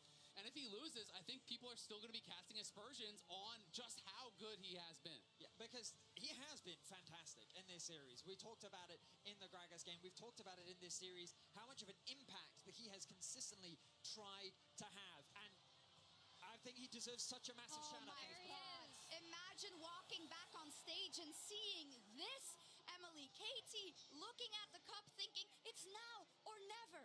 Yeah, as we see everyone walking back on stage, both teams look pretty relaxed. That's good, right? Good sign. But that man, Doran, I think encapsulates what has made both of these teams, has brought them here, right? Because it's not that they haven't made mistakes. Doran, I feel like, has even made mistakes in this series, but then has overcome them to have fantastic plays, helping bring this to a Game 5.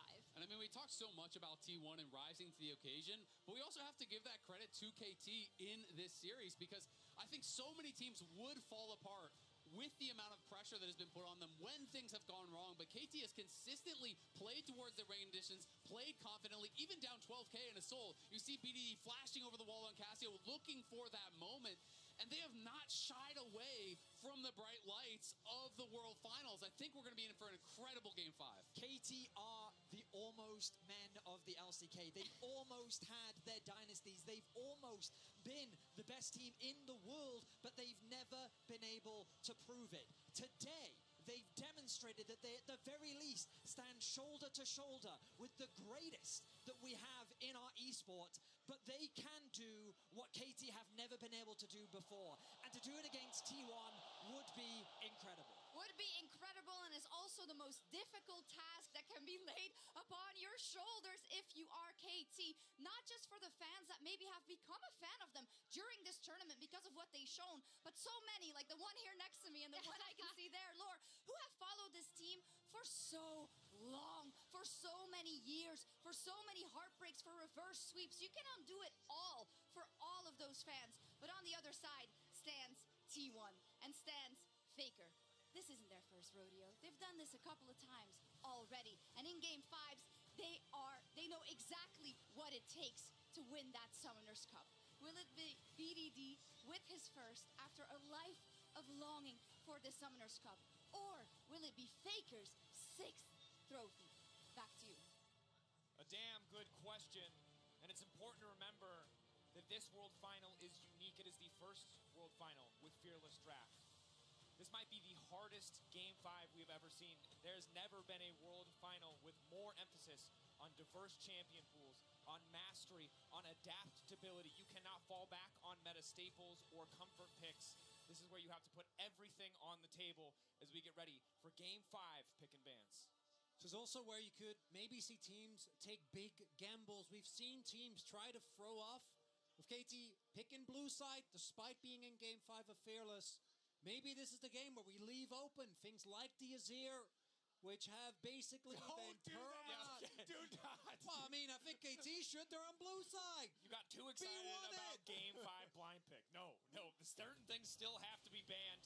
As we enter picks and bans, powered by Omen and HyperX. Draven banned away. The Bard banned away. Azir, no surprise to follow. 40 champions off the board. 6 more in this first phase. But I love the discussion, the topic of Fearless, because we have seen people, owner, literally first-timing champions on stage here, asking their coach, asking Faker, what is the clear? What do the abilities do on the champion? So Game 5 here, World Grand Finals, elimination obviously on the line for each. And so often in domestic leagues, Game 5 of Fearless has meant scaling. Champions like Ornn rising to the forefront, knowing that it can come down to that backline hyper carry, making all the difference. So KT wisely eliminated. A third ban targeted at BDD. He's not allowed to play a single one of these champions. But what else does he have left in the pool? Akali, Aurora, LeBlanc. Okay, Ziggs is flexible. That could be a flex pick, but we assume it's Doc Dumps. Most likely going to Duck Dom here. Makes me wonder whether we're going to see some Maokai 80 or Ivern 80 mid shenanigans here from KT. Because normally what I'd be thinking about is BDD's Zoe. Has been one of his most iconic picks. Again, he almost dragged his team to a World Finals 4 years ago. Couldn't make it then.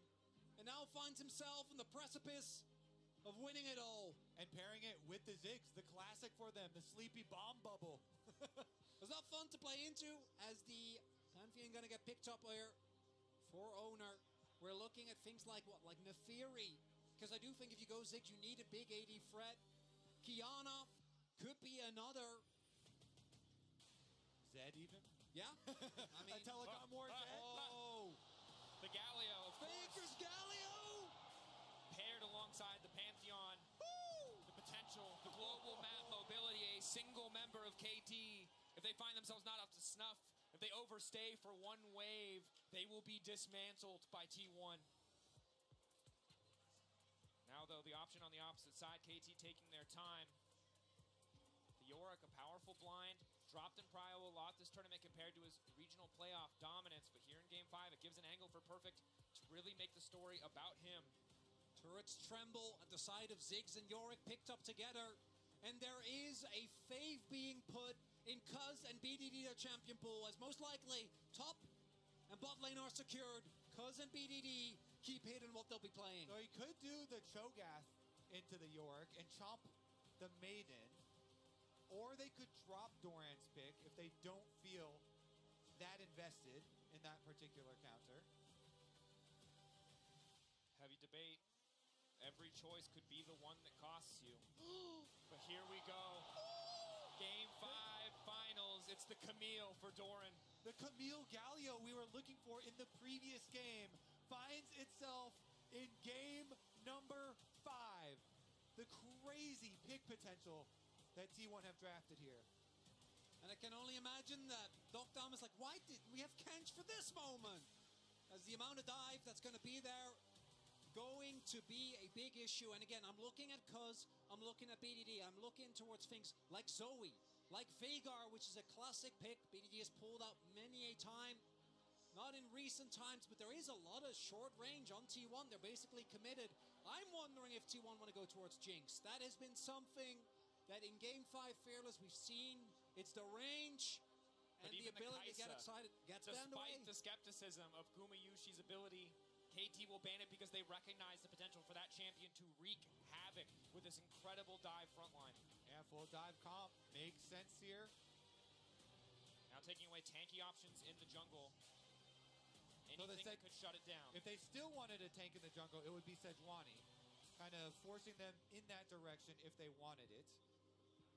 I'm still looking at that Nefiri or Cuz on something that can have early impact. The Jhin actually going to be the pick away, or the ban rather, not the Jinx. And T1 have had some incredible success on Jhin comps. This comp does really lean itself as, oh, MF! That's a gamble! Gumayusi taking a back step just needs a lane dominant champion. It's not about him on a Jinx or a hyper carry. He's there to follow up on the wombo combos set up by his teammates. Exactly. They have a lot of CC to lock someone down for the bullet time. And you can transition them into mid-wave so that you can make use of your split push and your globals here as well. So Misfortune on the Bloodthirster spike. Put her over towards mid. Rotate those Camille and Galio side lane pressures out to the other sides. And there's the Sejuani. And as I mentioned. Sejuani, one of Cuz, his all-time favorites. In 2023, KT, a team that had so much dominance. I mean, I love it, into Galio especially.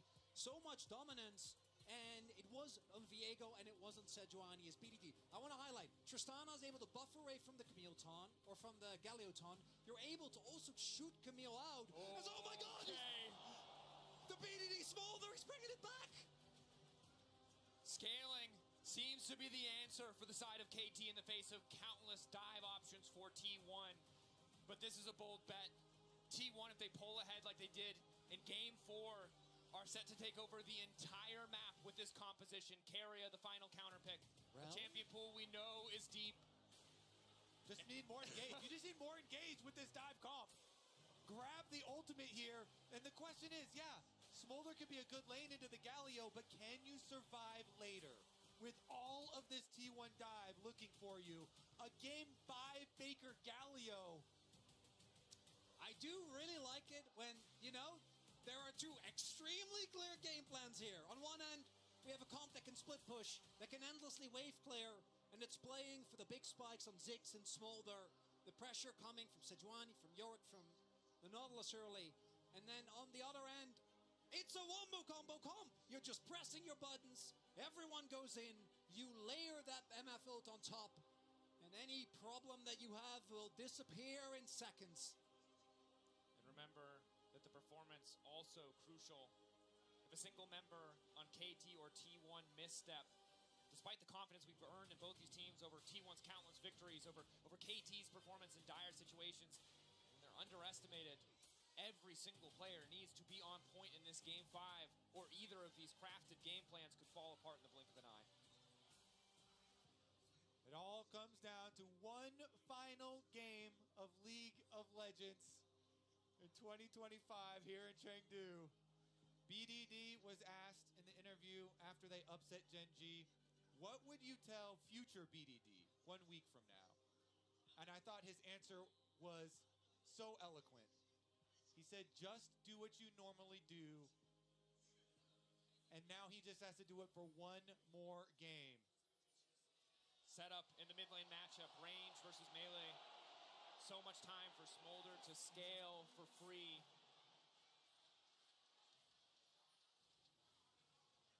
Chengdu erupting in cheers in the final game.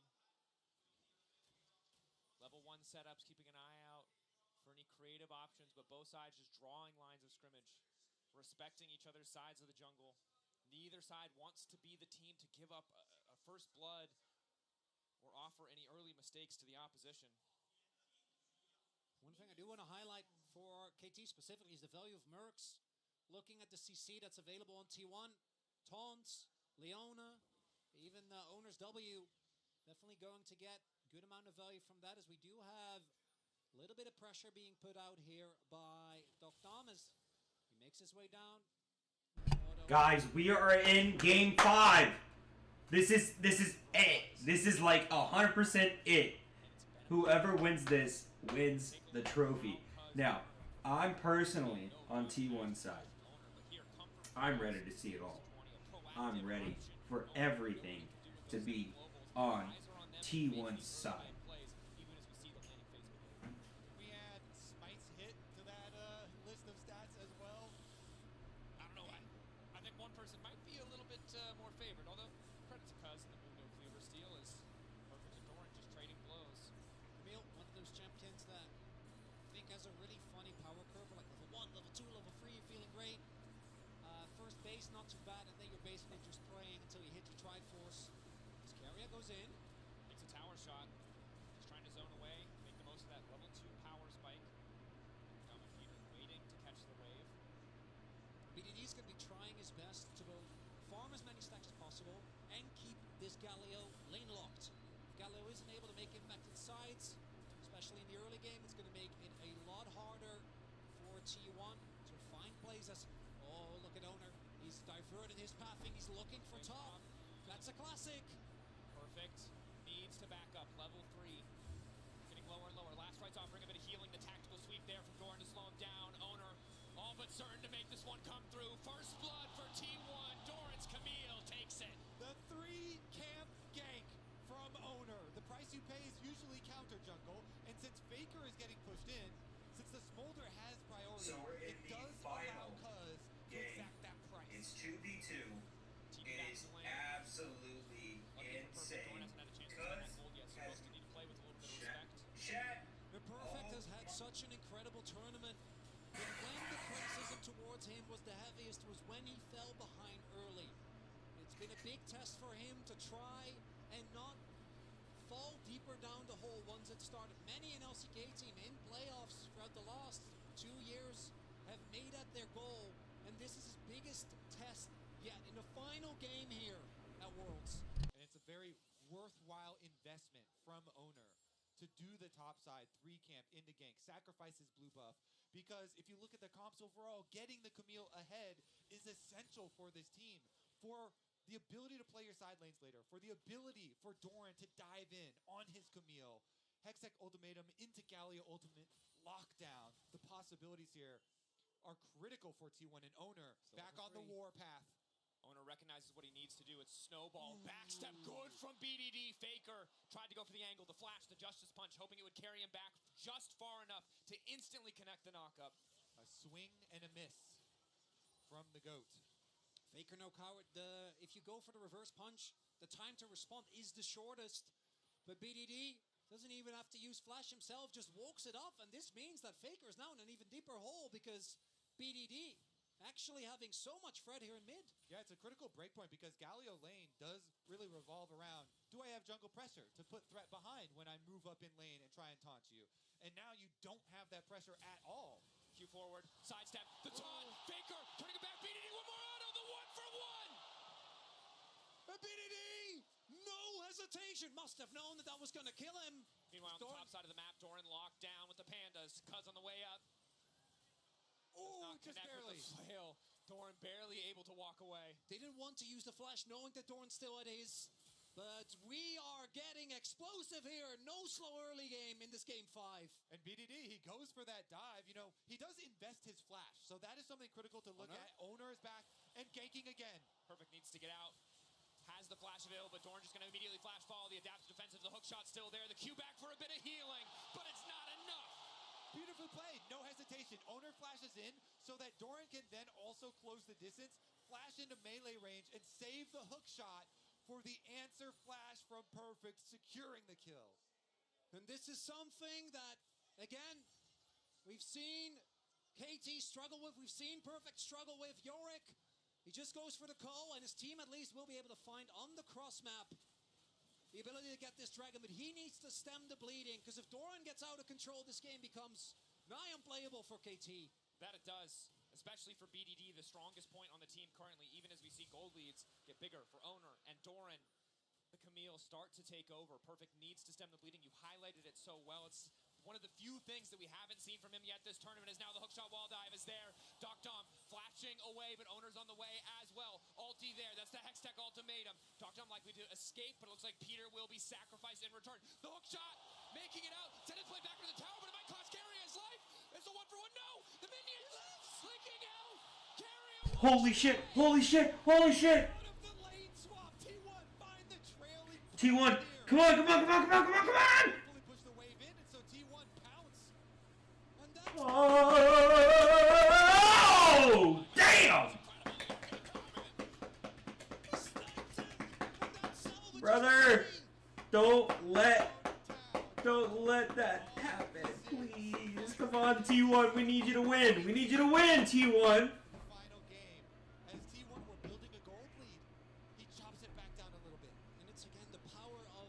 Come on, you're up. You're up. You got the kills. You got the gold. Let's keep on winning. Owner waiting off to the side. Cuz level 6. Critically, Smite comes through. Cuz immediately going to retreat. Red buff steal, a nice little advantage for the side of KT. Come on. You need to delete KT, bro. Come on, Faker. You've got the Galio. You literally have everything you need. You're playing mid lane. You are good to go. Keep on. Keep on keeping on, bro. Just go ahead and keep poking, bro. There you go. There you go. Now, this is exactly what happened last Worlds. Faker came in, and he was an absolute god. Because, though, as level 6 on the Sejuani, so the possibilities of your plays become that much greater. He starts out the grubs with the confidence. Come on. Come on, T1. You got it. But the sheer quantity of CC on the side of T1, also all of their burst damage so heavily telegraphed, makes it very easy for Thorn with the ultimate, for Owner with the Aegis Assault, to just mitigate. Come on, T1. There you go. Get the Void Grubs. There you go. There you go. What I do love is that often in a game 5 in Fearless, we end up with comps that don't have engage. This is kind of the opposite. Both teams have amazing hard engage. We have Nautilus on one side, with Sejuani to back it up, and the Camille Galio, Leona combo is moving down. That's the combo. Locks There you go. Yes. Yes. Yes. This is the final game. This is the game. Chat, this is very, very, very important. Let this be a 20-minute game. Let everything just happen perfectly. T1, Faker, get your fucking three-peat, my boy. Get your fucking three-peat. You've got Galio. You've got MF, Galio. Just go for it, bro. Let MF, hopefully MF builds out perfectly. Hopefully also Galio builds out just the way that it needs to be built. Let this work out in T1's favor. This needs to be the most perfect fucking game. T1 is already leading with a 1,000 gold. So they're leading with 1,000 gold with a 2-5 lead, or 3 lead of kills. This is the most important game that could be done. Super duper important, guys.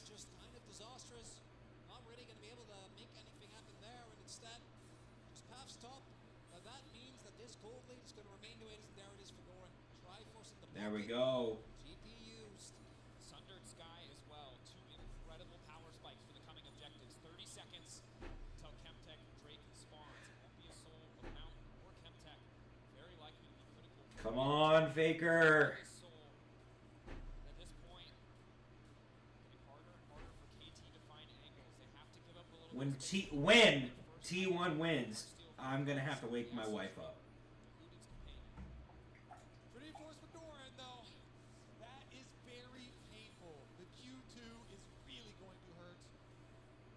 Let's see if they can make a play, though. Away from the top lane is not that bad for KT. Sure, ready to input buffer on the hook. Look at Doran, though. He's moving down. If Doran comes, that's Oh my god. Okay, Jung. coming over. Shutdowns on Dorn and Owner, just showing us where all of the money is for the side of T1. 1,000. Mind you, this is KT's third loss in the entire bracket. Not the first one, not the second one, as T1 picks this one up. And the one-item spike for T1 is frankly disgusting. Also want to highlight, Faker is one of the few Galeos that we've seen, at least in this, consistently do this. He just builds full damage, right? We've seen him both go for like hybrid build, either for zombies, and maybe agility. But he is not afraid to just full send it, and it does make the itemization harder, right? If he goes for tank, then you can stack a lot of armor and make actually finding the angles onto this KT backline a little bit more tough, as it's Cloud Soul, which feels apt for a LCK final game 5. I don't think we got one yet this series. Doran again, finding his angle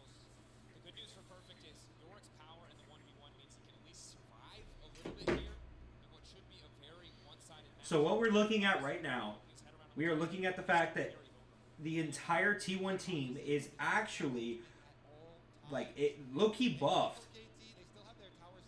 It's insane. KT is at a downside. Owners.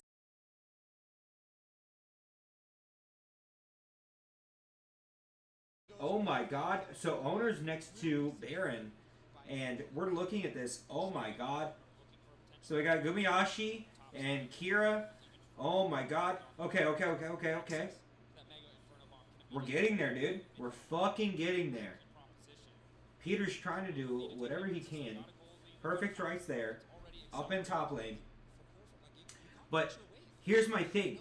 Faker has the ability to sit there and just dive into any fucking battle that he needs to dive into. So we're looking at this. MF is down bot too. MF is down bot. MF has a 200 gold lead. Holy shit. Oh my god.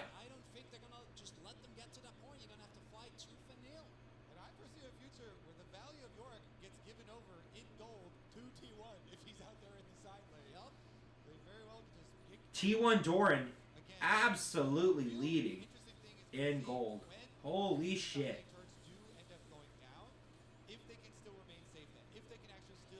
T1 Doran can actually sit there. He needs to back so that way he can buy items. He's got 2 cookies. He can sit there. He can use those as a buff. Okay. Go tower. Good. Good. Gumiyashi, good stuff.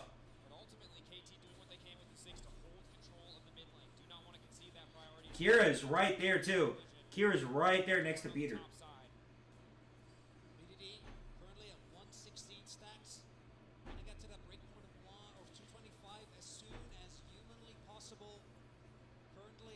Alright, so Peter and Digadam are right there. Okay, MF! Come on! Let's do it! Oh, fuck! So now are they gonna push Herald? Oh my god, he's targeting perfect. Oh my god! He's right on the tower too! Holy shit! Holy shit! Yes!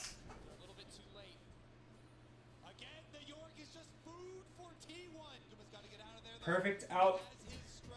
Holy shit.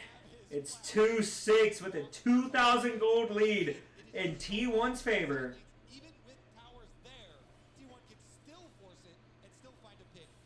Come on. There you go, Doran. Good stuff. Go ahead and back. They're going to let the Rift Herald go to the KT side.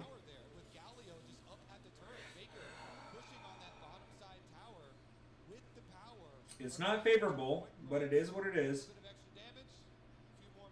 Faker did back in time out of the tower. The last minion.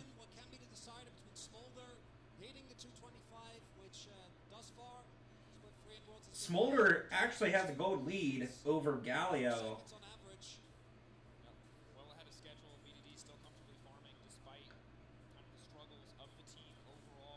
Peter's over there farming.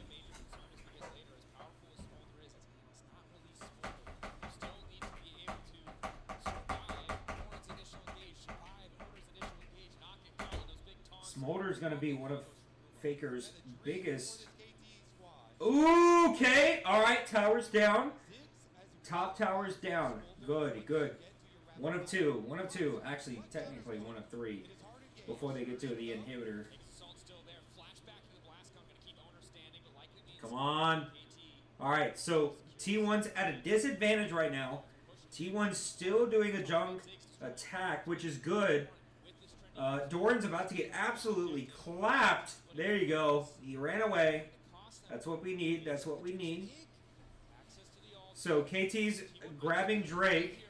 So KT grabbed Drake and the Rift Herald. Okay. All right, we're coming in. MF. Good stuff, good stuff, good stuff! Oh, no, no, no, no, T1! Galio came in with the clutch! There you go! Yes! Owner, absolutely coming in with the clutch. Owner is now down for the count. Faker absolutely left. Faker's gonna go ahead and sit underneath the tower. He's gonna, oh my god. Alright, they're sitting underneath the tower so that way they have that extra protection.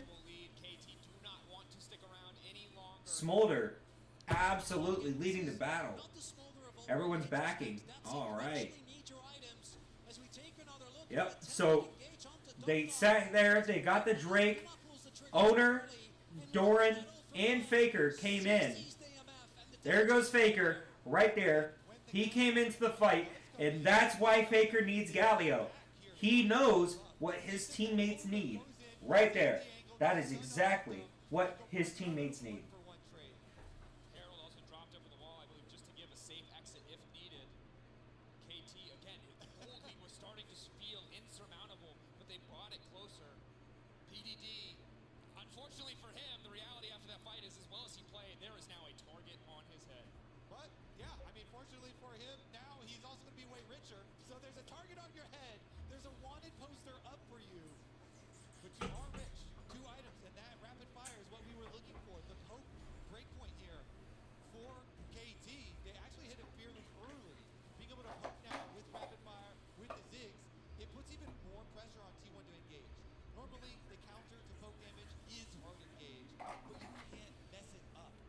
There's also Ziggs, who, as disengage goes, really able to, I think that's what Doctor tried to go for. You can interrupt the Pantheon like mid-jump, right? If you get the timing right.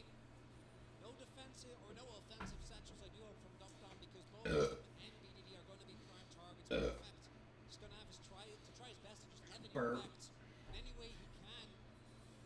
So T1 still has the advantage with a 4-8 lead and a 3,000 gold lead. Come on, jump in on Peter. Come on. 3v3, 3v3. We're looking at Galio. So when Faker comes in on Galio, that's going to be an advantage for T1. There's T1 Doran.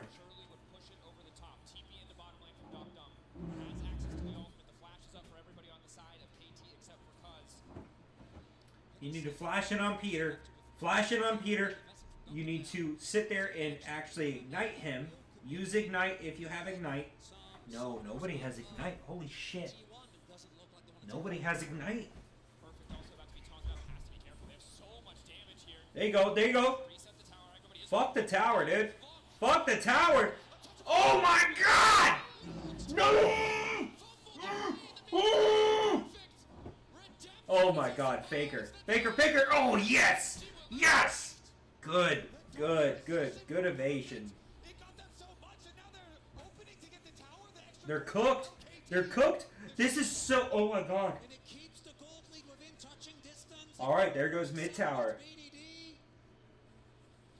Kira fighting Cuz. Kira's at a disadvantage as a level 8 versus Sejuani, who is a level 12.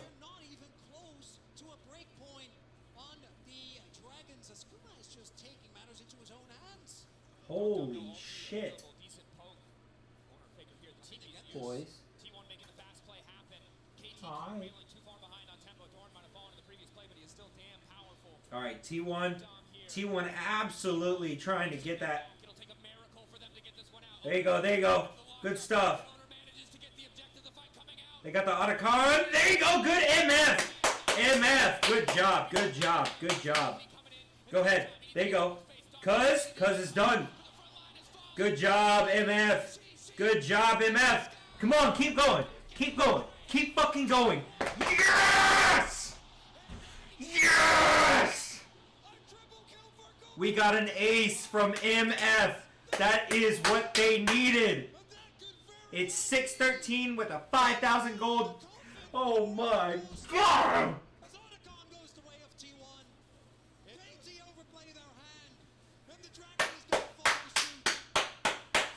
Baby, a 5 fucking game. It is a 5-game Worlds. This is amazing. Look at that. Look at MF. MF absolutely used the ult at the right fucking time.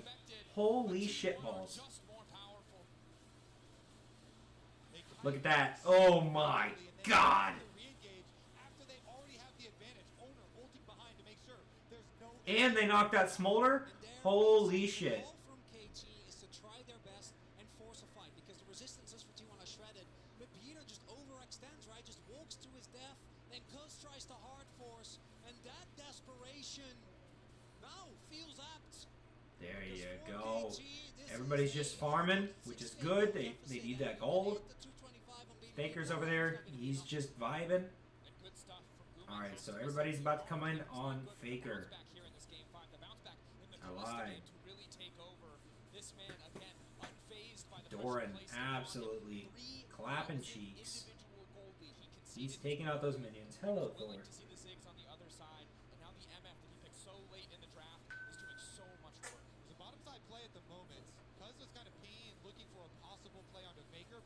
Faker backs off.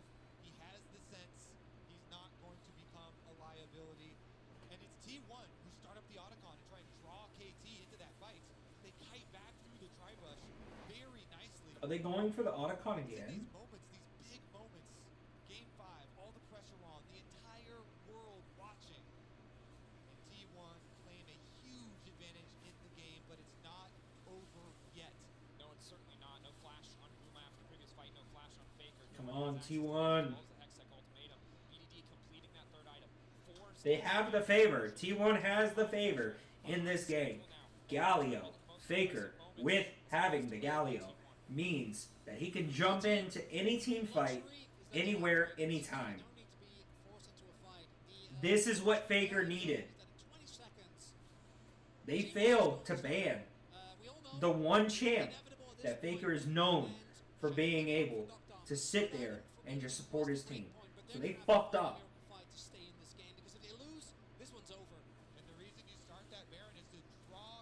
Chat. So they can actually find the engage onto BDD. The hope there. He has no flash on Smolder. He may be the one with the gold lead. He is the one. Items on KT, but T1 have so many weapons looking to kill. There you go. Alright, this looks like it's about to be a team fight. Faker's in there. Gumiyashi. Oh my god, everybody's in here. Alright, once they start fighting, it's going to go into a fucking blitz, dude. The only thing that has to happen is one person has to do damage. It's game. Let's see if we can get another full ace. Let's get a full team ace. All right, we're fucking playing ball now. Let's go. Let's go. Let's go. All right, so it looks like they're playing Baron. Faker's right there. Everybody, okay, we got 4 out of 5 in this team fight. There you go. You're done. There we go. Yes. Oh my god, okay, he got Doran? He got Doran? Smolder got Doran. BDD. Oh my god. Oh my god. And they all just backed out. And they can't get the Baron. They can't get the Baron play. Carry has engaged, doesn't hit the mark immediately, and Dum-Dum stalls for a good amount of time. Owner's able to take him down, but it's an overextension on the flip side. Oh my god. They go under tower here. Doran barely cannot finish off BDD. If they had gotten that Smolder, that would have been a great fucking play. They're still up. They're still up 8-14 with 6,000 gold. Lead almost? Almost? The only person that has more gold on their team is BDD, aka Smolder, the other mid laner. I don't want to be disingenuous. It has not been the story of this Worlds, but it has been the story of this year for KT. This gold graph right here is something that any KT fan has watched throughout. And Faker. is on the line. It might have to be Faker's off to the right. He's down past Drake. He's down at bot. Faker's down at bot. He's taking care of the minions down in bot. Everybody else, they're all playing a little game of catch. Cat and mouse.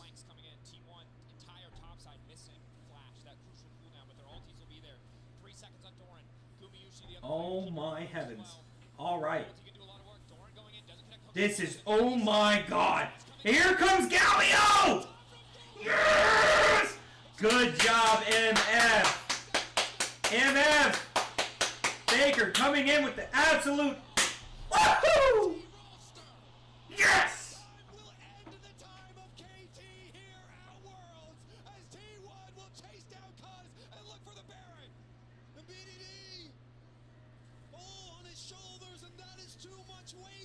My poor wife, she has work. They find him with the engage. They take out the only important member on KT. As it's, look at the Hopefully my wife has had like a good sleep. I tried to put us to bed early. Locks him down. And that's Dragon. That's actually they ran straight to Baron. I'm sure they got Dragon. Oh, look at T1's team. T1's team is like on edge. And there goes the Baron power play. Yes!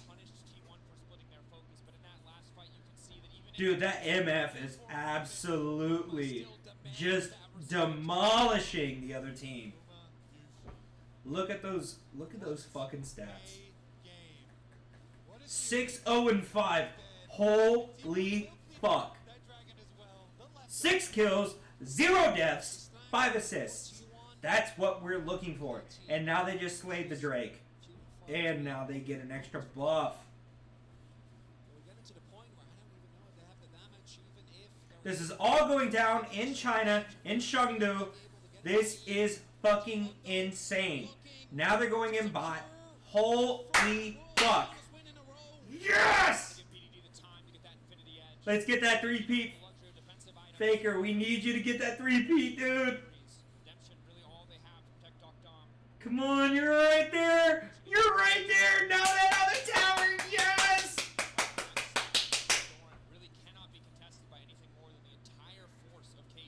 Fuck him up, Kenny. Fuck him up. Alright. Doran is going to go ahead and just back. Valid, valid, valid. Everybody else is backing. Alright. Comeback at this stage in Game 5 of World Finals would likely be the greatest we have ever seen in the history of the sport. 10,000 gold advantage for T1. They are on soul points. Bro. Martin. They are so far ahead in every measurable metric. Oh, Martin's gone. Wilbur. Brother, this fucking league is insane. KTV T1 9v18. T1 has 18 kills.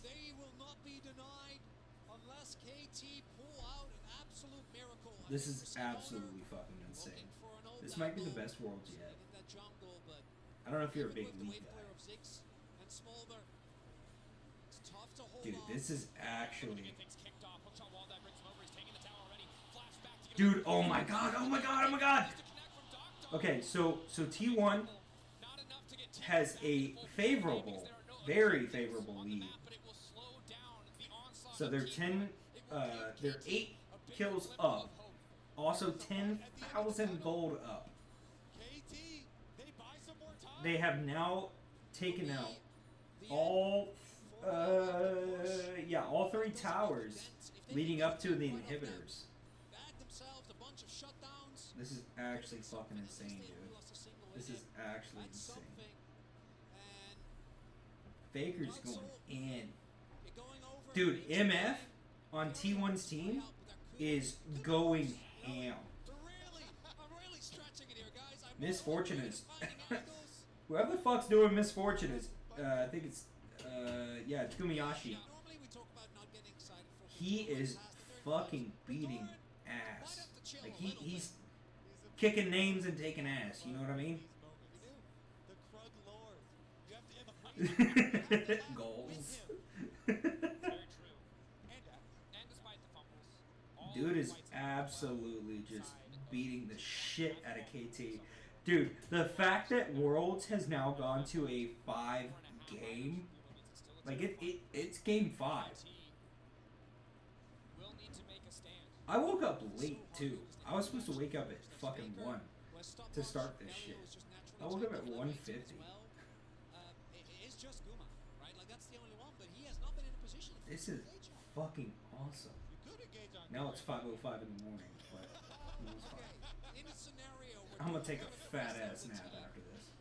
I feel like you should be able to give me a hook shot and all. I know what we've been witnessing. 100%. Okay, but I mean, in a theoretical world where that doesn't happen. You still playing Baldur's Gate? You're good. I'm about to just leave call. I'm gonna do some shoutcasting. Dude, they are absolutely beating the fuck out of KT right now. If they lose, I'm gonna be very depressed. If T1 loses, I'm gonna be so fucking depressed. Gumiyashi is also at like top level. He's at level 18. He should have everything he needs, and then an owner comes in. All right. Yep. I think it's game. You do good for yourself, though. Take care of yourself, man. You too. Deuces. They do have secrets on just optimistic. Aside from that, blinding optimism. But now they have to face check into the darkness. They see Dorn in the mid lane at the very least. They see Faker. But again, if they overcommit to this play, double TPs are there. Owner semi-global is there. They could just look to end. So perfect has been called back as T1 looks set to get the soul. And T1 also have the luxury. They could just look for the fight if they wanted to. Oh my god! Stuck around a little bit too long, and now T1 empowered. Be that much faster, have that much more access to their ultimates. And I don't All think right. getting away from Faker. There's a 4-stack. Okay, okay. Here comes Peter. Peter, Cuz, BDD in. Oh my god, there's Galio, level 18. Guma is the sums available. We're gonna need to see a beautiful engage as Dom just now hit his third item. It's BDD with a stopwatch and a dream. Wanting to keep that goal of making the World Finals win a reality, but Come on, Faker!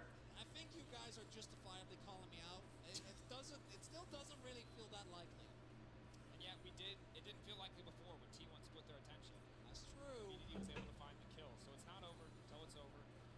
But now with Baron spawning, relatively even setup, but again, it's the waves in favor of T1 that make this so hard. So immediately they're going to kick things off by going in on Cuz, taking away the Frost Armor passive. Lockdown from Carrier is there. TP in from Doran as well. All teams going across the board. BDD cut off the side. There we go, there we go, there we go!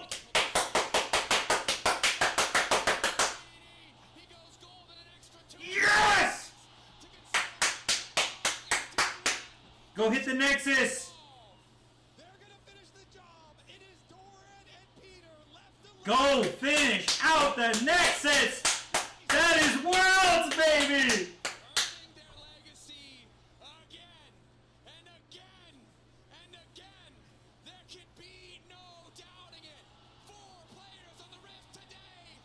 That's what I'm talking about! Chat!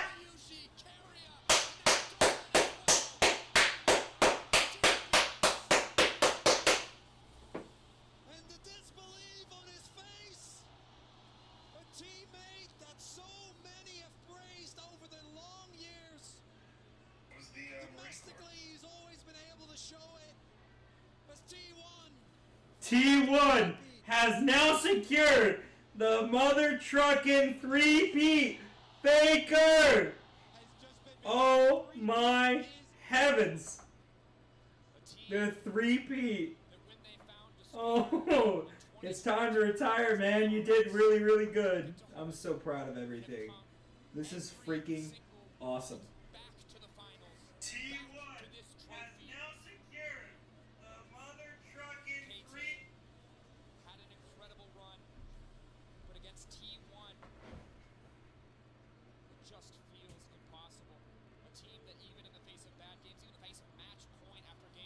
Look at the absolute unit of T1 and the trophy that they have won.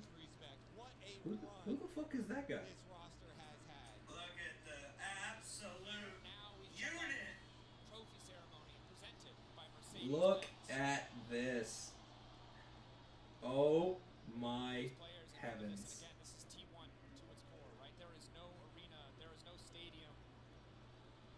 There's nothing better than watching the entire three-peat that just happened.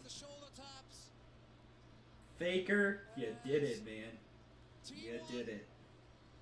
Shows us again and again and again, as you highlighted, Dracos, why this is the greatest team in the world. Chat!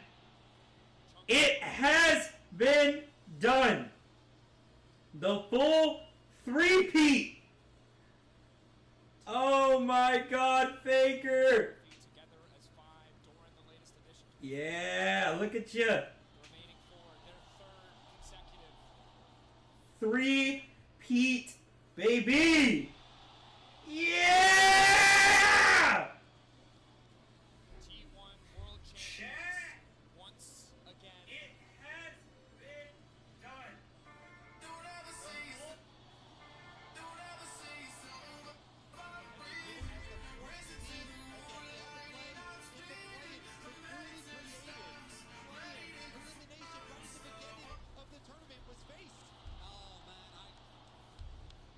Holy fuck. Yeah! Owner! Faker! Yeah! T1 with the fucking three-peat!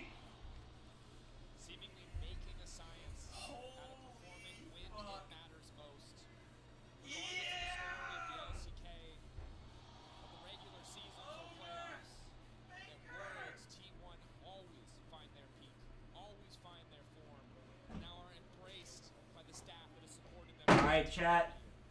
That's gonna be the end of it all. Holy shit.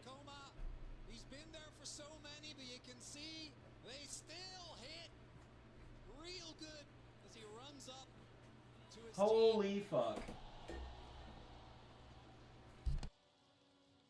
Wow. How long will this version last?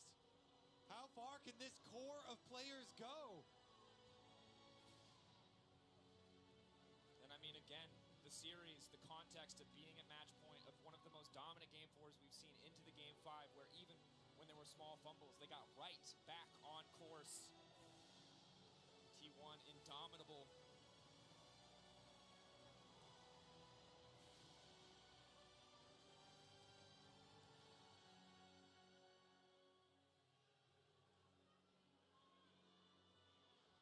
And a reminder that this was the year where people started to doubt a little. 2 losses, a close best of 5 against AL. And T1 always find a way, always find their form.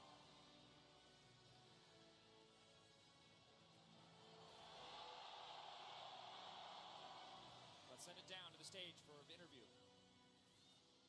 成都，今夜我们共同见证2025全球总决赛冠军 T1。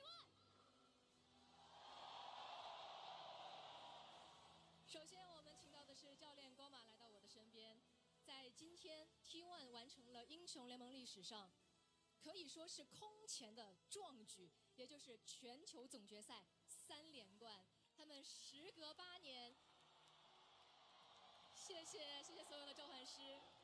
时隔8年之后 ，T1 再度挑战成功。作为带领队伍一路走到这里的人，他现在的心情应该也是感慨万千的。我们来问一下，此时此刻感受又是如何的呢？네， 먼저 꼬마 감독님 우승 축하드립니다. 네, 감사합니다. Congratulations. 感谢各位。那我们来问一下他这个问题。 오늘을 통해서 T1이 거의 전무후무한 성취를 달성하셨죠. T1 바로 월드컵 우승 with this victory 다시 한번 has 축하드립니다. achieved the world's three-peat. Congratulations one more time. T1과 같이 뛰면서 How are you feeling right now? 일단 여기까지 오게 된 건 너무나 좋은 선수들과 스태프들 때문에 여기까지 왔다고 생각하고 있고요. 또 이런 인터뷰 자리까지 또 선수들과 코칭 스태프들이 만들어줘서 일단 선수들과 스태프들에게 너무 감사하고 고맙다는 마음이 가장 큰 것 같습니다. 그리고 정말 힘든 순간도 많았는데 마지막까지 선수들과 스태프들이 포기하지 않고 이렇게 최선을 다해줘서 너무 고맙습니다. 그리고 또 그렇게 될 수 있던 계기는 팬분들이 마지막까지 끝까지 저희 T1을 믿고 응원해 주셔서 이런 결과가 나왔다고 생각합니다. 다시 한번 저희 선수들, 스태프들, 팬분들에게 진심으로 감사드립니다.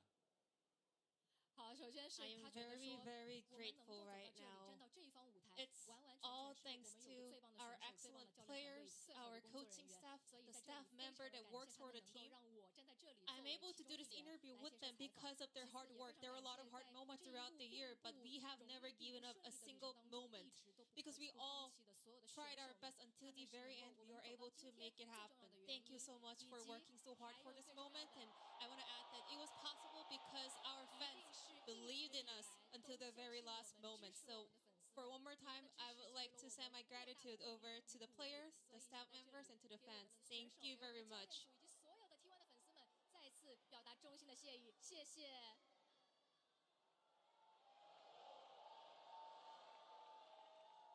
当然，每年其实到了世界赛，好像大家都会开始讨论一个问题：为什么世界赛的 T1 就是这么不一样？那在教练的眼中，是否真的存在这样的一个小小契机，让每年 T1 的世界赛就是这么的强势呢？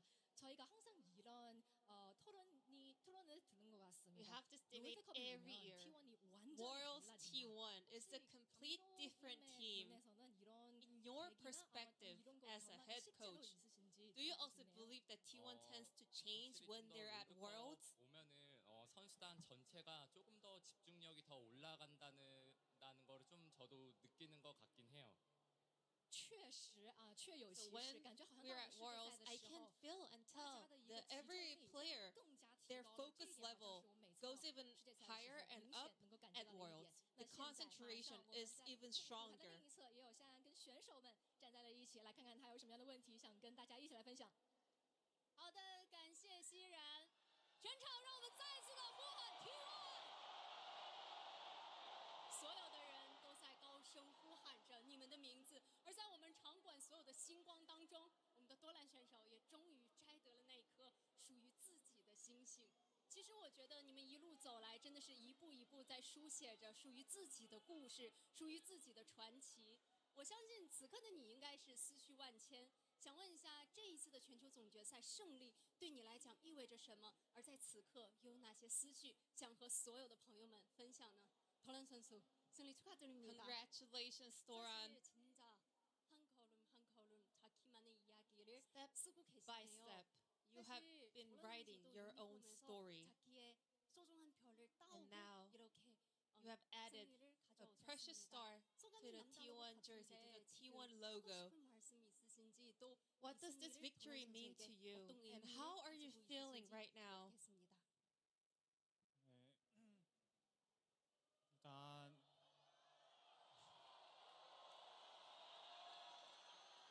네, 데뷔 6년 만에 이렇게 꿈을 이루게 돼서 너무 행복하고 또 되게 좋은 기회 잘 잡은 것 같아서 너무 행복하고요. 让我们再给他一点掌声，好不好？ 네, 괜찮아요. 천천히. 이번 우승이 끝이 아닌 네, 제 도란이란 드라마의 시작점이 되길 원하면서 네, 승리를 만끽하겠습니다. 其实，作为职业 After 选手的我 6 years 在 since 6 my 年 debut, 所 I 有 have 的职业生 finally 涯当中， made my 对 dream 我来 come 说，我 true. 觉得真的太幸 I 福 am 了。 very 在我看 happy 来， that I 这是我的 managed 梦 to 想 grab 所 the 实现的瞬间。 opportunity 我 that 们能 was 够抓 given 住 to 这个机 me. 会，获得胜利，真的太开 But I 心 want to 太开 say, 心了。 I 与此 hope 同 this 时，我 is 想说， this 我相信 championship, 这 this 是属于我 title 故事的序 is not 章 the 而 end 已。 of 在 my 未来，我们会 story. 共同努 with this championship, I hope the story of Toran, the Doran's own drama, starts now. And with that thing in mind, I hope I can enjoy every moment of this victory. 和队伍们一起，你们创造着属于自己的奇迹。那么与此同时，当然了，对于 T1 的队员们，他们一定有更多的话想和大家分享。接下来把时间交还给熙然。谢谢夏安。那现在来到我身边的是 T1 的中单选手 Faker。当然少不了，还是让他跟大家打个招呼。对。 Congratulations on the win. How do you feel? Would you like to say hi to the fans? 欢迎 Faker。其实，在决赛之前，很多人都在讨论本届全球总决赛对于 Faker 选手的价值与意义。是连续4年进军到全球总决赛的决赛，也是本人的第6座冠军的挑战机会，同时也是队伍可能完成全球总决赛3连冠的这样的一个契机。但这些都是我们的眼里所看到的一些数据。那想问问，在 Faker 选手眼里，他本人对于这一次的全球总决赛决赛是怎样看待的呢？결승 전에 사실 이번 결승은 여러 기록이 걸리고 있는 것 같습니다. This finals had so many records on the line. 진출이자 4 times back-to-back Worlds Finals for you, and 6th Summoner's Trophy for you, Faker, and 3-peat for T1. 저희 눈에서 보는 보람인데 페이커 선수에게는 Well, this is only based on our perspective. What was on the line for you? 경기가 너무 재밌어서 그런 부분에서 만족하고요. 그리고 KT가 워낙 또 오늘 잘하는 모습을 많이 보여줘가지고 좋은 경기를 했다는 게 중요하고 뭐 우승을 저희가 하기는 했지만 같이 경기해준 KT한테 저는 더 좀 감사함을 보내고 싶습니다. 因为其实比起所有的这些成就或者说记录的话， numbers were not on the line for me. I am very happy and satisfied with the fact that I was able to have a blast in the games today. And today, KT was able to put up a great performance, and together we were able to make such a great game, and that's what matters to me. We did win the title in the end, but I want to send my gratitude over to KT Rolster